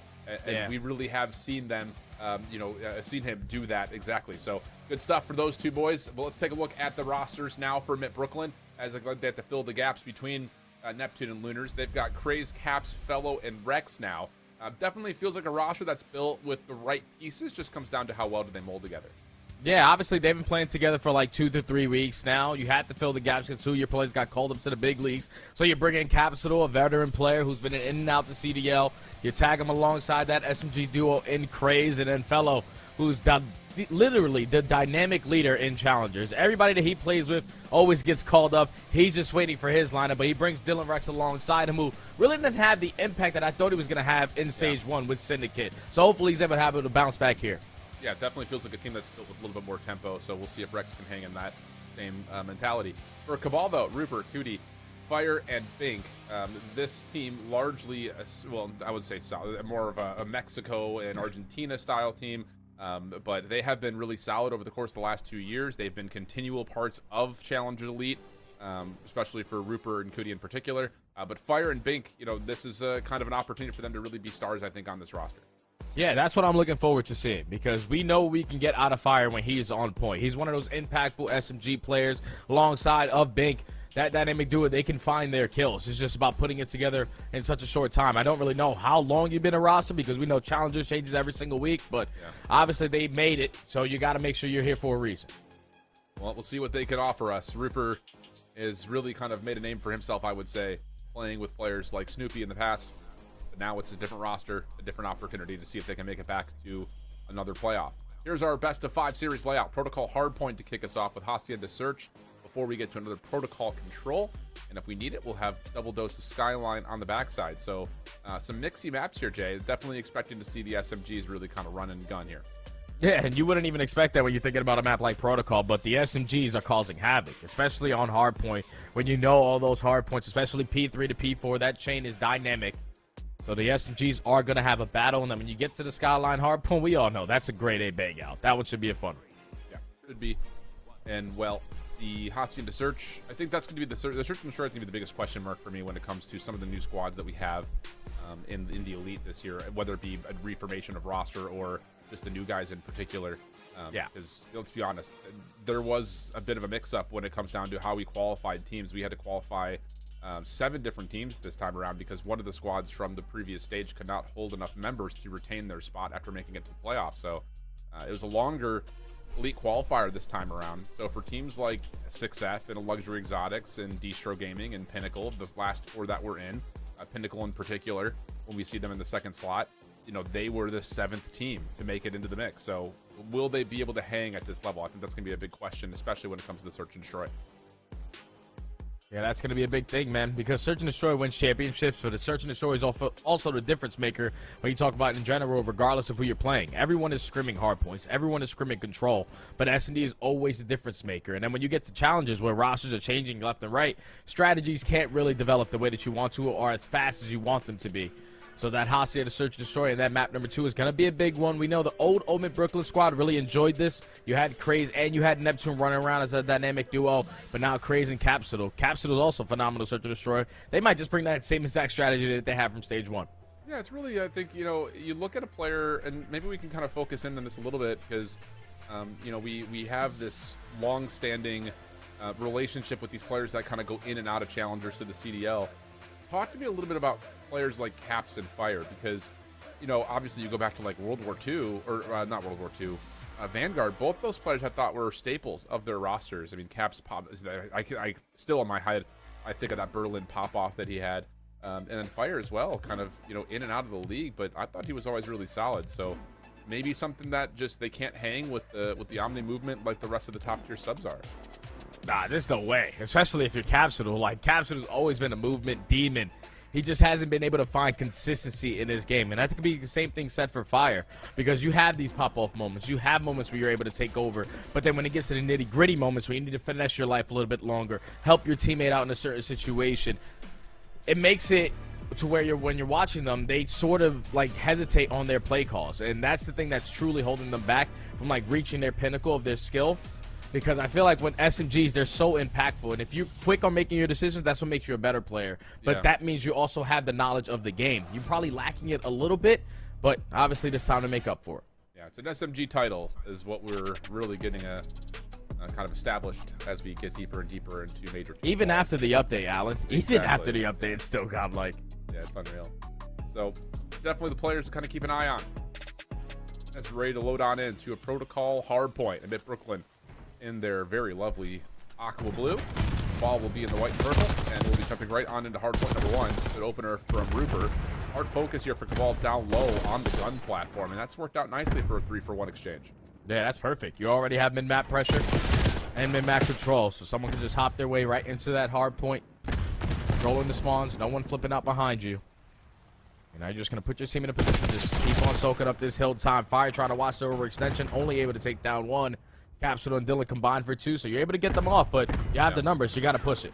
Yeah, this is not led to a flip yet here, although these 2 eliminations should be able to get a bit Brooklyn through the setup. And yeah, there will be one player who does spawn out. Caps looking to try to follow up over towards the laboratory, only able to find the damage. Fellow good for the trade. But as the last couple of seconds start to fade off, the status towards P2 is going to be about a 50-50 battle. Yeah, it's a 50-50 battle. What can Dillarex get done on this overextension? Able to find the kill on Akuti. And just going to put yourself in towards the hard point. Your teammates watching over your middle. If he wins the second one, a little team shots there from Praise. Allows them to hold down this hard point to the T. That's already 3 dead. And Open Brooklyn have an opportunity to just run up the scoring traffic. Yeah, really good zone of control here from Brooklyn. Locking down the backside of tower. Capsule just floating at mid-map. You can make sure this pinch towards ledge stays safe. And wow, this has been a very convincing P2 so far. Fire and Cody able to at least battle back a touch, make the numbers a little bit more limited, but with 27 seconds, Brooklyn continue to find their way back into the hill. Yeah, this is fantastic because they have them trapped. Felony is making it so difficult for them to work their way out through top mid because he's just roaming back and forth from trip windows. Now with 15 seconds, he knows they're going to start to work that overextension, potentially drop down through bottom comms. But Capsule, your job is to make sure you don't get overextended through P1. Yep. Finds that trade onto Bink. And now they still have the spawns for new. Yeah, big heads-up play there from Caps. Praise just trying to finesse the last player on the hard point. That'll work out to, again, make this rotation very secure the map. Nice shots from him. 10-4 start. He is lighting up the lobby. Rex watching over towards Heli side, and this has been a good string from P2 to P3 for Mid Brooklyn. This is fantastic, and now you're forcing all of Cabal to work that overextension through Zip. Craze has already gotten a read on it. Just going to back down, put himself in a better position. But he allows Cootie to sneak on by. Now you need the trades. You're going to lose the spawns. Rooper and Fire combined for 2. Felony, last guy alive. Finesse, finesse, finesse. Not good enough. Your team spawns out. Cabal find a break. A good break, and you call it perfectly, Jay. The overextension really just comes down to that 1v1 around the back onto Rex. So now, an opportunity for Cabal to get back into the game. Cootie in a little bit of trouble here, just sliding away from his contestant, and stuck in the corner doesn't make a difference. He still shuts down Craze. Fire also following up on the Rex, and then from the front door. Okay, 3 in a row for Cootie, and that'll bring us back to right around a 25-point game. Oh, but this is a big difference maker. The fact that Omit committed a lot of players on that old hard point. You gift the rotation for Cabal here at the Money Hill. But an opening eighth for Felony is good enough. Capsule already finds the second. They have the numbers. They overwhelm them in towards bunker. And that leads to a clean break for Omit. Yeah, really well done. At Semtex, I'm actually kind of surprised it actually connected. Is where it was right? thrown. Where's the trophy? Yeah, I mean, there's that too. Yeah, where's the trophy? But it just looked like it was thrown really deep. But here's an opportunity for a quick re-break. Rooper and Cootie, first eliminations come their way. Capsule stuck over towards the elevator side, and now it's just down to Rex. Doesn't have an SMG to play with, but he's also stuck here inside the elevator. 25 seconds to fight. The ball still holding on for now. Yep, but here comes Dylan. Gonna make it more difficult for them. Has been absolutely one shot. Hoping that the trade is gonna come on in. Craze, it's your turn to try to finesse a little bit longer, but at least stalls out time for Capsule to get into the play. Potentially for the final 10. Finds the second as well. 15-8 start for the newcomer on Omen Brooklyn. After the first set of rotations here, is they're going to find himself in a position to win a rotation over towards New, up by 40. Yeah, 15-8 and 13-8 for the 2 new guys on the roster. Looking good right now. Right inside the hardpoint, stunned, naded, dealt with by Rooper. Bink also finding one through the middle of the map. Leads to a chance for Cabal to step onto the point. Capsule working on the left side of the map, shut down, and now it's just down to Mid Brooklyn off this respawn from the right side, and they find the kills to get back to the hill. No, it's not going to be easy, though, because you're just flooding one lane. They have every single angle cut off. Besides that, you have the block spawns due to the positioning of Cootie sitting towards top trip. So Cabal have an opportunity now to soak up this remaining time and get themselves right back into this game. They have Rupert just roaming down through front. Grandma's going to tweak a little bit, thinking that he saw something, but he knows the pressure's on him. Dillarex lines up 2. Yeah, now Capsule up top. That will clear things out. Just looking for one, and they found him. Nice stuff from Caps. He's floating around the map really nicely. Might just have needed to find a roster that he could trust, as he is all over the place. 18 and 10. 123 plays 83. Fellows' final double will also allow Mid Brooklyn to get over to New first. Follow up from Capsule here onto Rooper's clean, and that will stabilize the spawns, and with that, also the hard point for Mid Brooklyn. Damn it. 2-day read the spawns are going to be towards the backside. Craze already has a read on it. Capsule blocking towards the back end, so spawns pretty deep for Cabal. You need a couple kills to work your way closer. Dylan lines up a double. Craze with the third, and now Fire forced to slow down this play. Mid Brooklyn now starting to pull away. And they're starting to push up the map now, too. Oh, didn't finish the food, did Rex. 1v1 here. Craze was more focused on the player top zip line, so Capsule was to be the last one to finesse. Does well for one, but nothing more. Decent scrap time here for Cabal. The map is also not fully flipped around yet, so this could be an opportunity for Cabal to get back into this game. Yeah, they need this time. They also need the spawns for New, but you can already see on the mini-map. Felony is going to spawn towards the backside of P3. Cootie, you have to play your life. Your teammates are trying to pinch from the other angle. Just going to work his way back through sidewalk. No, the press is going to be towards the back, but let's just hit the hill. Yeah. Oh, thought he had the full elimination on DeFellow. Not the case. And that will have the spawns for Mid Brooklyn looking decent. Caps was looking for a hostage, but Rooper will just be finished off the normal way. And we've got a 160 to 97 game. Dire moments here for Ball. Need to find a break from the front. Yeah, they needed to secure those back spawns in the previous break attempt. So she didn't really trust the angles on approach. Now Mid Brooklyn are making you pay for it. Fire is able to find a double. You already have a player working on the deep pitch in Cootie. You got to get something done, but Craze cuts him down. Now it's a 2v4 in towards the hard point. Rupert and Big making it 2v2, but you're simply going to get outnumbered because you are weak. Final 15 in favor of Omen. They're going to be late over towards New. Yeah, this is tough scenes right now for Cabal. I think in particular you look at Cootie, Rupert, just not finding the opportunities to get set up in any form. Fire's played well, but you need someone else to step up. Trophy system down through elevator with Cootie finding first blood. Fellow just getting to work spamming down the hallway. He will be traded. But Craze on the corner. That will work out nicely, working with Capsidal, who I will say he has ran an AR more often than it feels like not. So Caps is showing some flexibility here at 29-13. Yeah, he's dominating so far in this map, number 1. Those are coming to him easy. They cannot win it here at P4, but they can get pretty damn close. Not like that, though. A clean 3 go down for Cabal. Now they have the numbers to overwhelm Felony. He's going to get taken care of. The final 30 seconds should go in favor of Cabal, and they need this time. Yeah, you got Mid Brooklyn setting up a bit of a pinch here from both sides of the hard point. Actually, all 3 sides of the hard point. 2 through front door, 1 through elevator, another through spiral. Being able to take down the player through elevator side. Here comes the slide in. Guns will land on the fire. Caps Craze able to break the hard point open for the last couple of seconds. So good break again from Mid Brooklyn. And they'll also have Fellow spawning up to a spot to where you can get on P1 early. Cootie trying to find a couple kills through top mid. Only able to line up 1. Now Mid Brooklyn just soaking up the P1 time. A lot of mid-map pressure already. Trying to set up these pinches is going to be Craze. Freebie number 1. Let me line up freebie number 2, but fire with the AR. Finds a double, and Cabal are in. They're hanging on. The gap continues to grow in the scoreboard little by little. There's not a lot of a lifeline left. Caps onto the first floor through his zip. He's firing the hard point. Deals them quickly. And now he's got a chance to fight up against the guy over the staircase side. Caps able to go back up the zip. Delaying this gunfight a little while longer. Both players trying to find each other, and eventually he's able to find an elimination. But all that time, Craze has found himself into the hard point, and he finds another kill to get closer to 250. Yeah, it's a big kill right there from Craze. Soak him a little bit more of that time, but Cabal find another break for the final 15. Now off the rotation, Sanu love the play right here from Felony.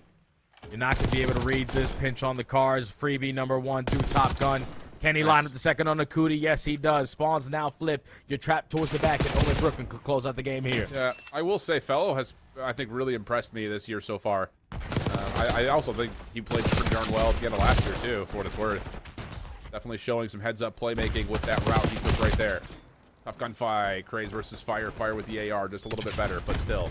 On the hard point, Mid Brooklyn. Contested for a moment as Rex slips away. Can't quite get the better of Rupert. Fellow on 5 in a row. Starts to follow up. A couple of tags are in, and Craze will find the final kill. Maybe needed to take this map. Yeah, Dylan Rex also cutting things off through ledge side. Just did the last 5 seconds. It's looking pretty good for it. One more attempt here for Cabal to try to touch.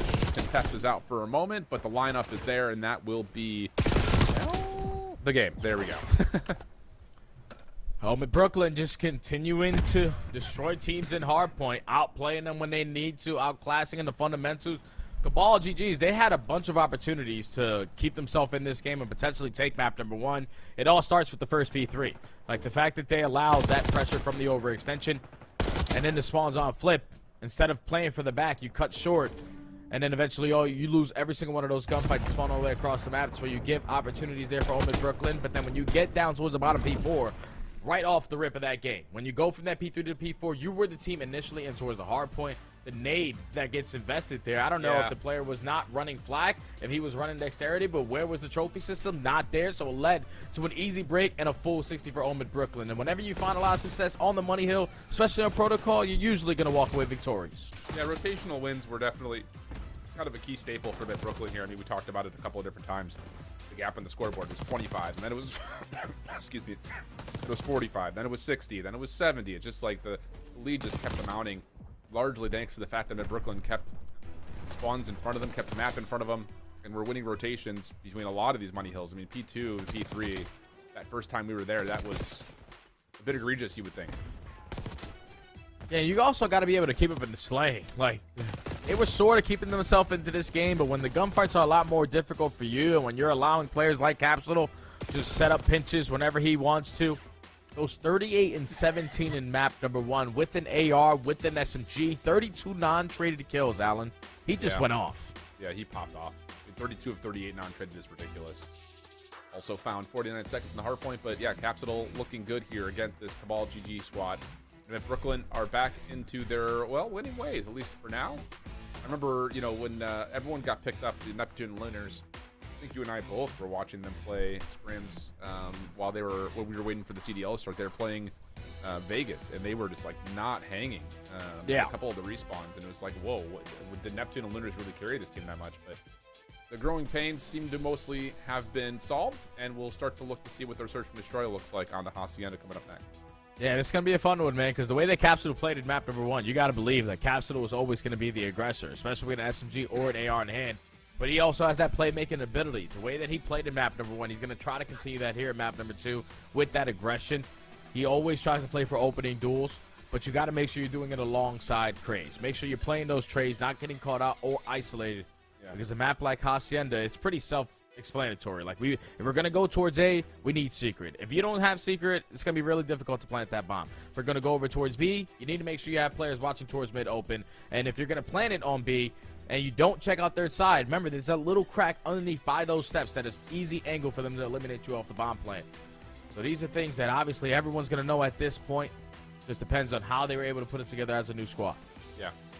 On the other side for Cabal Gaming, again, it's just kind of a feeling, not necessarily anything rigid by numbers, but you have to think their Search and Destroy was one of the main vehicles for them getting into the playoffs in the first place. Though, again, they were in a tiebreaker situation to get to the playoffs in stage 1.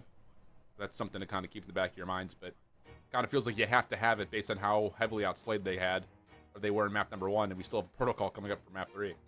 Oh yeah, without question, this has to go Cabal's way if they want to make this a series.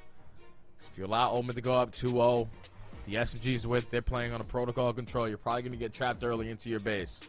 But you need to have the response here in Search and Destroy. Rupert Soda had a slow map number 1 there. I'm pretty sure I saw 7 non-traded kills. He was running that SMG. You cannot have 7 non-traded kills. That means you're only winning one-on-one gunfights basically 1/3, 1/4 of the time. He needs to try to have a bounce back here and shut down the aggression on the opposing end. But best believe that T-Fell, that leader, he's going to have these guys ready for some Hasi S&D. Yeah. I would say, again, there's a lot of question marks about, teams that will still need to make changes after this Major 2, maybe even after the Minor 2 that we have coming up this next weekend. I still think Velo brings in a lot of weight in terms of his stock. I thought he played, like I said, kind of in the middle of map 1. I thought he played really well at the end of last year for Carolina once they eventually got all moved into Charlotte. And it was a bit surprising to see that after EWC he wasn't retained on the roster and has to go back into challengers. But I think he brings a lot of flexibility and a lot of leadership, veterancy that you look for, especially for some of the younger teams that are out there that are struggling. Without question, man. Fellow's been around the block once or twice for a really long time. He's been competing. A good friend of mine, pretty sure he told me under the Omid Brooklyn organization, there have been 22 players that he's been able to team with that have been called up to the big leagues. So this guy might be the gateway to the big leagues. So you want to play alongside him, but he's obviously looking for his opportunity. He's a phenomenal AR player, fundamental AR player, brings it in Search and Destroy, great leader like you said. And I ain't gonna lie, I'm thinking now, there is a couple teams right now that I can see Tyler Fellow on.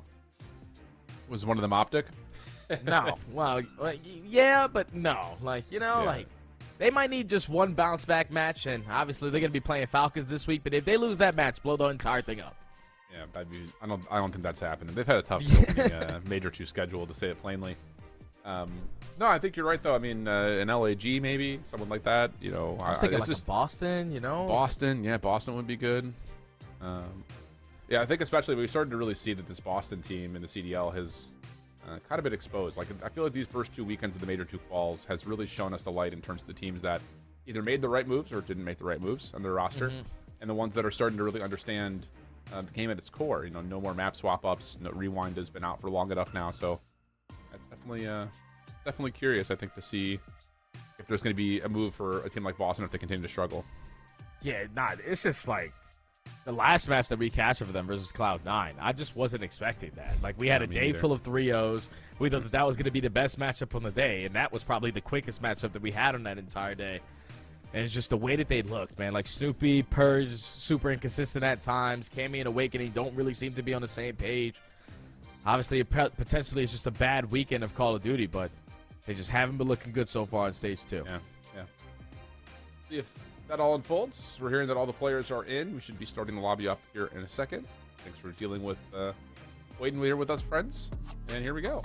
Hacienda for the Search and Destroy. And yeah, this I like this to kind of reframe it up one more time. This feels like a must-win map here for Cabal to avoid, possibly just getting beat up in the protocol control and then seeing the series come to an end. Need this search and destroy, Alan. One round at a time. It actually has to start early on. You want to try to kill the momentum on the side of Omid Brooklyn. Need to be able to secure a couple of these rounds early. They're going to be the team starting on the attack. No trophy systems to work with, so you might want to play this one a little bit slower. Yeah. The 1-3 split off here for the offense of Cabal. Bink just getting to work throwing stuns. Rex up top. Looking to just contest over through Fire Hall, and yep, you're absolutely right. Cabal's just kind of holding back. Not wanting to be revealed by any of these opening nades. It's already been 25 seconds off the game clock. You have Capsule getting a lot of info that the pressure's not going to be over towards B. Now this bomb starting to edge its way on up. A great shoulder out of Craze to gain the info. Dylan has some as well. Tech pushes him off the angle. Caps right there, though, to help pick up as Fire will be the first one to drop. Bomb does get planted, though, in the process. Fellow quickly out of the window. He's just holding, looking, finding the first. He also gets the information. There's a player over towards well. Nice shots from Craze, leaving Rupert to the 1v2. Has to play through connector. He's seen a shoulder. Just gets completely overwhelmed, though. Both players waiting for him. Yeah, he gets spotted there. The great initial play right there from Craze to gain the info. Oh, to catch the timing. Jumping out of that window. And then the overwhelming pressure coming from front side. 2v1. Rupert tries to catch the timing, but I'm sure they were able to spot him. Turning into a 2-on-1 instead of a 1-on-1. Craze puts the finishing touches on the round. Home in Brooklyn, 1-0. See if we get that capsule aggression that you were talking about here for this a bit offense. Observers are hearing us. They'll jump on board to see what we get. Not going to carry the bomb, but he is going to make the dash up through mid. Actually, no one's going to carry the bomb here, so will be a bit of aggression here from Mid Brooklyn right through the fountain. There are two players that are here, up and over. Cap's finding lots of damage onto one, but no, the AR is up top, too good for Cabal. Yeah, it's a big stun that connects on both players through mid fountain, slows them down on their play. And Cabal able to walk away with the numbers advantage. Now on the 1v3 is going to be Felony. Bomb in hand. Trying to catch the timing on one. Fire leads him 1. 1v2. Both players should ball running together, and Fellow will not make his way in towards Secret. So, yeah, the breakdown of Mid Brooklyn through the middle of the map. Read nicely by Cabal. I think it's a little bit of a blind counter as well on top of that, though, right? I mean, you get 2 SMGs that push low, 2 ARs up top. They win the window battle. And then the players down low for mid just have nowhere to go. Yeah, they were just stuck. Just back down the ARs from both windows. Isolated the players over towards mid fountain. And traded on to the final. To tie the game up at 1. Now that you have a couple trophy systems to work with, saw the way that their setup was last round. Craze is overextending through fences. Dylan Rice sends towards top plat. I want to play this a little bit quicker now that you know their setup. Have a different look here. You've got, yeah, Fellow down low, just kind of watching the transition to connector. All the rest of them at Brooklyn are playing aggressively outside fences. Tough gunfight there for Rex. Cap's trying to follow up. He's got a player right above him, but yeah, he's going to get good timing on on that player. And now it's just down to Cootie, and he's been seen. He's been seen. Get out with his life. Gets the info onto the other player. Makes it a 1v1. Bomb is going to be down towards mid. Just thinking that the pressure's still going to be on you. 45 seconds still to work with. Got to go recover the bomb. Yeah. Plenty of time, but lots of questions. Timing is good. Or is it? Oh. Late to the gunfight. Shots were decent, but Cap's too quick with it. Finds the kill. Met Brooklyn go up 2-1. Yeah, good thing that Cap had both weapons for that engagement. Has the SMG in hand. Spots them, none of the bullets connect, but you know they always come back. Caps are able to find a couple on the round. Secures the round there for Omid. They take the advantage again. Back on the offense after Capsule finds 3. See what the next offensive play call is going to be here for a minute. Not going to run up the middle of the map this time. It's going to be instead of play over towards A. Just Bink in position defensively. Trophy systems down. No nades over the top, though. As Bink is a little bit more worried about what's going on top hallway. He actually gets stunned by that. So, has some information of his own. Fellow, a couple of tags that are in. The defense has to move. Yeah, defense got to move, and look how fast they are on this pinch. Craze is not going to be able to read the pressure on him. He gets picked off, but Capsule immediately with a response. Capsule's able to find 2. We're talking about the aggression. He just keeps on going. Already on a 5 streak. Gains info on another player. Don't know if he was able to spot that player towards top secret, but he's just moving. Rex is playing inside 10 here, though. As the bomb carrier. Nade up and over. Fire. Clean shots. This gives a little bit of a lifeline here to Cabal. Cap's going to return back over towards the bomb with Fellow. Fire stuck on hedges. Timing here, though, is good. He'll find 1 for free. Damage onto the second, and he'll win both. Nice 3 kills in the round for Fire. Oh, it's a big play right there from Fire. The reposition good enough. Catch them on the overextension. But if you're home at Brooklyn, you have the 3v2. You probably want to start to think about that objective. Challenges the one-on-one. Bomb is down. Then you're forced to try to make a play. Probably didn't want to think about that bomb play because they did not have anyone sitting towards top secret. But Cabal able to clutch up in the 2v3 to tie the game.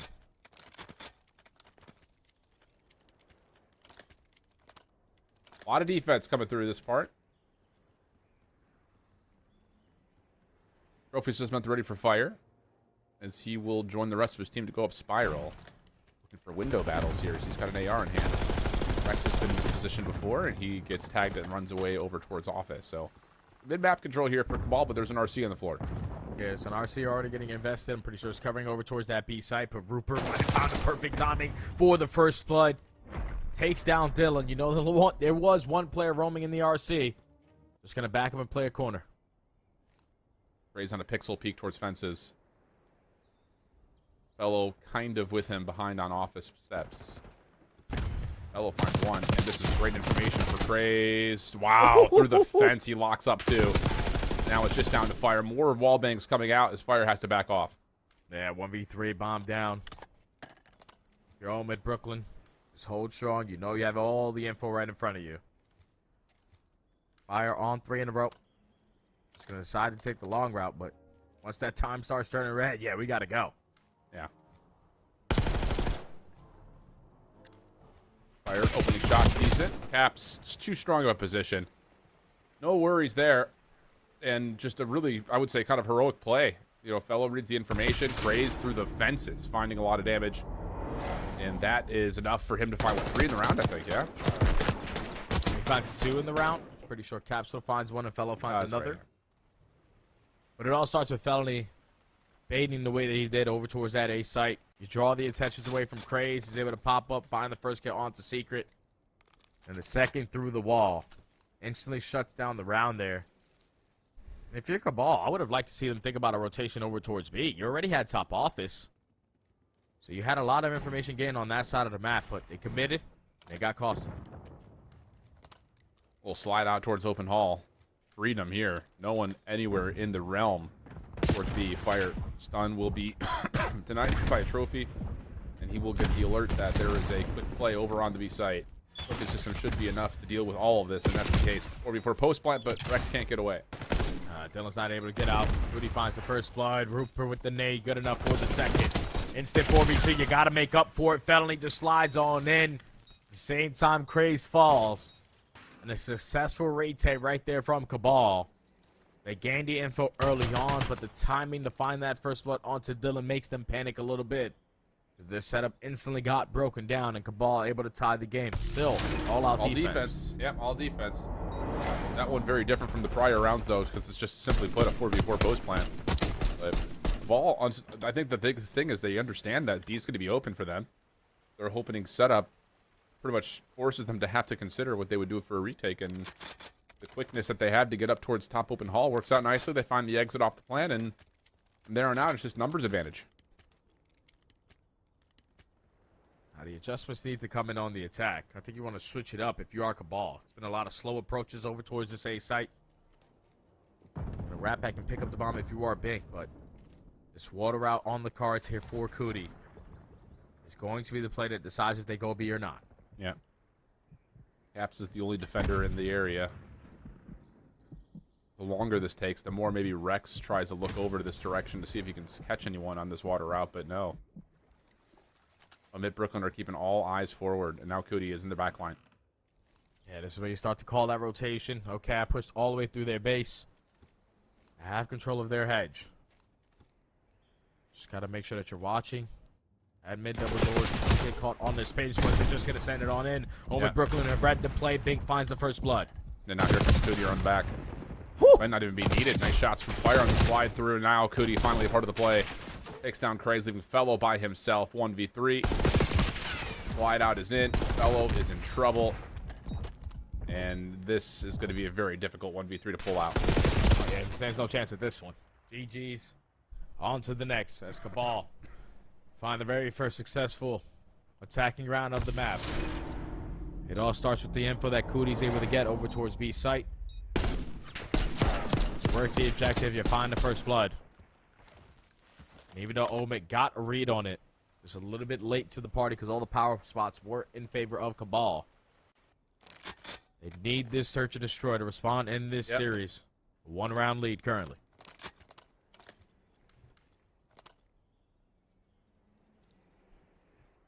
Big round here for Mid Brooklyn after all defenses have come through.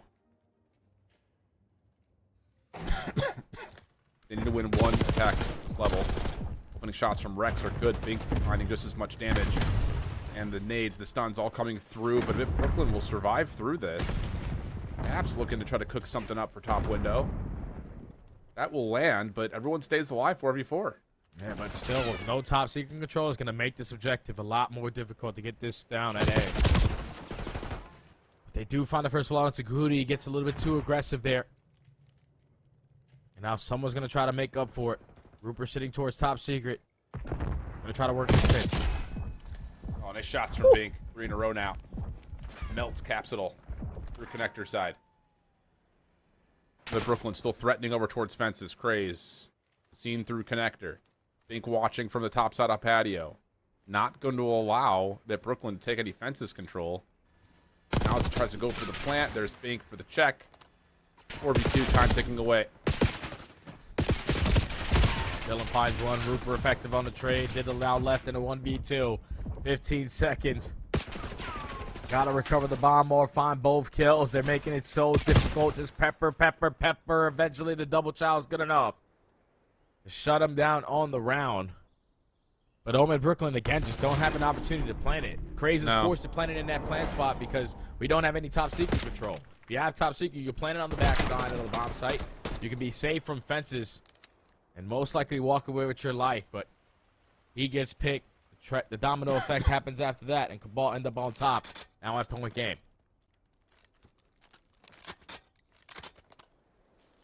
Been good for Cabal. Is there enough lifeblood here for Mid Brooklyn?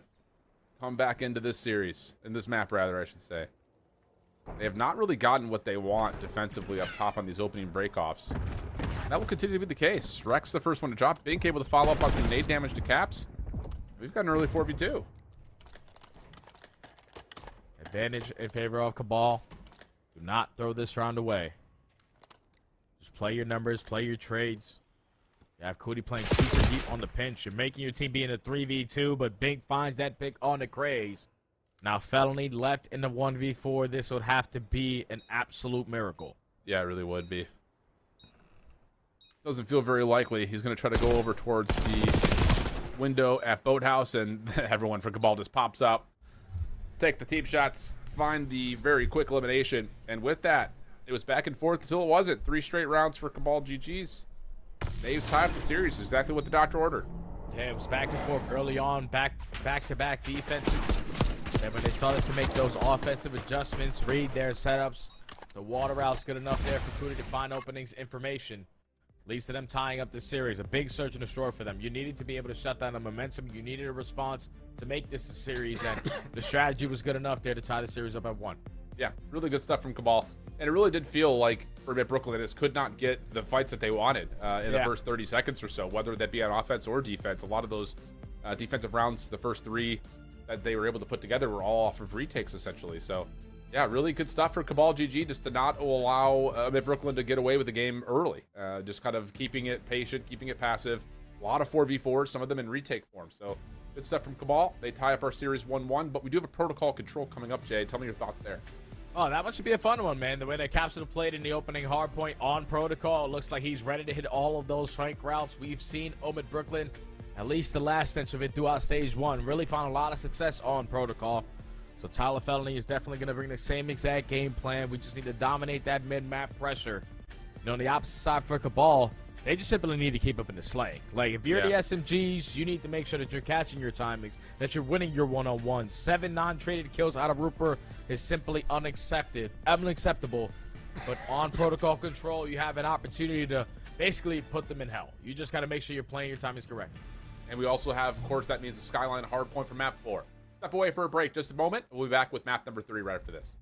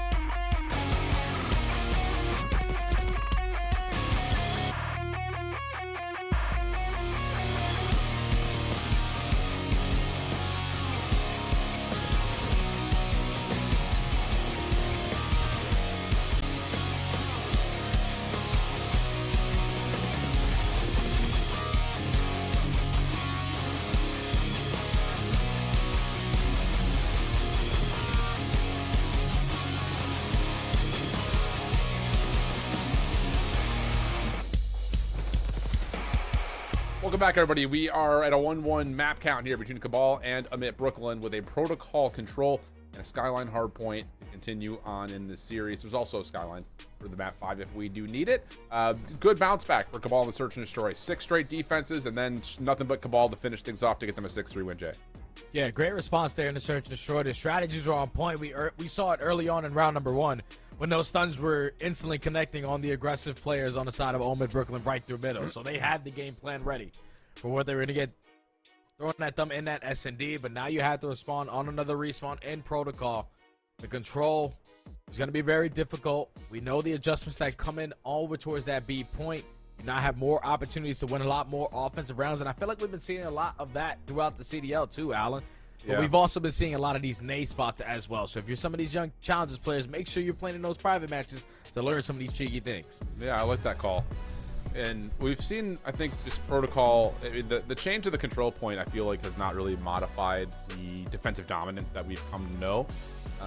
Largely speaking, I will say I think there are certain teams who have a better handle on how to play the map with the zone moving up to that P2 platform. You know, you kind of think about, even when we were watching like Minnesota play the map, lots of focus up top on this mid guns position, whether they're going for A or B, and it led to a lot of success because it just forces your opponents to play on the outsides of the map. So yeah, we'll see if a team like Amit Brooklyn has that in their wing, or will Cabal Gaming be able to kind of sustain what is often just defensive onslaughts here on Protocol Control. It's all about the initial break off, and already Capsule wins a big one-on-one gunfight. Bink and Rupert and Fire able to respond with 3. So you're thinking the initial play is going to be over towards that A point. They rotated over towards B. They should have a guaranteed first segment, but how aggressive they are towards the back end as well. Yeah, this is looking great. You've got Rupert in a spot to kind of force the spawns to be backside castle. First tick is already done. Second's on the way. Craze will find Fire up top, but Rupert's position allows the offense to stay alive on the B zone. 2 players here. Capsule able to work with Craze to clear things out, but a very successful opening breakoff for Cabal. Yeah, very successful. You earned 2 segments at that B point, but now you got to make sure that you're able to take your time working out of your base. You're currently up by 3 lives. It all starts by retaking in towards top trips. Big gunfight right there to Fire, but Dylan responds with 2. Map control still in the control of Omid Brooklyn. Yeah, still holding on to this building here too. Rex not quite able to lock down the shots onto Fire. Craze making sure the B zone stays respected here on the outside of Fields. Whoops. In and out. Okay. Little reset. Fire eventually able to win the gunfight. Fellow along the back, though, with Caps have gotten the defense very far forward.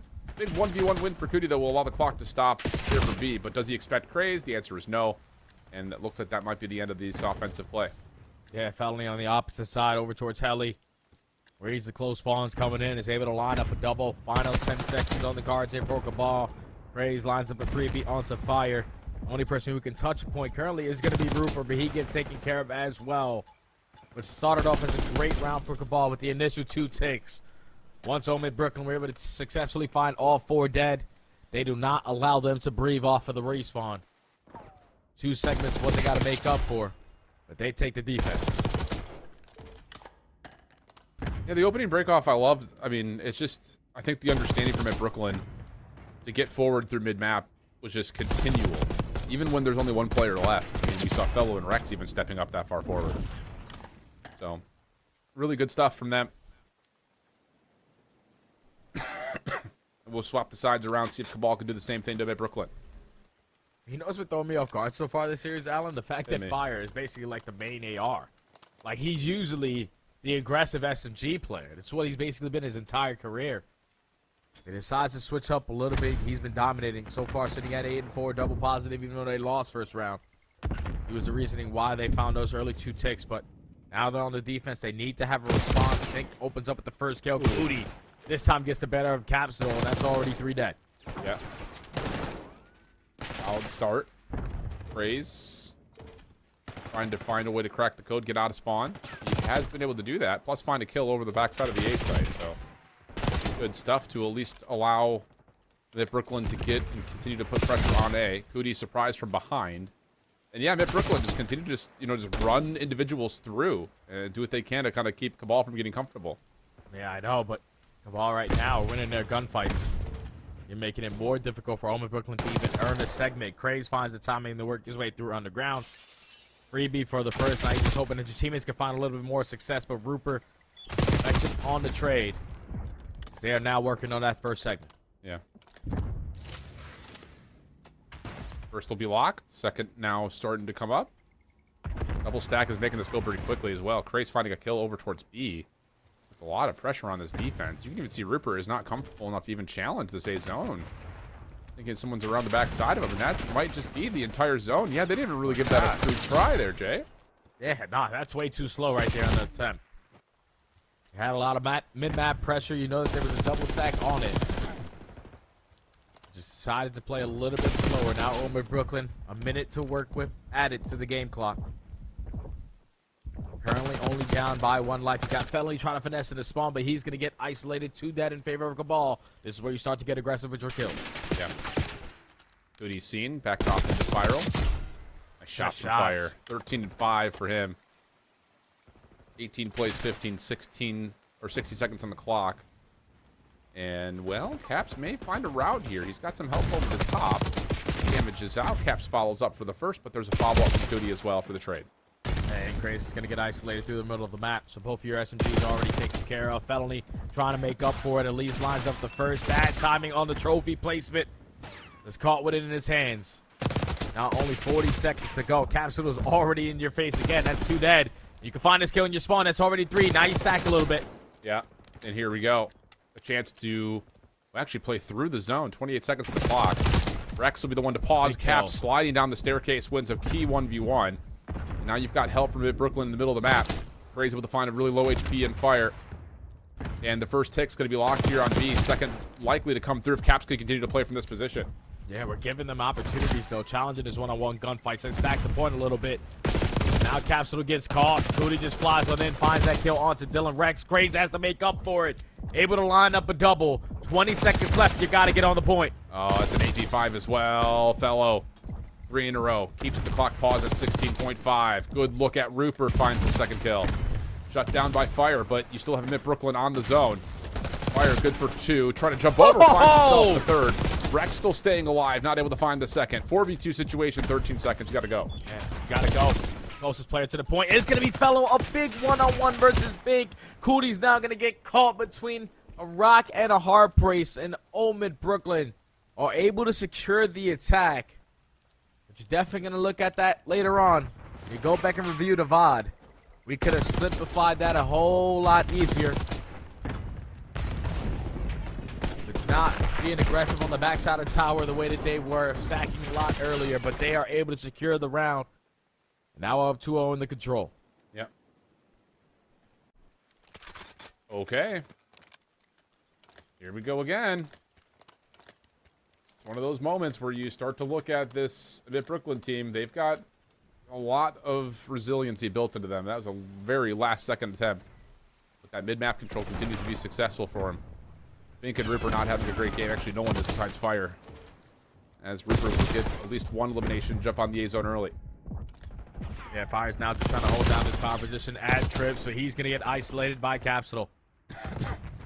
Someone needs to put themselves in a position to fill that gap. You're just going to hop the A point, but no left side pressure. Allows Craze to hit this instant pinch, finds the freebie onto Rupert, and now he just wants to cause mayhem in your spawn. Oh, and he just barely gets up the zip line. Shot from behind, but still finds the kill. And the defense is very far forward. Semtex's stuns all going to Craze's direction. Still alive for now. Goody playing through with Fire. They'll find a couple of kills. Instantly traded, though. And that will lead to just Cabal having to play the middle of the map. They do sneak onto A, though. Craze, again, trying to be the game breaker. Catches the player off the respawn. You're going to try to chase him down if you are Rupert. You have already lost track of him, and he makes you pay for it. 5 in a row for the young man. Has a lot of fire underneath him because already his SMG duo was picked up to the league. He said, why not me? He's putting on a show here to try to close out this control. Ooh, stat from Caps. Well found. Rex not able to find Cootie, but damage has been dealt. Caps on the hunt. We'll find him from behind. Now a read. Oh wow, my God. Onto Rupert, up and over on the little balcony. And that will lead to what is likely a last-ditch effort here for Cabal's offense. Only 20 seconds to go. Ball starts by taking down Crazy in their spawn, but Capsule is still here.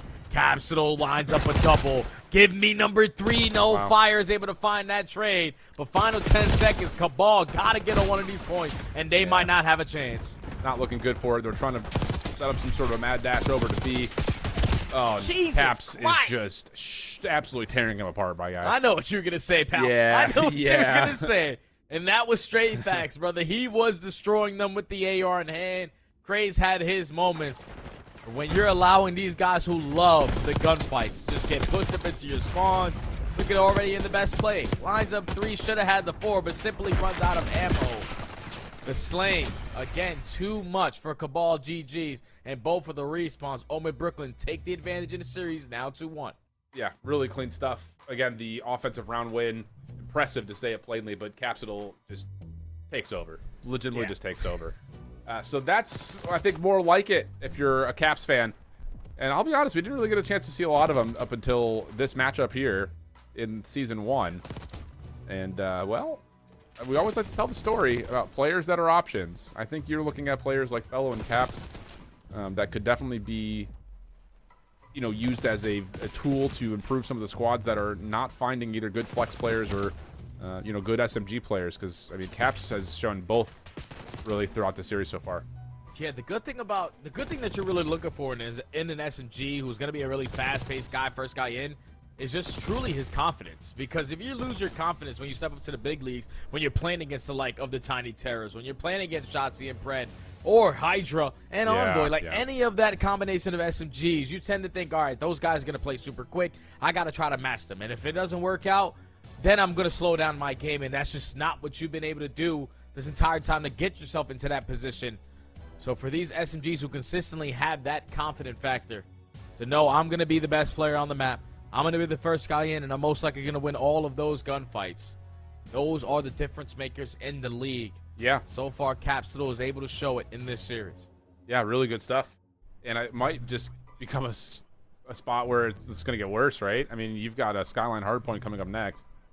And things could get very dangerous very, very quickly. So we'll see what we get. I think there's just, again, the outslaying conversation that you're having is the easy way to kind of build an umbrella over the top of this entire series. It's just too many negative KDs on the side of Cabal Gaming. So definitely need some sparks there if they want to try to get this to a 5th map. Oh, yeah. You're also going to need some fundamental play because we saw it in map number 1. They simply got out-rotated on all the money hills on a map like Skyline. We know what P2 and P4 can do to that scoreline. You just have to make sure that you're the team there early, but setting up on these team pushes. Stop getting isolated in these one-on-one gunfights. You got to make sure on a map like Skyline that you're the team that's ending out in the kill feed. Because that's usually simply what it comes down to. Trade, trade, trade. If I'm the team that ends the kill feed, I got the spawns, I got the time. Yep. Okay. See what we get as we continue to play through this. And, well, it's just, it really does feel like one of those things that if they can't find a spark early, this game may just get out of hand quickly. So, it's a good look, I think, for the side of him at Brooklyn. I know there were a lot of question marks. I even kind of saw there in chat for a second, people saying like they were kind of getting dumpstered in scrims a little bit, but you know, they are, you know, playing at a solid level at the moment. And again, I don't know if the caliber of opponent is enough for us to give a full evaluation of it, but yeah, they do look clean. I think across, you know, both modes that we've seen them find wins on so far. Yeah, the respawns look good so far for home at Brooklyn. Gotta expect that when Teddy Fellow is running a tight ship on a system that he likes to play in the respawns. S&D needs a little bit of work, but time is your best friend in that category. Still, this series is potentially far from over. Cabal backs against the wall in the very first series here at Stage 2. They started off Week 1 of Stage 1 going 0-2 and only winning 2 maps. Can you turn it around with the new additions of Fire? I feel like Fire, he's been putting up a lot of good numbers. Oh, There's yeah. certain situations where he's the last player alive, he pops a 2, and that 2 is completely irrelevant to the game because now you're 4 dead. Got to get more team pushes in here if you want to try to force Game 5. Yeah, I agree. Rotational wins were the big staple for our opening map for Mid Brooklyn.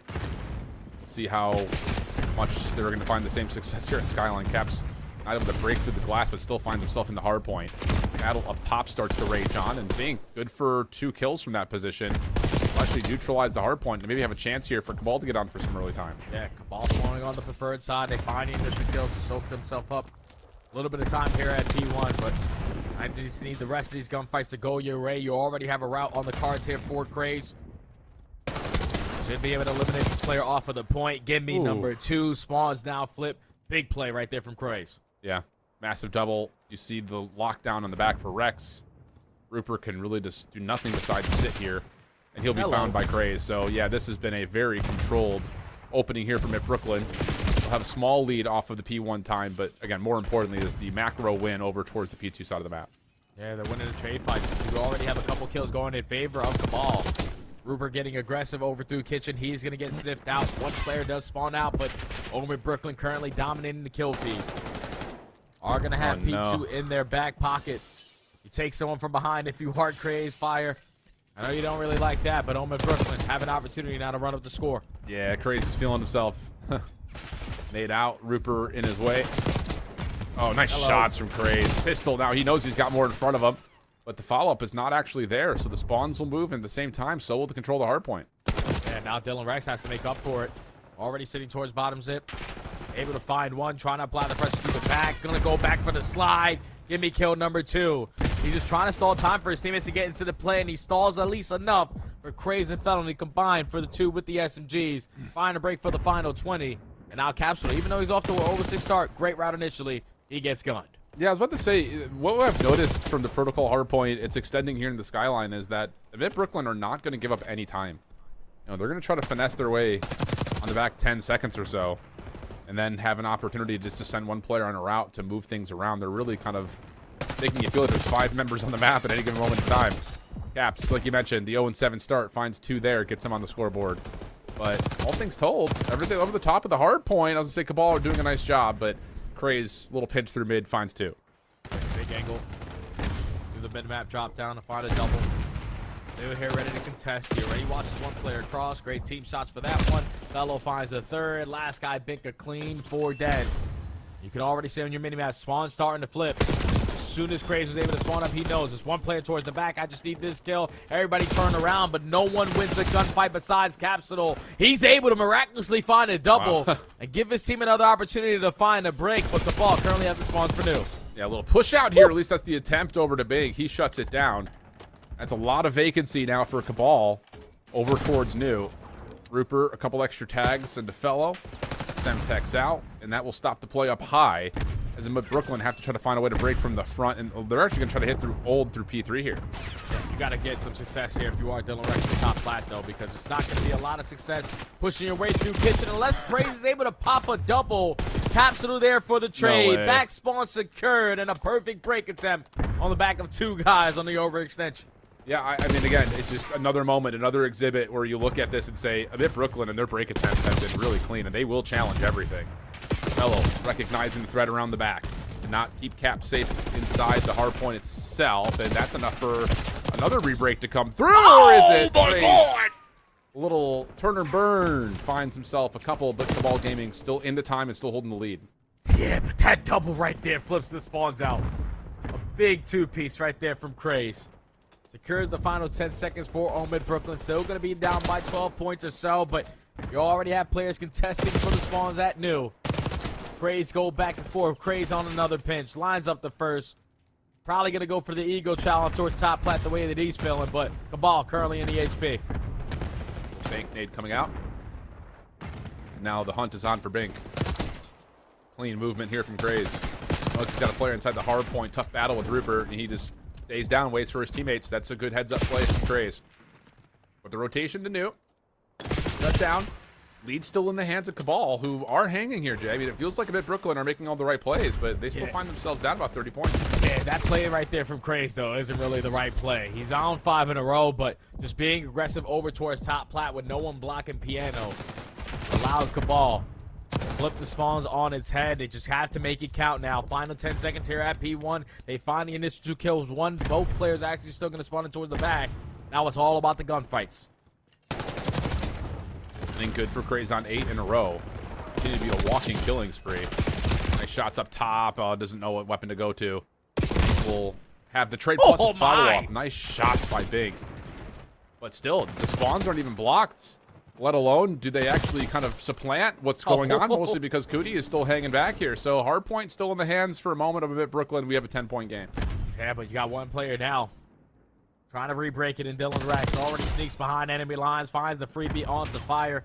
After the ball, we're able to find a little bit of a break. The timing's good enough right now for all the SMGs on the map, as that leads to a clean 4 dead. Omen Brooklyn have the opportunity to take the lead and already send a couple players early off that rotation. Oh my God! Yeah. Really clean stuff. Capsidol continuing to impress. Really, Caps and Craze both have played super well. Small lead here for Mid Brooklyn off the scrap time at 2. The setup, though, for Cabal at New is looking pretty formidable.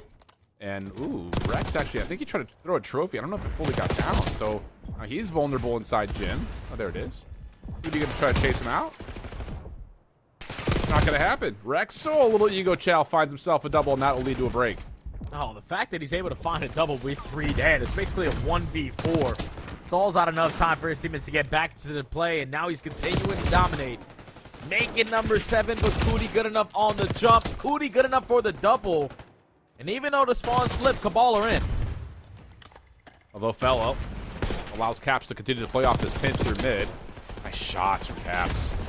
Yeah, and Rex is just holding down the trigger over through the kitchen table. And Caps is good to follow up for another, so the exit kills are good. Now you've got Craze. Wow, what a route timing this is.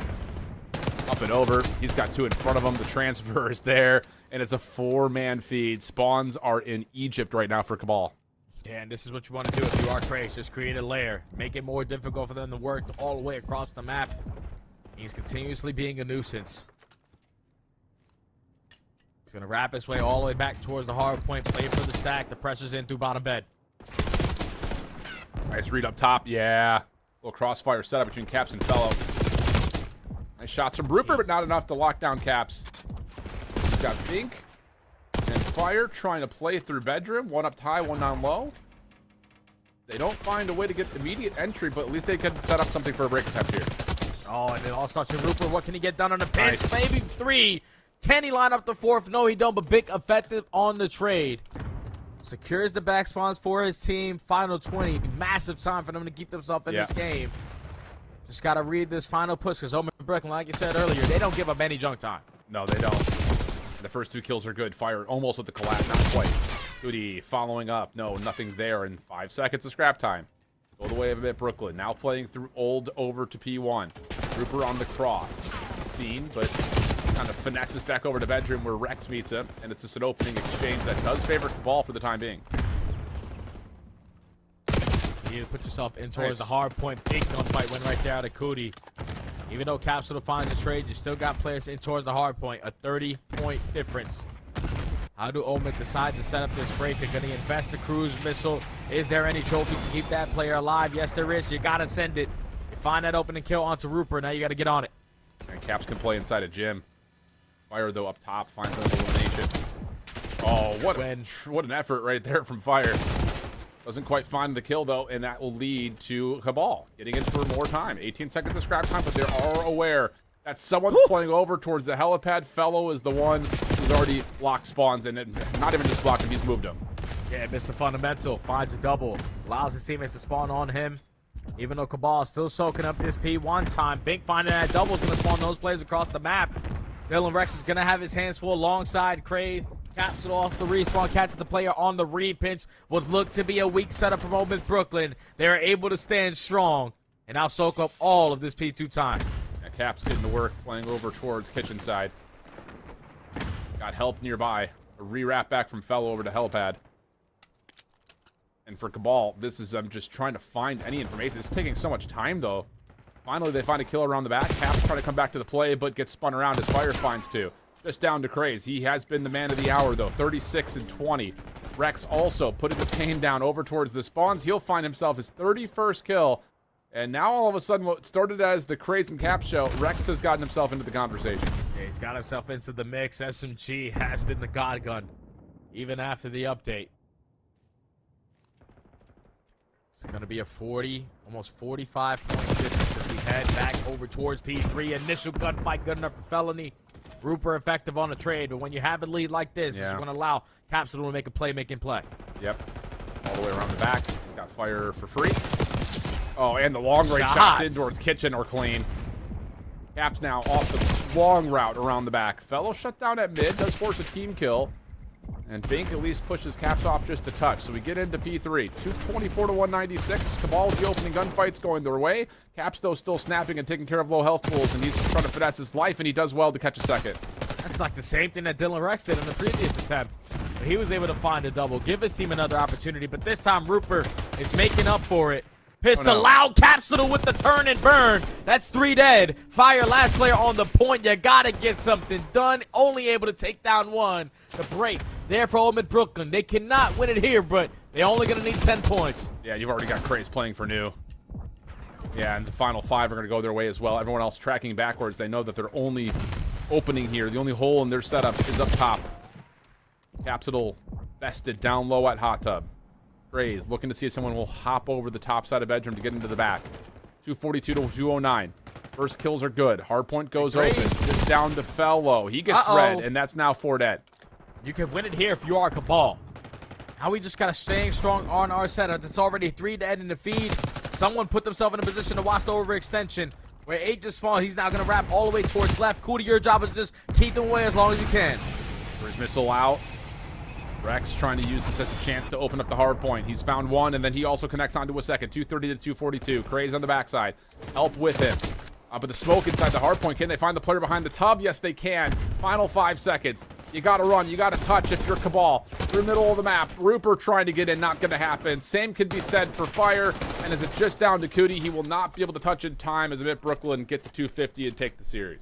Oh, that was a good map right there, Alan. Cabal gave them a run for their money. They just had a couple weak setups, especially over towards P2. That was the money hill for Ole Miss Brooklyn here on the map number 4. But without that streak, it gets a little bit scary because Cabal had the ideal setup.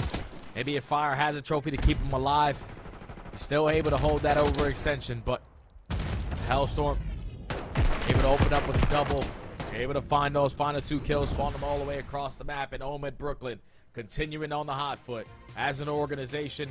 1-0 so far here in stage 2. Yeah, the respawns really do look solid for them. A couple of moments in the search and destroy that they need to go back and polish without question. Just not able to get the offense going in any form. But from the respawn position, I mean, it's just there's so much fragging going on. I mean, it's just all 4 players at any given moment in time throughout. Both hard points in the control really popped off. Craze in particular on map 4, though, definitely shows his potential as a challenger's rising star. Yeah, he had his moments, man. He had his moments, but he also gave moments away where his teammates were simply not blocking.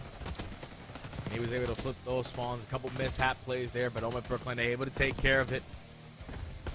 Just were able to outslate him in every single respawn. Like the fact that Felony in that highlight right there, the last player alive in a 3v1 or 4v1, is able to find a double and allow his teammates to spawn on him. Those are plays that simply cannot happen if you are Cabal GGs and you want to try to be one of the better teams here in stage 2. Mistakes after mistakes lead to close losses. They started to get their guns a little bit hot towards the later half of that game, but came too late. As they start off 0-1, Ole Miss Brooklyn 1-0. Yeah, another 39 kills for Craze with 30 non-traded. Rex at 37 and 28 actually pumps out 4,600 damage. So the minute 35 in the hard point, he was shooting 18 objective kills as well. So yeah, it's just one of those things, man, that this Amit Brooklyn team continue to build a very solid roster through and through. Hearing that with this now concluding, Amit Brooklyn, they play their second matchup versus the Royal Spartans. That should be an interesting one in their second slot. That's Prelude, Spart, Dark, and Gunzy. But for our all intents and purposes, we'll be going and looking at Lore Gaming next. They'll be playing with Abe, Lurks, Mercules, and Arcides. They'll be playing up against that new Pinnacle team that just snuck their way in through the qualifier. Yeah, I'm excited to see that next matchup. Obviously, we had FC Stallions, now Lore Gaming, or majority of their roster on this Lore Gaming roster, and they have a brand new leader in Arcides, a 2-time world champion. He's going to be able to teach them things that they probably never knew about Call of Duty. Still a very young team and a lot to learn. Should be a fun series on the cards. Also a Challengers champion as well from this last stage, or this last season, or last year, I guess I should say. We're going to go to a break. Bryce will be filling in. I am on death's door, so we're going to have Bryce and Study take it over from here on out. I'll be with you guys tomorrow. We're going to head to a break. We'll set things up for our second series when we come back.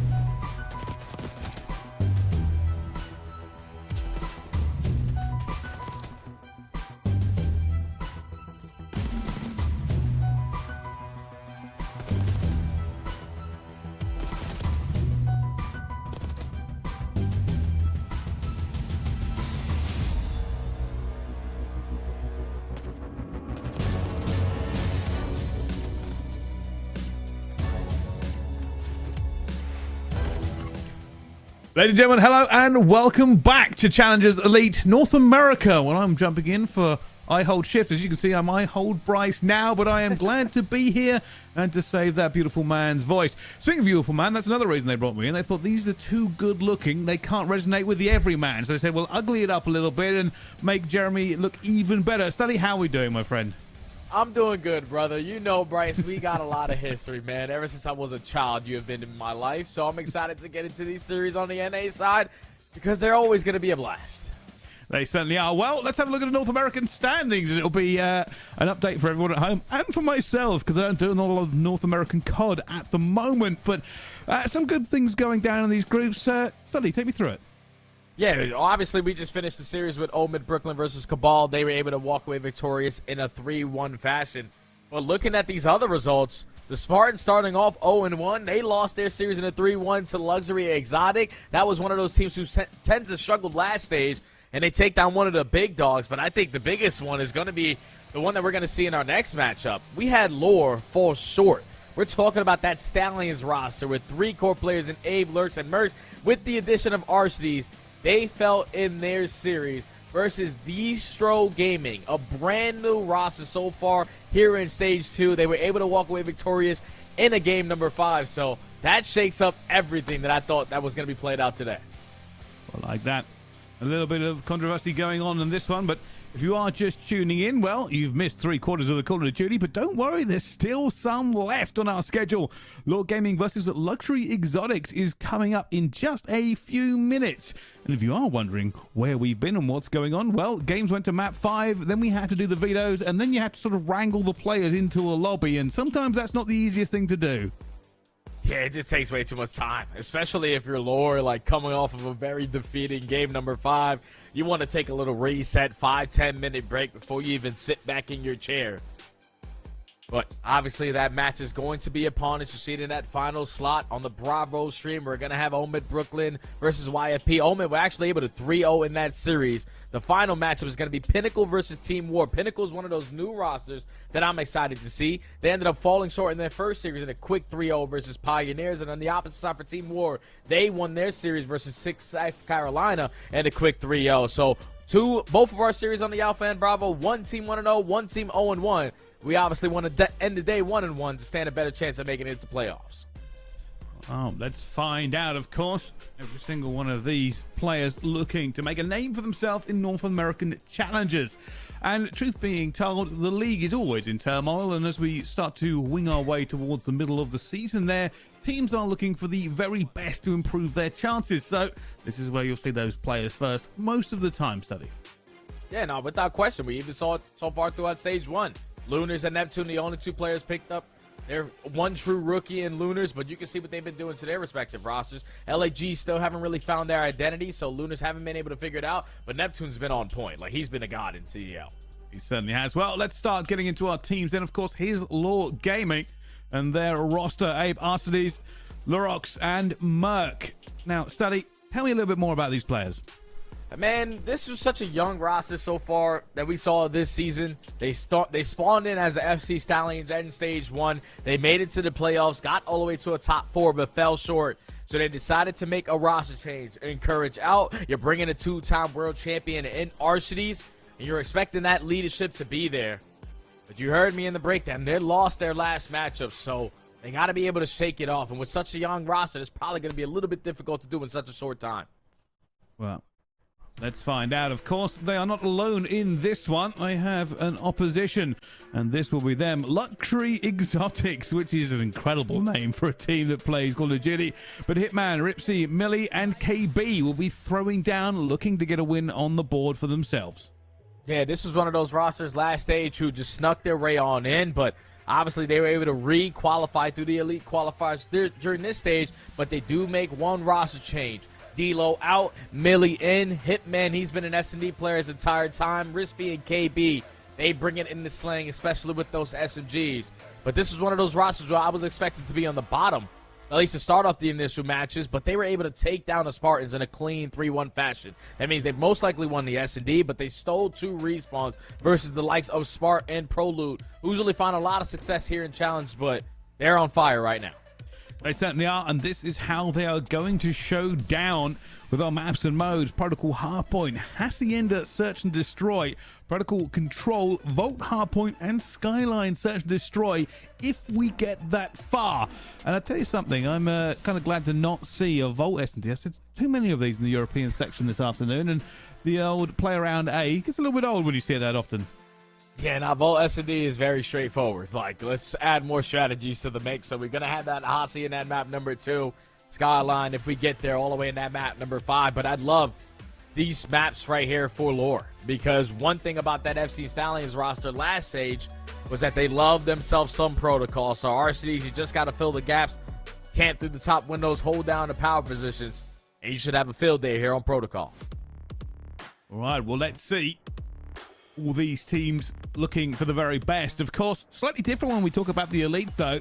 It is a marathon, not a sprint. You can have a bad game or a bad day and still make playoffs and win the entire thing, but you still want those early games. And as we know from any competitor ever, winning is always the only option you'll see. So they should be putting everything into this as these two teams go to work.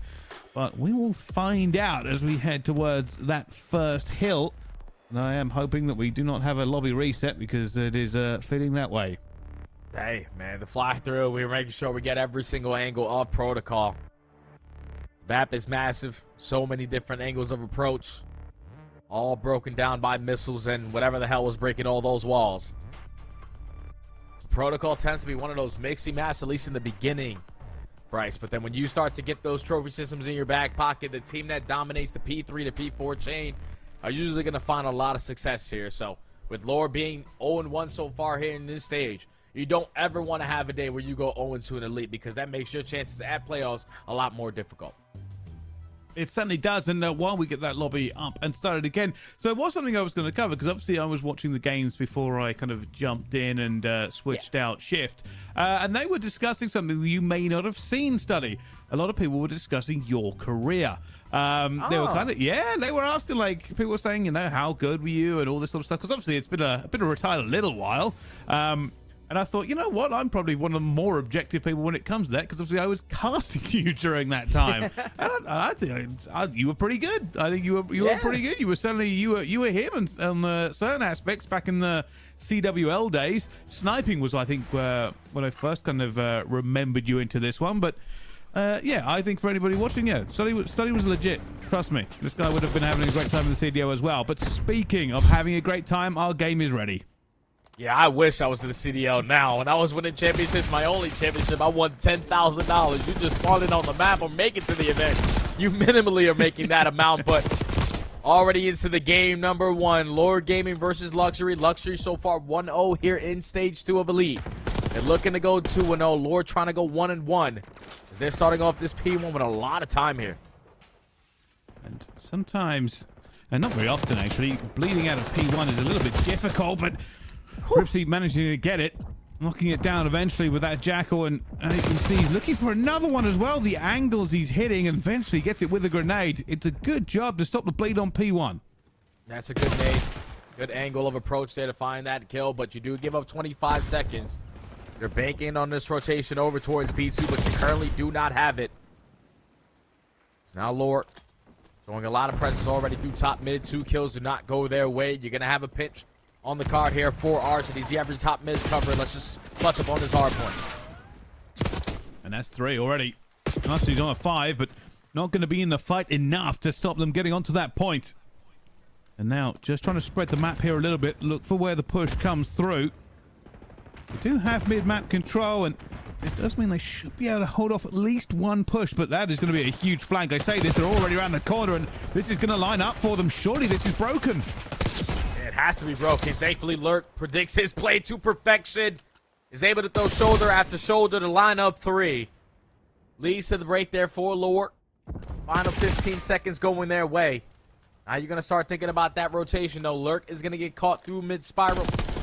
Luxury currently have the rotation over towards Noob, but Mercury's already contesting on the OE. There we go. Merc just trying to play his position. Those players are going to be back here. Doesn't want to go down straight away. A big slide and a big fight. And Luxury Exotics walk away with a wipe there in the end, so they're going to get back onto this point, and now they're 30 seconds behind, but have the control as Hitman just pushes the map out as far as you can. Yeah, Hitman just trying to create a layer, not able to find a kill. Now their setup is a little bit weaker off the respawn. Now Laura already here. Mercules and Lurk are able to combine for 2. The break is in early on. Millie, can you make up for it? Give me the freebie number 1. Last player on the point is going to be Mercules. We have the back spawns. We just need to trade it out, and I love that play by Rispy. He knows that my teammates can fill that. I got to start thinking about New. Wins the gunfight versus Luck, but there's still more Laura players in the vicinity. And RC's just set up and ready. He knows the plan is coming through. Unfortunately, the slide gets him below, Oh and he God. doesn't get the kill either. Lurk is just making a name for himself and continues to pile on the pressure. And that's another big kill for him as well. And this is a dominant position here as well. Every time you get into this hill, you basically have a little fortress, a lot of angles the other team can attack from, but they're all bad. Yeah, they're all very tough to hold down, especially if you don't have any trophy systems to block these attacks getting invested. But Mercules with a big one-on-one. Millie's going to slide on and find that kill. Abe, last man standing, only is able to take down one, but stalls enough time for Lurk to get back into the play. The double good enough for the 30 seconds.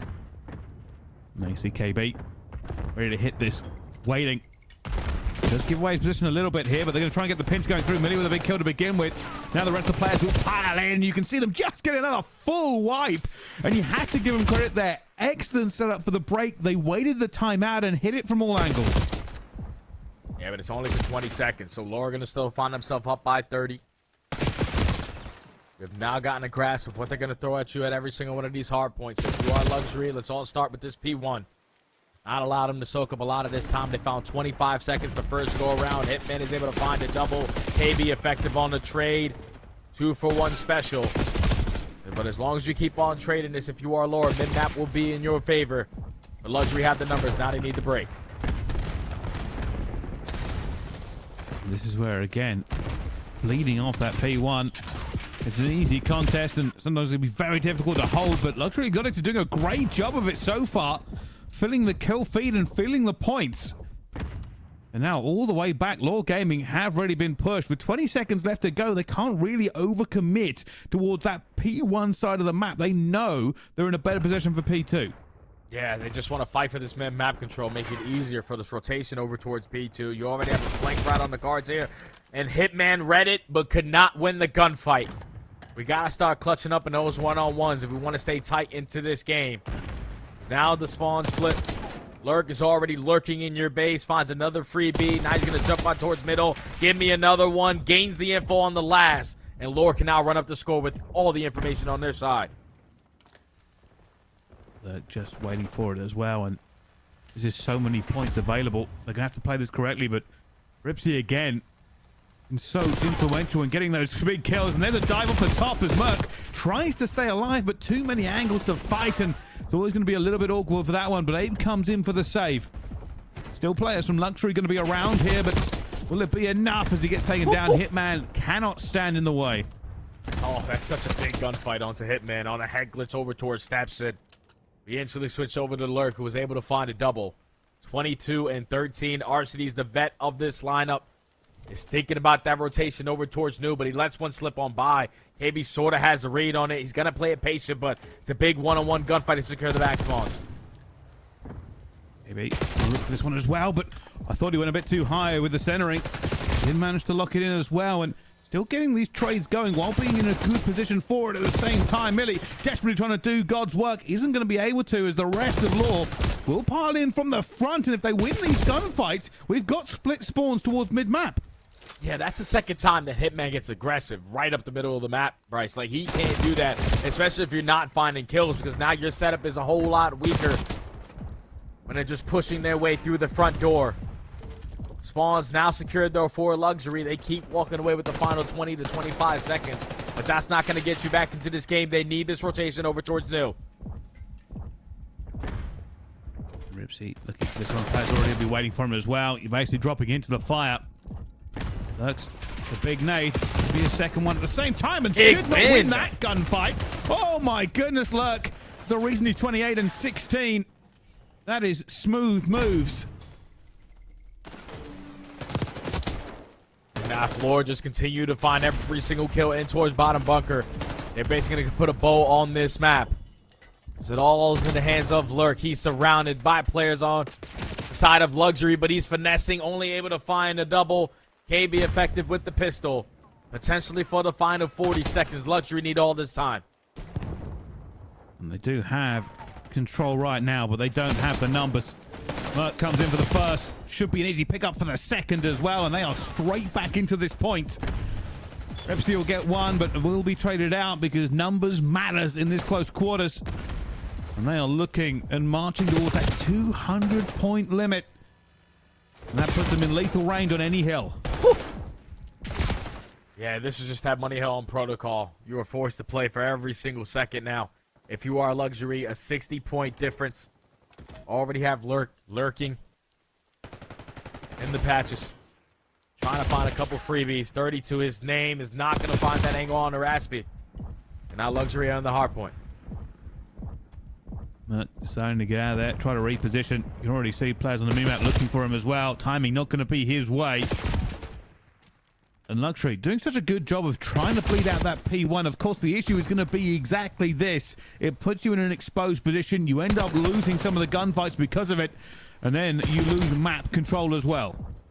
And now Millie has to make up for it. At least one's the one-on-one versus Arcity's. Abe still lurking in towards the corners, but everyone drops around him. Potentially the final 20 seconds going in favor of Luxury, just keeping themselves into this hard point. But Abe now has an AR. Abe has an angle, and he also has a read. Just cannot find that kill or rotation in favor of Lore at the new hard point. There we go again. Luxury have kept this close. They can find a good break if they can find the right opportunity. And there goes the first domino. Lurk will still continue his reign of terror, though, and knows he's under a little bit of pressure. Teammates coming to the rescue, but already has fallen as Ripsy again dives into the point. Will fall to Arcides. But this game is not a foregone conclusion. Luxury pushing the tempo once again. Yeah, they just got to keep on trading. It's all out pressure from Lore towards the backside of tower. Hitman thought he caught the timing through ladder. At least finds the first kill. But it's about trying to sync these together. You find two, you find three, and now that's all four dead. Luxury now have an opportunity back into this game. 20 seconds needs to be guaranteed, but you got to make sure you secure the spawns for new. You already have players from Lore trying to develop on some routes. Look, that is a huge kill to get them into this originally. Going to continue the rain. Surely not going to be beaten down before he can do any more. But they still have a chance here. Hitman going up top, looking for it. Takes a player down, coming off the respawn as Luxury have control of next. Merc taking that fight up top as well, and will get the second, and that may just be enough for Lore to break this wide open. They just keep on breaking through the front. That time they found the timing through top six. And they have already been able to find the kills on the backside as well. All of Luxury spawning through the front door. You need kills, you need to get in. Unfortunately, he puts himself in a bit of a dangerous position. Millie, while he's found the kills, is waiting for reinforcements. Luxury have only one opportunity to hit this properly and stop this game ending on this point. They get three, they get the numbers. Just need to make sure that you don't lose here, Bryce. This is where it gets dangerous, right? Luxury Exotics, they have it, but they know they have to get into next as well. And now it cannot be won by Lore Gaming on last. Realistically, Luxury just have to go. They gotta go.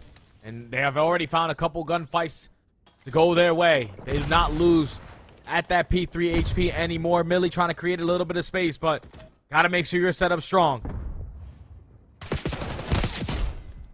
Yeah, man, big first kill, but goes down to Abe as well. And where are all the players from Luxury gone? What? They should have been here. They pushed out both sides, and they've let it slip through. And now they've got to retake into the site they rotated to.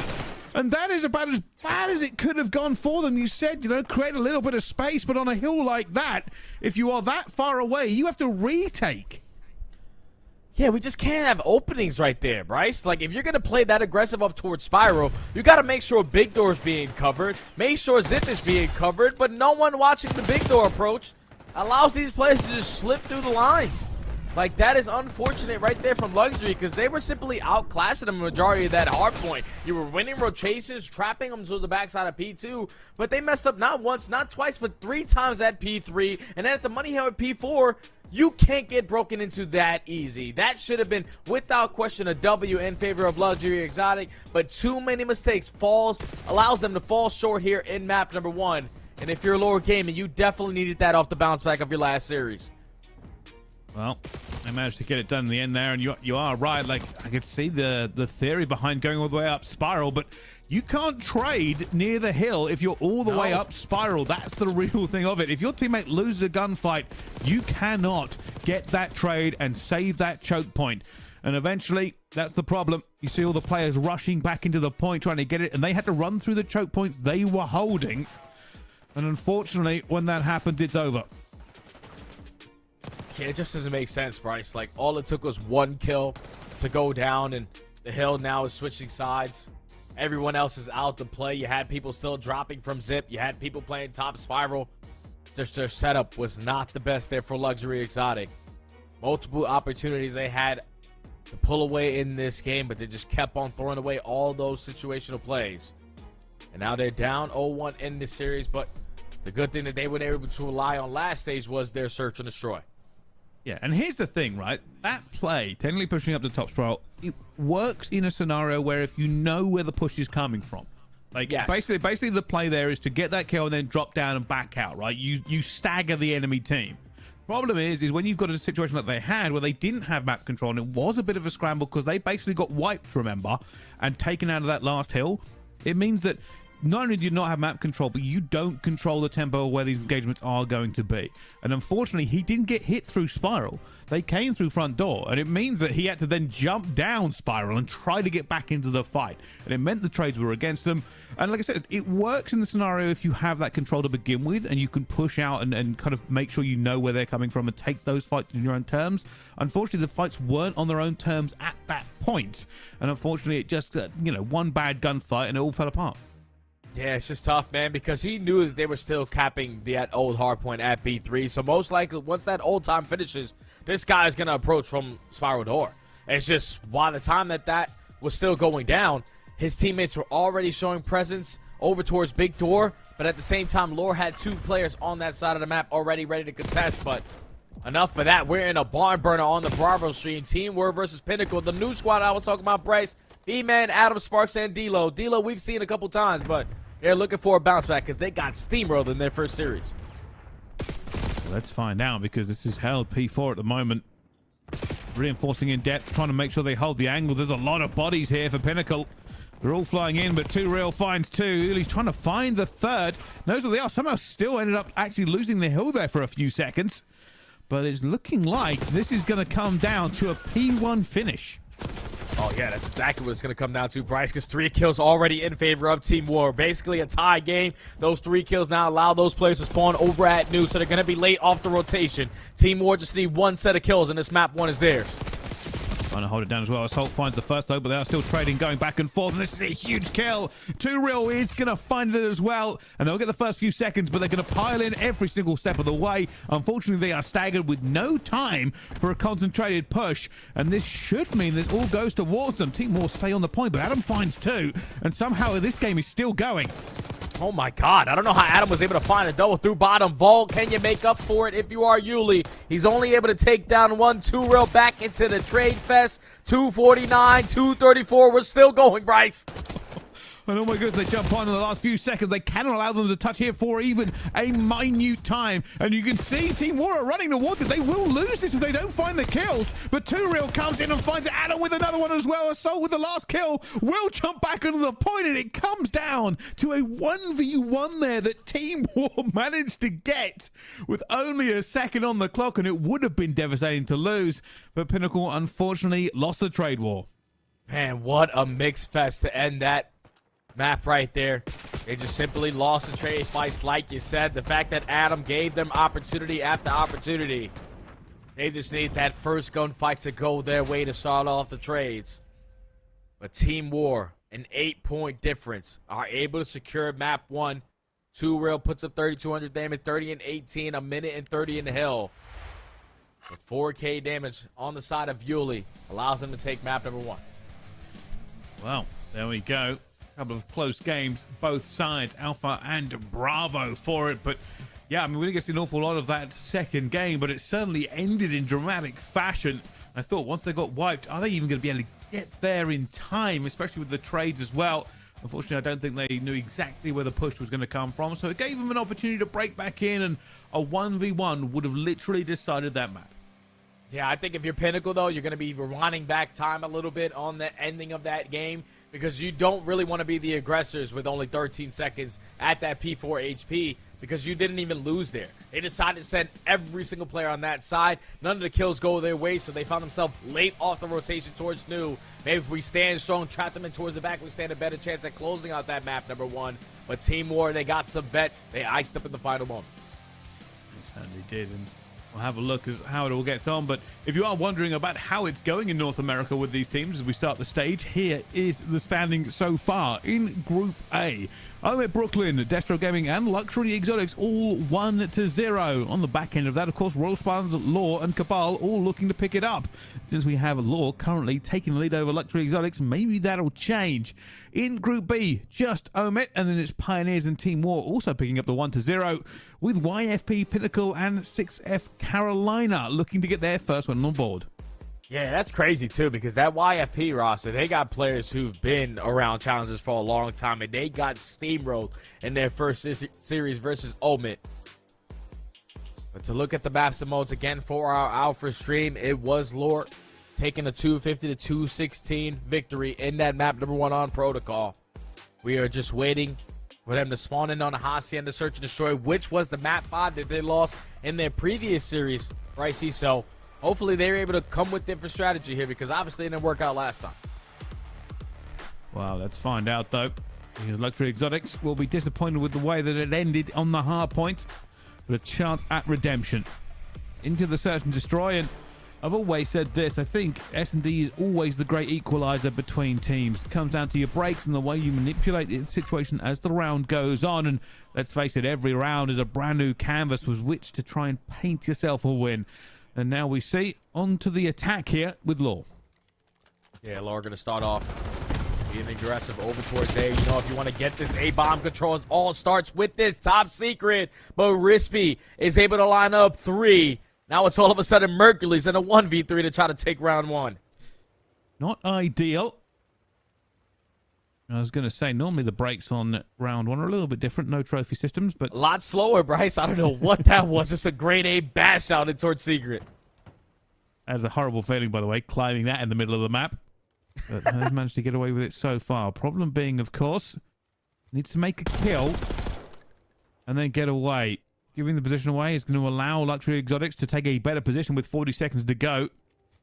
Realistically here, Merc wants them to make a mistake, and I don't think they will. Yeah, no, they have bombed down. They have all their info gained. Rispy was playing for the ace, and he's able to find it. I knew that Luxury Exotic, based off of what we saw in the last stage, that they would be able to bring it in Search and Destroy, and that is a perfect round to switch the momentum on their side. But Rispy finding the ace. Oh, very fast first round. Some adjustments to be made from both teams, but I mean, for Luxury, you're going to have a great time. Picking up an ace straight away. I don't think Laura will let that happen again. Better not, because then he'll have a cruise missile to work with in the later runs of rounds. You also don't want to allow this guy to start to build that early momentum. Because now they go on the attack. Non-stop aggression through bottom mid is going to catch them off guard. Looking to make a move here, and that might be just bad time. He's looked away and will be caught for it. But he's going to try and get out in here for the trade. Gets the first as well and staying alive. Look at the second. Oh, my. That's unbelievable from Millie. Played them perfectly. Now in the man advantage is Luxury. All that action went down at that A site. You already have info being gained over towards B. Where has Mercury's gone? He's the safety net. Calls one. Haven't checked it. Finds it. Looking for the second one was very weak, but they went for it and it should have lined up for Arcides. Unfortunately, not able to drill the second player. We'll see it from the other point of view in this kill cam, but I thought Arcides had that. He was on the flank perfectly. Oh, it just just lines up the shot onto the first player. Not prepared for the double chow. The snap good enough there from Millie to not allow Lure around so far in this S&D. Was the first blood going in favor of Lure, but Millie making that double through mid connector is basically the game changer on the round. He was able to find 3. Luxury 2-0.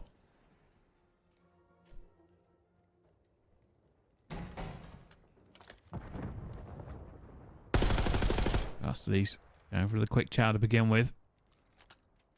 And they basically have this for free, but keep it on that minimap because Luxury are splitting the map. They are going to hit this from every single angle, and RC is going to get caught very, very easily. And now, Lord Gaming are compressed. They don't really have the space to move.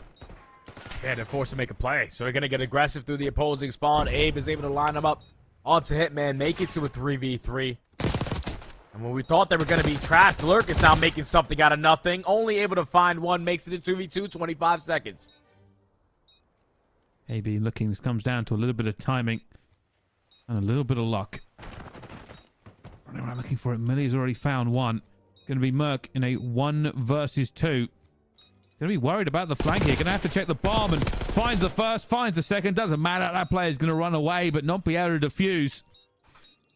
And Merc, I think, actually knows he's going to be challenged as well. I don't know if the body shots were necessary there, but great clutch regardless. Yeah, he just lets him know it's an easy read, buddy. Thankfully, they were able to plant that bomb on the side that they did. He gave another clutch angle for Mercules to put himself in. 11 seconds on the game clock. Someone's got to stick to defuse. And once you find the player watching over him, it's basically a GG on the round. As Lore are able to put one on the board. They just gained all that info early on. There was no one at B. So let's just get it down and pay our postman. Oh, here we go, though. Attack for Luxury. Aggressive push. They might go straight for B here themselves. I don't think it'll be KB playing the hook here, where he tries to watch their back as they go for this. Straight down. Does he see it? Does he make the call? I think he has. Look at the pressure coming through already. Ripsy knows they're going to be here, but loses that gunfight. Too many bodies to shoot. Bomb will be down, but it's not a great position here for Luxury. They don't have the room to maneuver. KB, you have to get in this fight. Yeah, KB's got to go. He just doesn't want to get caught off guard, so he's going to play it super patient, wait for his teammates to give the info. But now you send it, make it a 3v3. Can you finesse with your life? You do so good enough. Hopefully Millie can keep you alive, but KB finds a second. Now in a 1v2. KB looking for it. He does have to go for the chow with that bomb. He's punted to the other side, and Mercules will catch him before he can do any more. And that'll be Lord Gaming. They've got it here, and I said, you know, once they lost that first pick, it was always going to be very, very difficult. Yeah, it was going to be super difficult because there was only 2 players left on the site. KB was just a little bit too late on that pitch.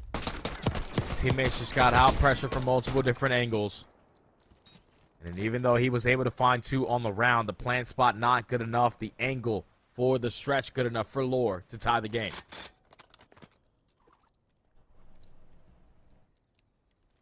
All tied up. We go back onto the attack here with Lore. 4 streak for Mercules, of course, and where are they going with it right now? Millie's already thrown out the RCXD. This will slow down Lore if they head towards this bomb. Yeah, but they already have top secret control. You blow up this RC, we can get this bomb down for free. And that's exactly what's going to happen. Now you're forcing Luxury Exotic on a 4v4 retake.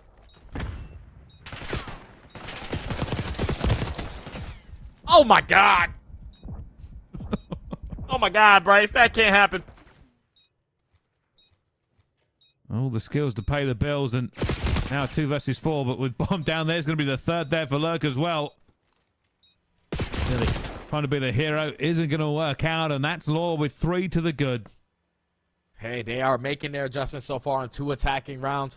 They gaining the info early on that, okay, first round, no one's over towards P, let's instantly plant it. Second round on offense, the only cover that they have is this RC car. Let's just blow it up. We already have top secret. Let's get the bomb down. But so far, we've seen a lot of plays through that bottom connector. This time it's Lurks, able to find a double, turns it into a triple on the round. And that's 3 rounds in a row now for Lower to take the lead. Well, here we go with them once again, of course. Very big bounce back for them. Actually going for a mid-map control, by the way. I think Merc might be in a little bit of trouble here. Never mind, already has the reinforcements and then kind of chows a little bit too wide and overheats. Yeah. Yeah, you're not supposed to do that, Shoulder. Your teammate already found that kill, and now you're allowing KB to cover all of his bases, turns around and catches the timing onto Lurk. Now it's Abe and RC's left to try to clutch on up into 2v3. They do not have the info that the player that they took down on towards bottom line was the bomb carrier. You can already see on your minimap KB taking a lot of space over towards B. Everyone else playing 50-50. Just wants to find the kill. This is why they're being so slow. They're hoping they catch somebody out. And unfortunately, that isn't going to happen. This bomb will go down. And already a numerical advantage. It's now a positional advantage for Luxury. The Lord, they're going to have to try and maybe either get together and get in a better trade or even use that double chow to hit somebody. Really backing up. Nade's now flying out. Trophy's going to be a problem for them as well. Arsenes is trying to win a gunfight that basically Millie just won't engage with. That's it. That's all you want to do is just throw your shoulders, stall the game clock. Hitman is able to take down Abe. RCDs and a 1v3 stands no chance. But that all initially starts with the fact that you find that opening first blood and Mercury's just peaks for no apparent reason. You make it into a 3v3. Lurk gets caught on the pinch and then the man disadvantage. It was a split setup on the retake. But just numbers in favor of Luxury lead to a tie game.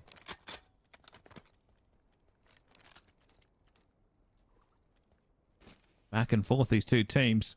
Very close. Which will be the one that blinks? See here, bomb picked up. Looking towards a standard B again. They're going to leave Arsenes play that cover position. I don't think it's been called. Not a lot of players over there already, but it is going to be very aggressive. Ripsy will catch Arsenes, and I think that's made Law Gaming rethink their position. Oh, yeah, without question, because RC was their flank watcher, their safety net. So now you're forcing someone to make a play, but Hitman finds a team kill. And at the same time, you at least find a trade to make it still the man advantage in favor of Luxury. But that bomb being down, Mercules with 50 seconds has a lot of time to work with. Just going to slow this round down. I think they know as well. They aren't challenging him. Going to wait him out, and this is a horrible gunfight for him to take, and especially even harder without a knife out. I know you were trying to be fast, but always have the gun. Yeah, you gotta always be prepared for the gunfight, especially if you don't have any info on what their setup is looking like. But Crispy plays it super aggressive to watch over this bomb and catches him. But it all starts with the beginning of the round. The fact that they were able to isolate on the way that they did towards Arsenes for that first blood. It forced the rest of the young guns on lower to make a quick decision. They try to attack through top open and just simply get pinched on out. So Luxury take the advantage. Up by 1 round.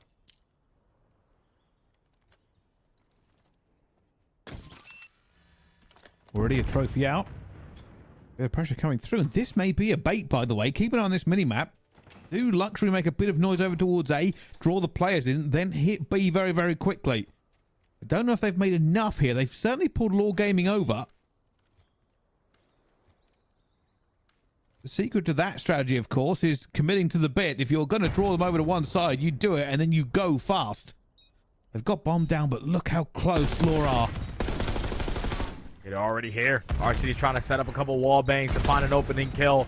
They are stuck between a rock and a hard place. Here comes Lord. They're already overwhelming the rest of the players on the side of Luxury. Now it's KB left in the 1v3. Absolutely rips Arsenes off. But the setup easily broken into as Lord Gaming were able to at least start off that initial round with a lot of info, Bryce. You saw they took away top secret. Even though they invested a trophy system on the backside of A towards well, they realized, okay, they just use this as bait. No one has pushed through because we have this position, we have this angle covered. So they were able to put themselves in a position off the rotation to instantly be ready for that retake, and it worked out. Yeah, like I said, the strategy was obviously obvious to us with the minimap here, and I just wonder if they didn't sell it quite enough. Like, yeah, that's exactly what it was, Bryce. Yeah. You could see how quickly Lord Game reacted to it, and I'm like, well, you don't really want to be compressed and once you have 4 players from Luxury in just around Rock, anytime that player moves to dip in and out of gunfight, you're actually causing issues for the rest of your team. It's just a bit confusing, and, well, that's what ended up giving them just enough of a gap, and you can see Lord Gaming were happy to bring this back to a tie. Yeah, but already into this round, Luxury take that A bomb site away. Millie finds that first blood through the middle of the map. You also gain info that someone is aggressive up through our office. With the man advantage, you just want to play the buddy system and trade these kills out. Oak finds one. Dips back in. Ripsy, though, unbelievable shots, by the way. I think he just used only 3 bullets and just ripped him to bits. But an advantage here for Luxury. Now, Lore only have 40 seconds to work with. Not really made a decision on what bomb site they want to go to yet, but KB stuck between both players. Do you check the corner? Yes, you do if you're Lurk 2v2. Time is going to be the issue for them here. They really have to commit to a bomb site and try not to lose it, because they do have to plan as well. Abe is checking the corners. Ripsy is going to be here. When he sees that first player, he's going to win the gunfight and get out of there. Lurk basically either has to try and find him, which he isn't going to do, or go for the plant. I don't think he has time to get across the map either, so it's a full commit, and while he finds one, I don't think he's going to find the second. That player will just be out of there. Surely! Get away! Whew! Little bit of hesitation could have cost Luxury there. Yeah. Thankfully it didn't, though, Bryce, man. Thankfully you were able to realize, okay, he can't plant the bomb. Let me just run away with my knife out. But their defensive strategy right there to just simply not allow them to get that bomb down at A works out, especially when you find that first blood and then trade it out towards the very end. Game point now for Luxury. Need the search and destroy to try to tie up the series. Back to the attack they go.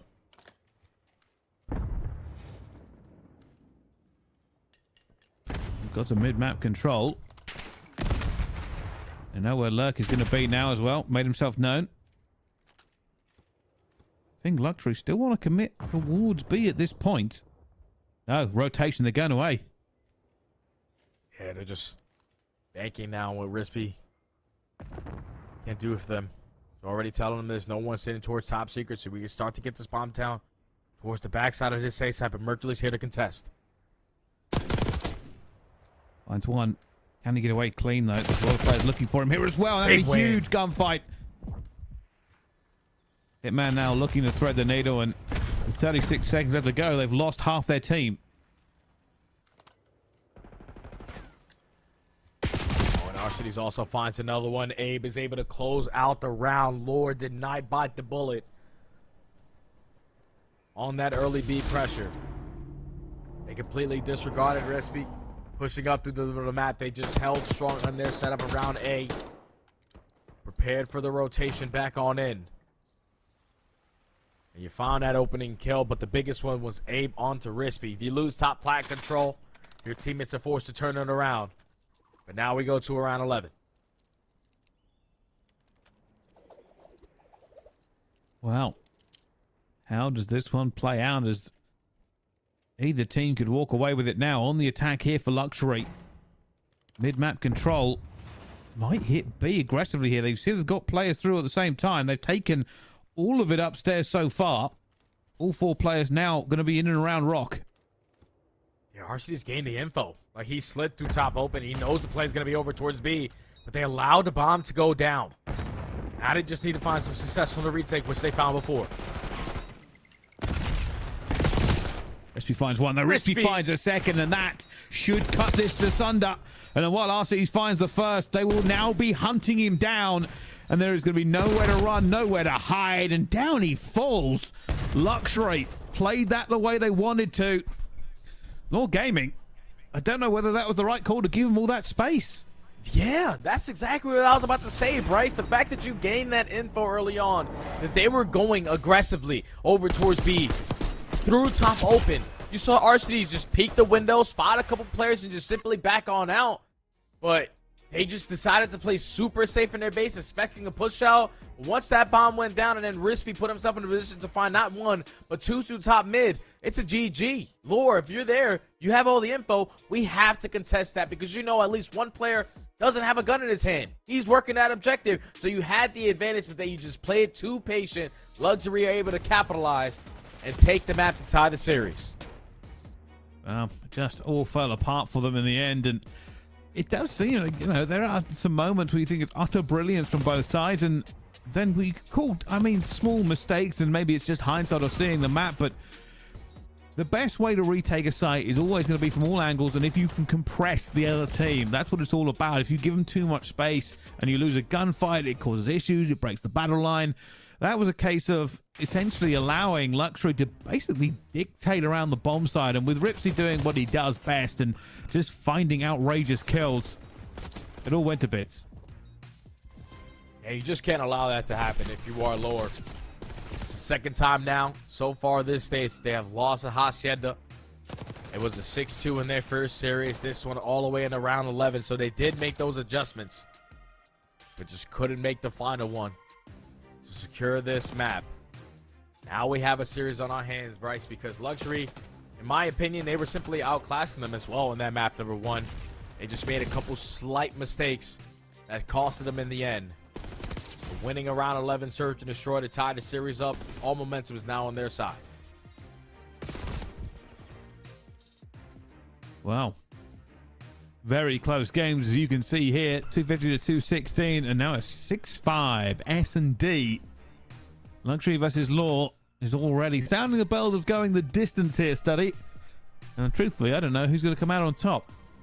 Hey, man, it might be whoever is able to win this control right here, because at least I know for Lore, with that old core 3 of the SC Stallions, they'd love this map. And that's due to what Abe and Lurk are able to do in your spawn. They're able to just keep you trapped in the back of your base. So if you are Hitman, who didn't really have the best map number 1, you're going into a protocol again.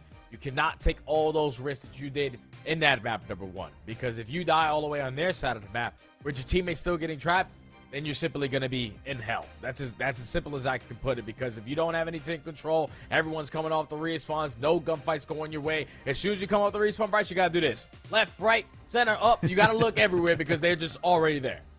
They certainly are. It can be one of those nightmare scenarios where essentially the best course of action is to slow right down and try to find the first kill to get the trades in your advantage. But it's very difficult to go from a rapid speed to think clearly and coordinate in a very small area.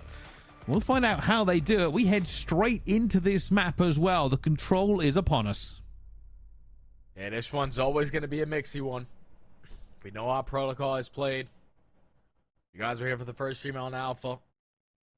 It was a mix fest, but usually the SMGs just getting lost. Timing on these pinches, working their way through bottom comms, flanking the zip lines on both buildings, and influencing the spawns when the kills are going your way, as we are upon this map number 3 on protocol. Oh, here we go. Both these teams would love this, give them a heavy advantage in this series. Already, decent amount of control out toward this A. Going the way of Law already. That first tick should have been in. That's contested. Merc just doing a great job to continue to bleed this forward as they basically pick up most of the kills in the middle of the map. Oh yeah, this is a fantastic start if you are Lore. One segment and almost 65% done on the second one. Should allow you to walk in for free and just complete the second. AB and Hitman, though, they combine for 3 kills. Last player staying alive is going to be Mercury. He's trying to do a job here at Sidewalk. He gets taken care of. And now Luxury have all the map control on their side.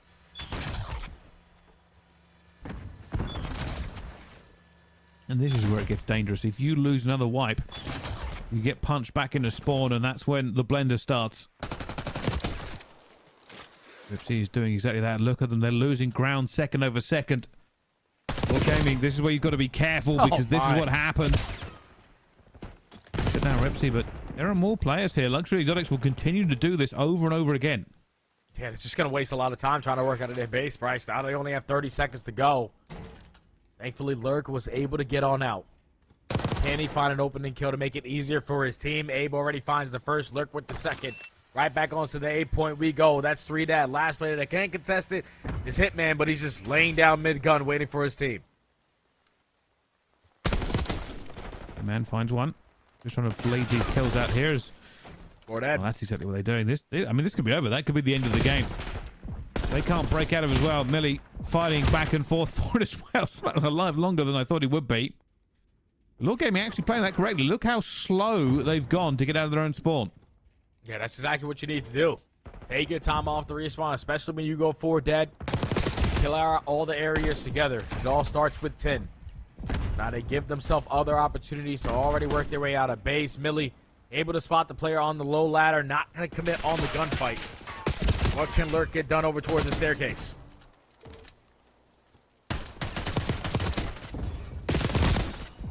Oh, man! Abe looking phenomenal there, and I may have given him just enough room. Already stacking 200. First point going to be done as well. Trophy going down.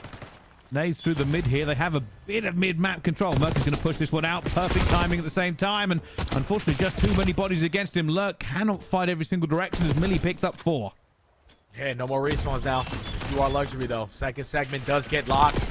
What has to be perfect on this defensive setup. You got that player one shot. Set up Rispy for the kill. Now you want to just try to stay aggressive. Millie and Rispy combined for that second. No more respawns on both sides in S&D round.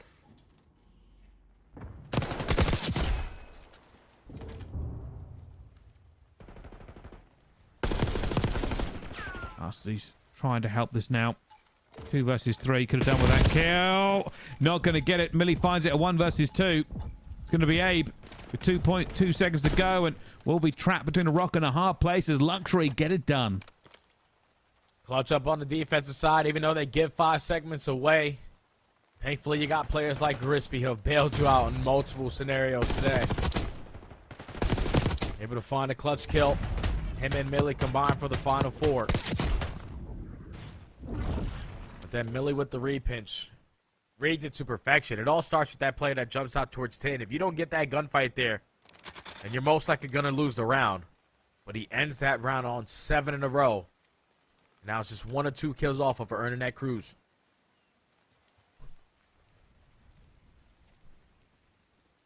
Here's a good start, but can they do better? Can they win their attack as well? That would certainly put them in a very favorable position.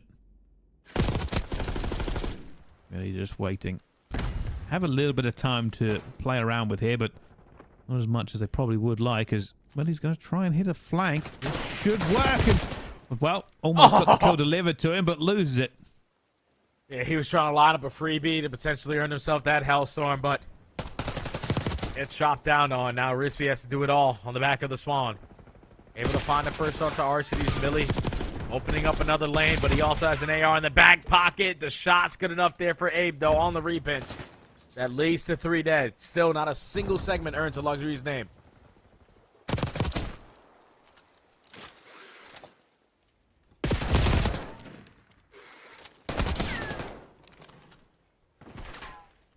Look, just trying to keep these players scrambling, checking their back.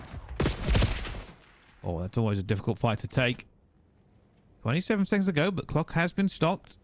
Luxury have an opportunity here if they can win a couple of gunfights. You can even see Abe wondering where the next move is, just trying to make sure he can stay alive in a good position. Rispy, over and over again. That player is finding themselves in the right place at the right time. This is the kind of awareness and movement you can't really teach. Yeah, this guy is moving right now, Bryce. Second segment already locked. The spawn's so deep for Lore Gaming. If the nades don't connect, time is going to be extended. Luxury give themselves another opportunity here to try to take this attacking round. You already have 1 player on the point in Millie. That first segment is slightly almost done. Rispy on the repinch is not going to find success versus Mercules. But 16 big 16. A minute 15 to working. Millie finds 2. Just not able to get that going, and that is going to be a 4 down. And well, it's not me if you've heard this one before. Blender started, everybody going to be spawn killing. Oh, the timing there for Lurk. Not going to get it as well. And I'll tell you something, Luxury have done an incredible job of breaking that. Now if you're able, you want to do is stay alive, Bryce. You know your teammate's going to be out to play. You're in a perfect angle to set up this pinch. You're just waiting for the action to go down before you strike, and he strikes at the right time. Another clean for dead. Abe, pedal to the metal, trying to find a couple freebies off the spawn. Lurk is also here to help. Lurk stuck between two different engagements, doesn't choose correctly. And now Abe's just got to back on out 25 seconds. Couple of kills going down, but fortunately Merc got one himself. A 4 versus 8. This should be all laws. Oh my goodness, they're losing a couple of kills. That's 3 going down. They may even stack this because they don't want the players to come off the respawn. So that Rispy is going for it. There's 1. 3 versus 4. First tick is going to be in. Rispy is whirling like a ballerina looking for the kills. Unfortunately going to go down, and now the pressure mounts. They have to get onto this point though as well, and they shut it down.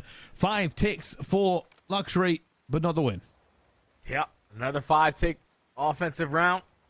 So we're all tied up in that column. But so far, both teams have done a phenomenal job of when they go 4 dead, just simply get out of their base and instantly stop the bleeding. A tight game we've had so far on our hands here in Control. Both teams standing strong on defense, but not as strong as they want to be. Now lower, go back on the attack.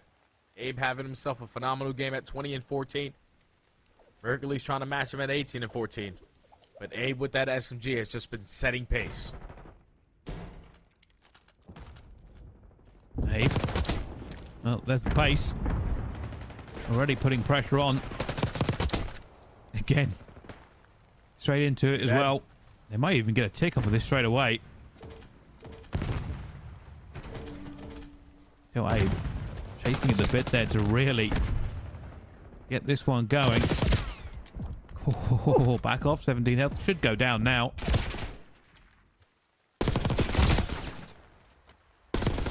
And I feel like I would have expected maybe to get a little bit more into this one. They've actually not managed to grab a tick yet. Yeah, it turned into a one-on-one gunfight over towards that B point, but Abe tried to play for spawn kills instead of thinking of that objective, and now Luxury are making you pay for it. A lot of mid-map control in their favor. Rispy thinks that there's someone at least roaming over towards helipad steps, but he got that info. Everyone has to be working their way back through 10, 40 seconds still to work with.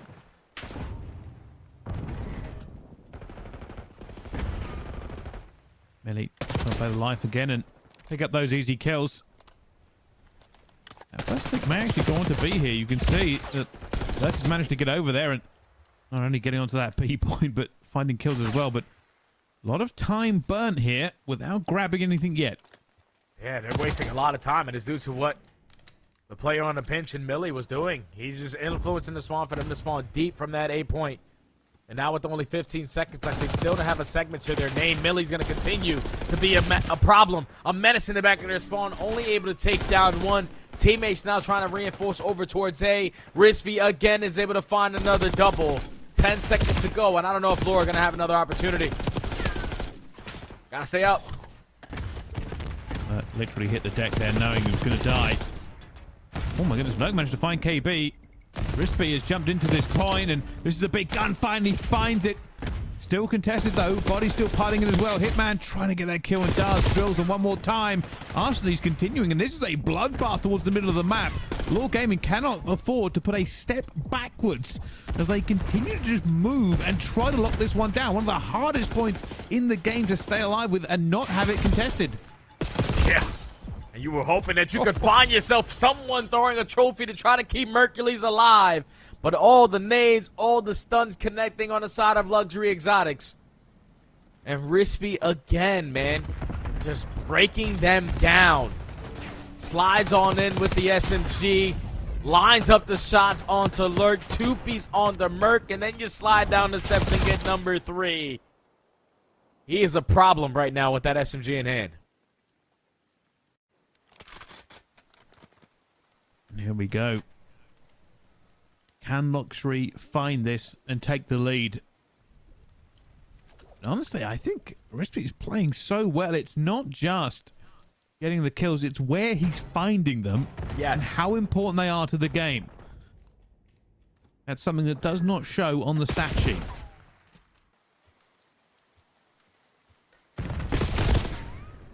Back on the attack, though. 3 of his teammates do fall, so now Rispy, who's developing on this pinch route, needs to try to find an opening for his kill. And it's perfect timing because Millie already finds another. So that's 2 dead. He's going to continue to try to be a nuisance in the spawn. Cast the timing on 2 players coming off the respawn. The movement good enough to get out of lab. What's up, Mercules? Nice to see you again. He's going to fall on 5 in a row, but you got players on both points.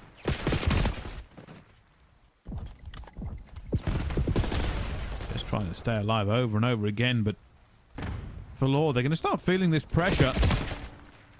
They know that they could lose this right here. They at least want to get it to round 5.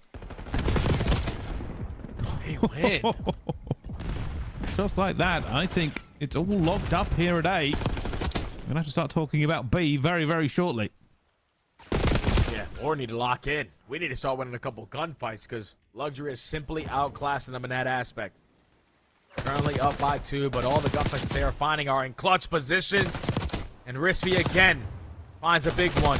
Can you find this trade on the Abe? I thought he was about to hit him with a great escape plan, but Abe with a double. Stalls enough time for his teammates to retake the positioning over towards B.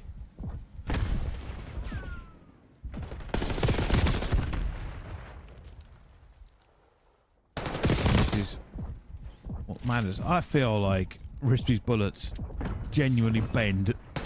Some of these fights he finds. Oh my god. Unreal. Over and over again. He's so cracked he couldn't even get over the pool table.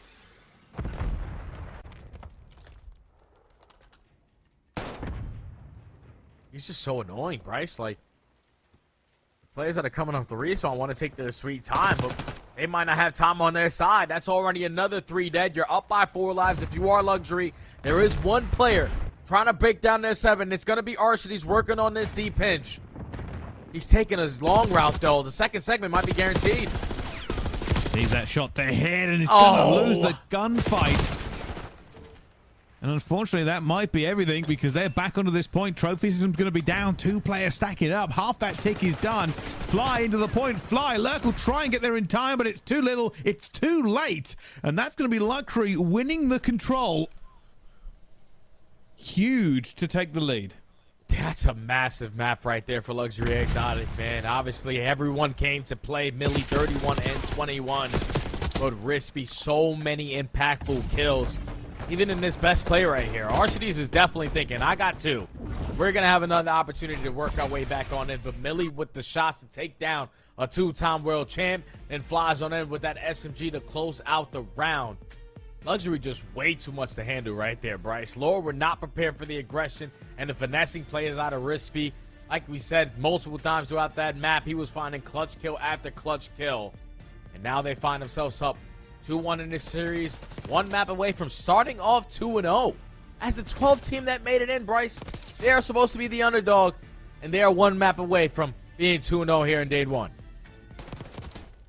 Wow. I'll tell you something, with players like this, who can really blame them? I said before, it's one of the things that has always been difficult to convey over the years of Call of Duty, and I think between me and Jay, it's like 30 plus years, probably more. Quality of kills does not get shown in the stat feed. Rispy was not just making big kills, he was making important ones.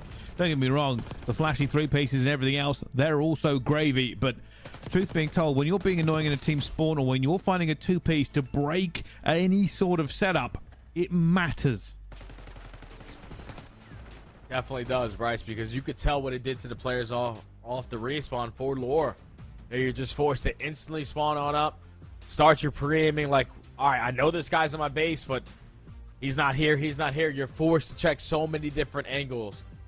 But you just could not keep track of him. He has 24 non-traded kills. Millie with the AR has 23 non-traded kills. And they all kept up in the damage department. Lower Gaming backs against the wall. One of the powerhouse teams that we had going into stage number 2 are now 1 map away from potentially starting 0-2. I did not see this coming, Bryce. No, certainly did not, and I wonder what the next hardpoint holds, because that first hardpoint wasn't all Law's way. It could have gone a very different kind of story. And for me, Luxury Exotics looking like the real deal. It's crazy too, because this is some of these players like first year competing in the elite. Like Hitman, he's always been a guy that has been playing Search and Destroy basically his entire career. Millie is the new guy on the block for this roster. He wasn't on the team during stage 1, but he's been playing lights out with that AR. Going into a vault Hardpoint, they were doing everything right, at least on that opening protocol. When you talk about the fundamentals, the rotations, it's just their setups. Once they got that Hardpoint, they were easily getting broken into. On a map like Vault, where we know that P3 to P4 chain is the biggest thing that you have to focus on, you got to make sure you lock that down.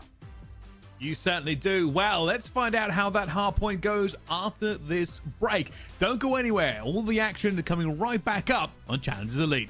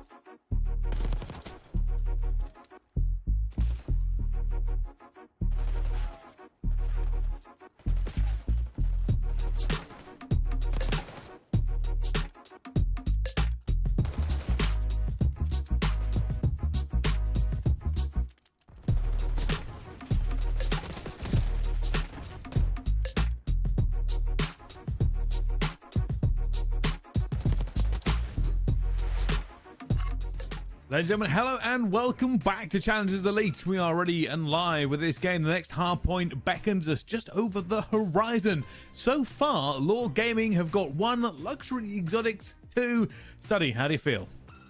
Man, I wasn't expecting this, to be honest, Bryce, because when I looked at this Lore Gaming roster, everything that they showed me throughout Stage 1 was such a young team full of newcomers.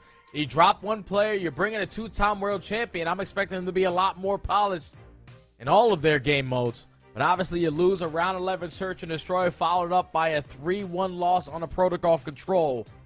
But they just simply could not find a trade on the Rispy. Backs against the wall, though. You're going into a Vault HP where you're going to really need your ARs to show up here. Arcades has a slow map number 3, looking for the bounce back on a map like Vault where majority of those gunfights, your ARs need to be able to set those SMGs up for.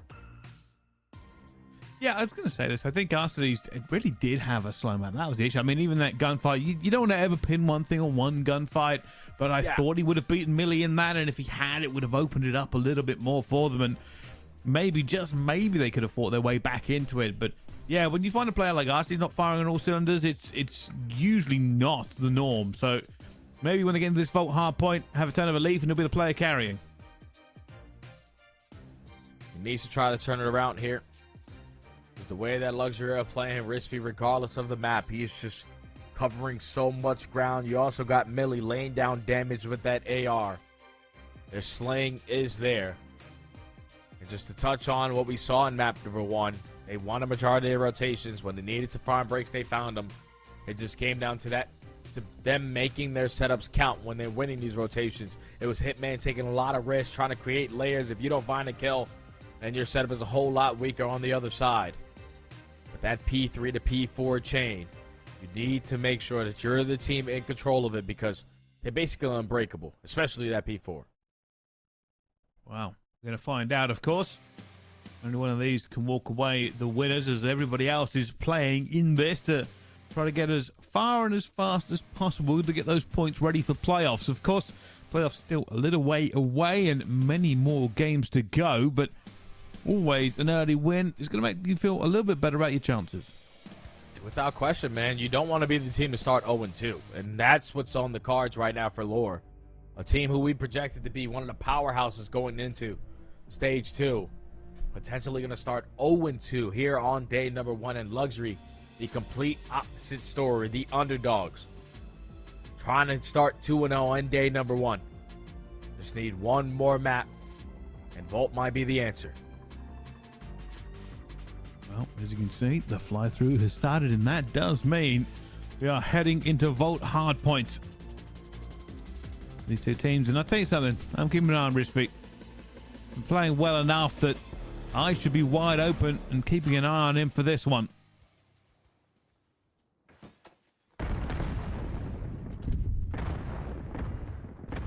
Oh, this is the route that I saw from Neptune in his debut into the CDL. Just allows a different angle of approach from that SMG, but Luxury able to combine for a 3-2 split. Arcades still going to be here to try to contest him and get him off of this time. Can he find a double? Yes, he does. 2-time world champion is now activated. That's 4 dead. That's exactly what I expect out of Arcades, actually. Has a bad map, bounces back twice as strong in the next one. Into the player, Big and win. just not missing a bullet.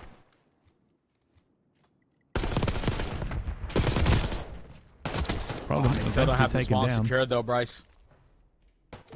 And this is still all dancing around this P1, though. You can already see the setup for next, and that is an unbelievable shot from Lux to get it at the same time, and doesn't even need a fire, and teammate gets it as well. Arcee's going to fall, and this is not a bad position for each team. Lore Gaming currently do have the hill, but there's a hit coming around the back. Yeah, it's every single player from Luxury on the back end.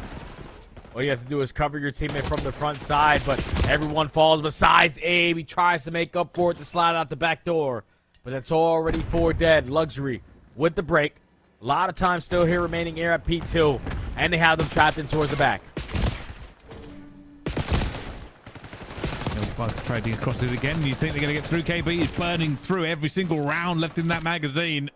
Knowing there was going to be a fight, unfortunately, nobody wanted into it, and Lore will take those last 20 seconds. They know P3's coming up next, and it's not exactly a money hill.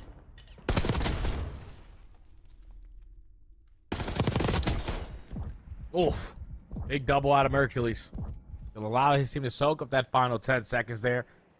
You already have Abe contesting off the rotation over towards New. Just does not have the gun that you want to be in this situation with. You'd prefer an AR, but the SMG is still working for Abe. He's able to find the first. You know that you don't have the spawns over towards Hart, so let's just soak up all this time. Hercules back and forth, not able to find it though, and a little bit of soaking here for Luxury into this one. I think Lurk just got bad timing there. The player went through the mid here, but one time it's bad timing, the other time it's good, and there it is. There's the good timing. That player turned around. Didn't know Lurk was going to be there. Abe back and forth, staying alive. Oh, his bullets didn't actually hit those. I thought those were on point, but eventually will get the kill regardless, and everybody's still fighting tooth and nail. There's a couple of feral cats in a bag, refusing to back down. Yeah, the good thing for Luxury is the fact that they were able to come out on top in those trade fights to still maintain the spawns over towards New, and again, Rispy in the feed, able to line up a double. So now Luxury win the rotation over towards New. Love this angle of approach here for Rispy as all of our side covered, but no one's watching the right. Maybe he finds one. You have to be a little bit careful with this setup. Eventually they will get across here. This is a big fight here for Merc. So as well, and draws a player into the point. Really using that pistol to keep himself alive, and they've cleared the lines just enough. Oh yeah, this is perfect now, Bryce. Luxury have an opportunity to take the lead and some. All their bases are being covered, and Hitman with the AR is able to line up from long distance for a double. KB on 5 in a row. 13-7 start from the young man. Another clean 4 dead in favor of Luxury Exotic. Gonna find yourself up by 20, almost 25 points. Lay it off the rotation towards New, but it's a perfect first set. Maybe checking every single angle. Still waiting for it. Knows somebody's going to be here and has called that perfectly. There's 6. Bad gunfight to take. Not the easiest one as well, as Law will get a full wipe and look to soak down on the P1. And you already see the players just sprinting towards the enemy spawn to get them. Yes, because you had Lurch just simply blocking those spawns. Hard blocking, allowing his teammates to create layers around that mid-map area.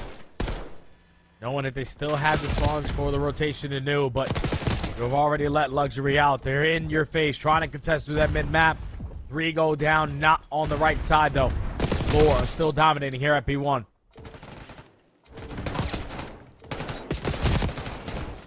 Herc's fighting tooth and nail for it, refusing to let them any further into it, and they're in a good position. He can continue to do this. The longer he does it for, the better it's going to be when they head towards P2, and Mercury's doing exactly the same thing. All the points, all the kills, all the space and map control. Oh, but Rispy already in your face. Only able to take down 1, but they found a couple kills to open up the front door. Play into Hardpoint, just has to stay down and hurtfully lurk and create a little space for his teammates to get back into the play. He's able to find a double with Luxury. They're in. Woo! And now an opportunity to take the lead back. Not had a great time in the last couple of hills, but now the opportunity. Rispy will find one. Not going to find the second, though. Efficient trade coming through as Arcees will find his second as well. And they get straight back into it. Law looking to extend that lead. Yeah, and Lurk's already aggressive. So you can see what it does to the spawns on the side of Luxury. So far away that basically not going to have another opportunity to try to break this. Especially when none of the gunfights initially are going your way. 2 in the feed. Light up white. Lore, final 20 seconds. Gonna allow them to open up almost a 30 to 35 point lead. Rotation over to News Nose. Currently won by Luxury Exotic. They're trying to hold down that arc control again. Arcees looking to see what he can find here. Spots Millie. It's a difficult shot. Hook grenade. Unfortunately, it's absolutely drilled. Now both teams just playing for positioning. Either willing to commit yet, as they know that'll be the first player to go down. Yeah, they just want to play for a wave of kills first. 2-2 so far in the kill feed. RCD's able to line up a double. Now Lurk can just soak up this time. He knows that they're going to be slow on their approach back on in. Only 25 seconds still here at P3. Luxury do not want to die at the wrong time. 2 kills don't go their way. This is where you need to get aggressive with these kills if you are Lord, because you take a little bit of space, those 2 players spawn out, and it makes your rotation a whole lot easier.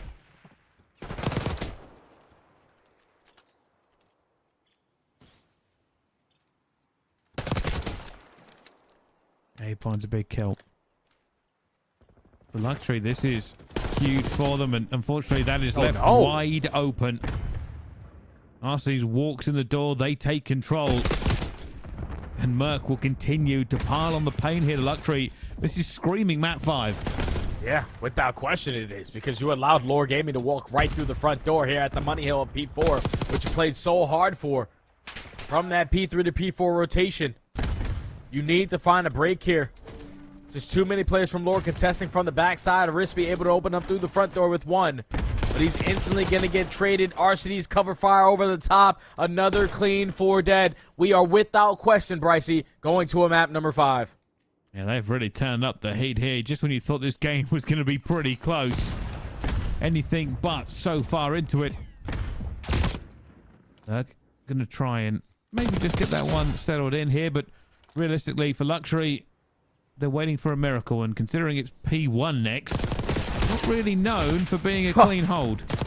Oh, not at all, especially when you're not finding kills off the rotation. Already 2 in favor of Lore. The stun is able to connect onto Millie, make it 3 dead. Mercury still contested towards the backside. He gains all that info, not able to find a kill. But now his teammates know where the pressure is coming in. Hitman only has 1 second. You better start hopping in that hard point, brother. Almost feels like Luxury have given up. Yeah. Like they're just finding absolutely nothing in the kill feed. There's no hits that are going their way, no trades, and with only 25 seconds left to go, they can take a swing at this one, and well, they finally get the clear back into it, and that's a full wipe for them, but 20 seconds does not give them even a kind of a toe-hold back into this game. They would have to get, what, a clean P2 and then really hammer P3. Yeah, they need a perfect game from here on out to keep themselves into this one. You already started off, though, by creating a lot of layers around this P1 area, so the player sitting on P2 is going to be uncontested. Hitman watching the overextension is going to let someone slip on by. And Mercury's, all you got to do is just finesse your life now. Yeah, looking at that play as it's pulling away from the front of that point. And he's going to find the kill as well. This is done. Surely there's no way they hold this. Only 1 player left on the point. 3 directions to shoot. And Millie will find the first, but Abe just goes, all right, I'll jump in the point then. All good. They've got it. Now only need 15 seconds to close out this map number 4, Bryce.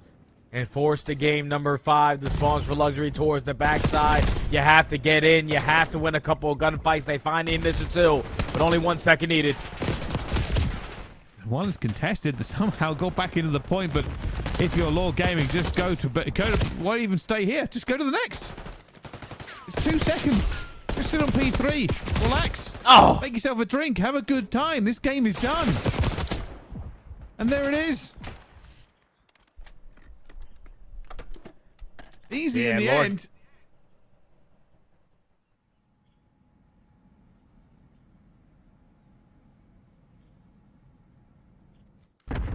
Lore Gaming just did what they needed to do there, Brycey. We're talking about that second half where if you are a Luxury and you were banking on that P3 to P4 rotation, you were able to hold it down for a full 60 the first go around. There's too much pressure over towards that B Street side. Allows Lore to walk right through the front door and instantly turn that into a full 60 on their end.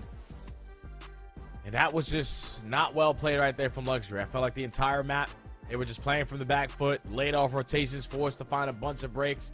But then when you are playing hard for the rotations and you lose out on your setup again, just like how we saw all throughout map number 1, Lore are going to make you pay for it. But I'm not gonna lie, Brycey, like, Hitman, what are we doing in HP? Like, we not finding our kills. We got 1 second in the hard point, G? Like, 1 second, I promise you. In Stuff MH, you get 1 second, Bryce. You will not hear the end of me. Basically, like, you gotta choose your struggle. You're not finding kills, hop the hill. You're not playing the hill, you realistically ain't doing nothing for the team. And now all of a sudden, you blinked and we're in map number 5. Yeah, it just felt like, I don't know, maybe they took their foot off the gas for a couple of hills, really. That's all I could think of. Luxury just weren't winning anything, and considering that we've seen them do so much over and over and over again, I don't know, it just felt like they weren't fully locked in. But yeah, that's impressive more than anything else. To only get one. I feel like you have to actively go out your way to avoid the hills in some cases. Oh yeah, without question, Bryce. Like the way that I'm supposed to play Call of Duty, it's like a conga line. So like if your teammate drives in a certain spot, you need to be able to fill that gap. You're telling me that Hitman never found himself in a situation where he had to fill the hard point? Like, are you serious? He's 18 and 26, 10 non-traded kills, 9 assists, 2,600 damage. He wasn't even taking over with the AR. We gotta get some objective play out of Hitman, because then it's messing up the flow of everybody else. Because you're forcing players out of position and now hop the hard point when you could have been the player in towards the hard point. But that's just not the way that you want to play HP in this game. 1 second, yeah. We move on to map 5. Well, we'll have to find out how this one ends, but All Gaming so far have had the hard point all sewn up. The S&D last time did go to Luxury, but a 6-5 nail biter does not really give us the clue of how this Skyline is going to go. Well, I can tell you right now, Brycey, it's most likely going to be a grade A bang out. We've seen SMGs on both sides. Rispy versus Abe versus Lurk. Does not matter. Those guys are prepared for these early engagements that happen on a map like Skyline. Well, all the way in the map on number 5, it's about who's going to take more calculated risk. But who's also going to be the team to defend that A site better, because that's most likely where all the pressure is going to go down. Well, here it goes. It's starting. The map 5 is upon us.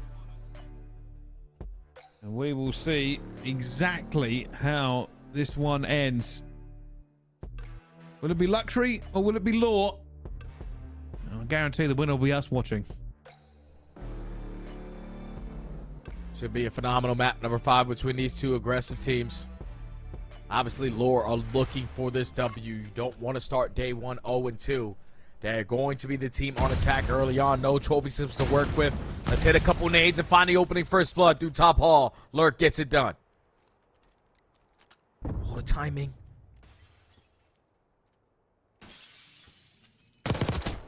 Recipe finds it.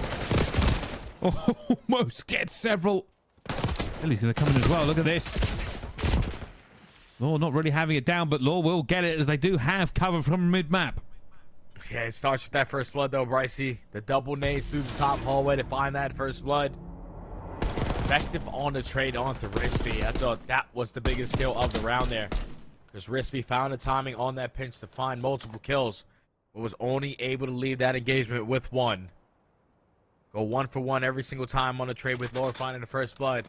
Means one man standing on the side of Lord Gaming. They take the first round.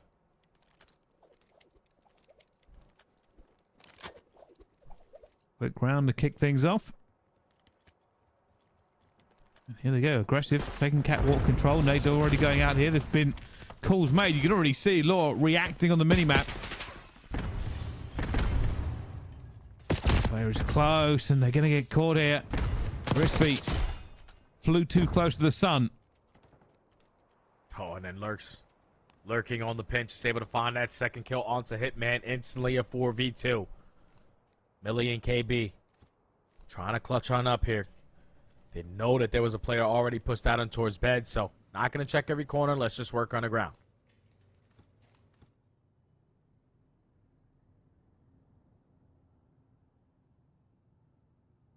And they are, well, they're rotating back and forth. They've actually got into the site here, but how well does this go when you're this heavily outnumbered? If KB can win this gunfight, there's a chance. Does so.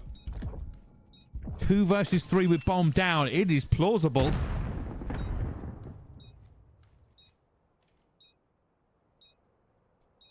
$30 seconds, Bryce. Law need to make a move here. Like, fortunately, they win that gunfight. I was going to say it could be a clock problem, but Millie. Oh, patience. Of a Saint finds one.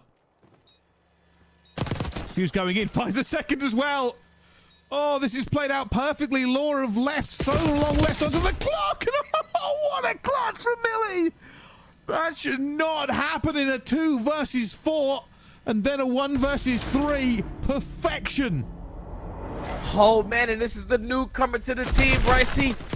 I had no idea who Millie was, but I'm starting to get an understanding of the kind of player this guy is. He just has that switch. Getting into respawns with the AR. His team needs him to make a big play. And the trigger discipline on the first guy gives him an opportunity because that stalls down the play a little bit. You force Arcades to eventually, once that kill goes down, to instantly hop off that bomb. But then the timing, the play it as patient as he did, ties the game up.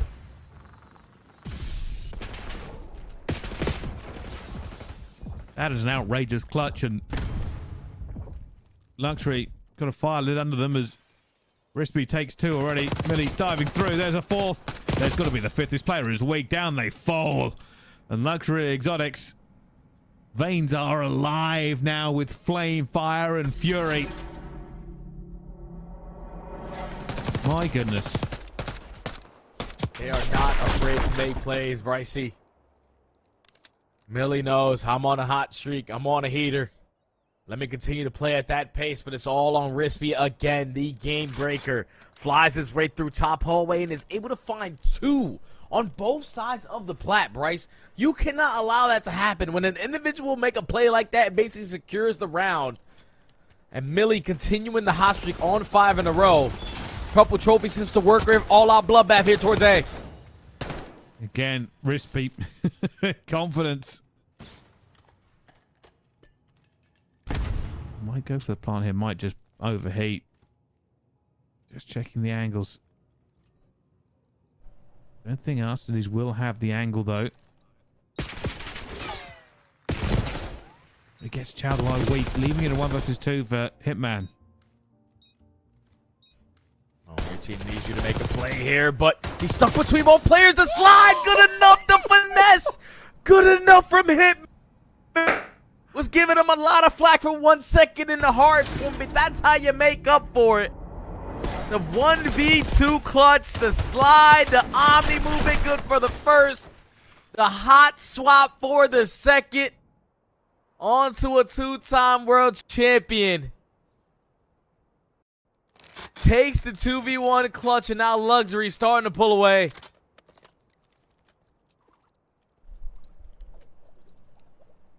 Law, you can't keep doing that.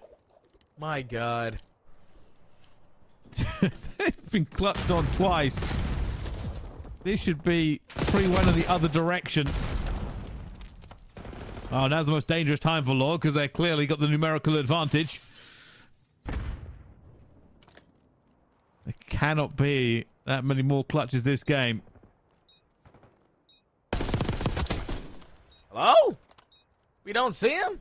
All right, Hitman finds a freebie on the Mercules. Potentially another 2v4 on the cards. You had Arcades trying to watch multiple different angles on the pinch. But now they have rallied up to try to retake in towards A. Well, Hitman left in a 1 versus 3. They don't even challenge him. Don't need to, but Law Gaming, they don't let that one slip, which is actually not the norm so far in this S&D. Yeah, it's a big round right there to stop the bleeding. Thankfully, Luxury gives you the opportunities. With Millie being aggressive on that right side. At bar. Ends up getting picked off early. The nade's good enough to have Rispy weak in the first go around, and then the second one to close out the kill. So they're able to instantly find those 2 pieces. Get the objective down and just play their numbers. 3-2 now is the score. Lord trying to rally back.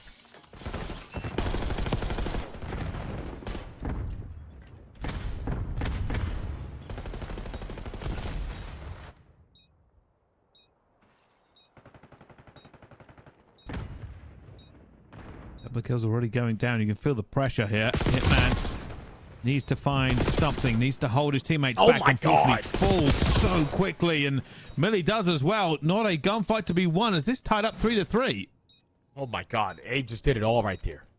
Like, I wish we were able to see it from his POV. Because the fact that he's able to walk through top hallway, win an SMG, win the first gunfight, win the second, but be prepared for the third versus an AR. Camping on the backside of a head glitch. Gets the round there for Lore as he finds 3. What? That was some insane shots right there out of the young man. Well, just when you think that this is all going one way, I'll also say this, Lord Gaming, if they hadn't been clutched on twice, this would be 5-1.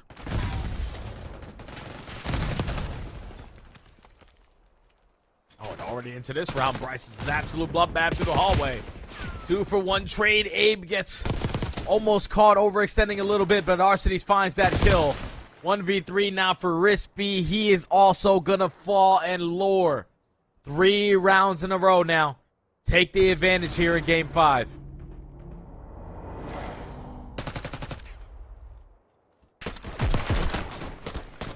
And Laura have come alive. This is unbelievable. Over and over again, they are just taking the advantage.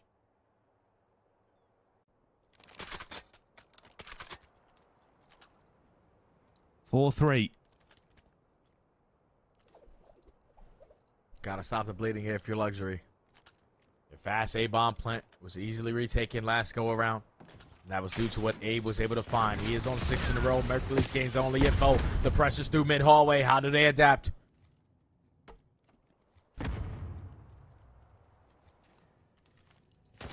I'm going down here. Luxury going for this fast. Not a bad split as well. Giving up a lot of bomb sight, but considering Millie actually might go for a reflank here. In fact, I'm fairly certain that's what's about to happen. This could be beautiful if it works. Yeah, Millie's got to get there. He's got to get there because his teams do not have an angle to keep this bomb site safe. To trigger this blink good for the first. Check the bomb. Get out with his life. What a masterful play so far for Millie. Where's the rest of the team? Millie is fighting like 3 people. Somebody give him some help. Put a little bit of pressure towards the bomb site, and this is locked in. That's exactly what you need to do. Rispy gets back into this. It's now a 1 versus 2. Lurk will have to find them with no time remaining. And that is going to be the round there for Luxury. Millie bomb down and hit the gap. Looking for that kill on the KB. Not able to find it, but Millie was the deciding factor on that round. Gets the objective done. Finesses with his life and just forces Lore Gaming to just hit a pause there because they're thinking, okay, they have to be playing around this A-bomb site, but no one from Luxury had an angle on it. They were banking on what Millie could do done on that pinch, and he stalls out at least 20 to 25 seconds and doesn't even give Lore Gaming an opportunity to even think about success on that round. All tied up at 4. Abe stays alive after he gets it. Wants to get into this bomb site, but it's actually being quite heavily contested. Abe must go down on the cross here, but that is a drill from Merc. Not able to get the second, but Lurk will find 2, and they've cleaned this up nicely. Hitman, they're asking you for another clutch, my friend. Unfortunately, there isn't one wanting. And Law move in to lethal range. Map point. Map point now for Lore. They show the pressure over towards A. They're able to withstand the RC and all the stuns and A's that got invested early on. But then Mercury's with the early shots for that first split to rip him off of that back corner. Forces them to try to make up for it. They find a trade, but Lurk flies on in to find a double. Lore Gaming need 1 round. Be 1-1 on day 1.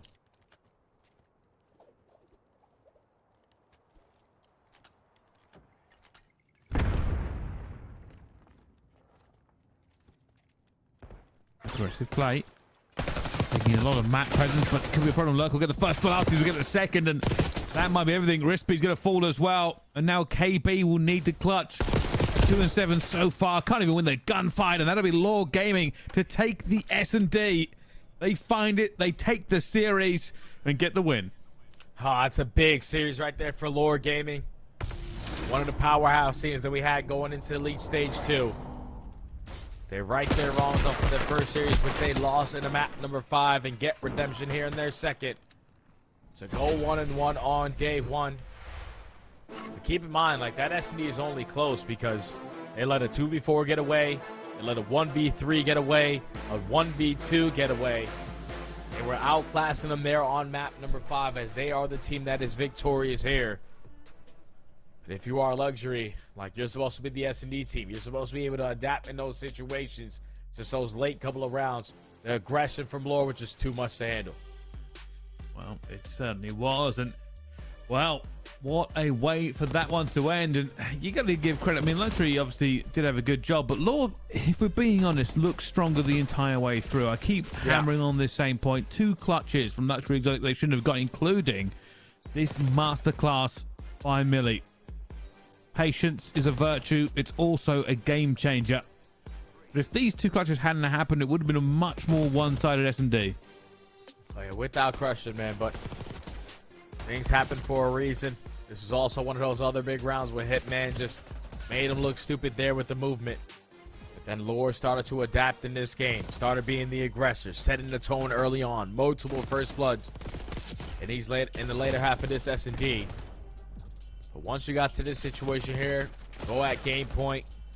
You match the aggression early on through the middle of the map with Lurk finding the first blood, but then RCD's reading the pressure through mid hallway. Makes it a 1v3 and KB just gets caught. So they are going to fall in this series. A recap of our maps. Protocol to start. Hasi number 2. I thought Protocol Control was going to be the biggest map here because the way that Luxury looked in their Search to Destroy. I would expect them to be the better team there, but Lord, they're able to bounce on back and have a great day 1. Well, what a time for them. But I will say, Luxury certainly going to have a few people's eyes on them as they continue through this elite. It's certainly looking like they have what it takes to mix it up with the very best here in Challengers Elite. But what a time for North America. Certainly the group's heated up a little bit. Yeah, no, without question, man. It's good to see some more early contesting in these group standings. Obviously, as we take a look at Group A, Omid Brooklyn ended day 2-0. They were victorious. Our champions of Elite Stage 1 on the opposite side, their brethren roster and Omid are also 2-0. But 2 teams that have really caught me off guard are that 6F Carolina roster, who have bets, who have a player in Fame who was in the CDL last season. They fall short, I'm pretty sure, in both their series without winning a single map. And on the opposite side for the Spartans, yeah, you just don't expect that caliber of roster with Swart, with Prolude, Dark Side, and Gunsey new to the roster. To start off 0-2 on day number 1, today might have not been their day, but this is how we end here on day number 1 with these standings. Well, seems like it's not all easy sailing unless you're a team called Omid or War into this one, and that's a pretty big rivalry that's been going on for some time. But North America certainly heating up, and well, we're going to find out who gets even further through. But hey, Study, thanks for having on North America for a change. Of course, Pop. You know we always need you, Big Bricey. You're always there when I need you, pal. Thank you for coming on and casting with me, my friend. I appreciate it, and I appreciate everyone watching as well. Don't worry, more Call of Duty Challenger Elite action tomorrow at the same time as Europe and North America go to war once again. Thanks for everything. We'll see you next time.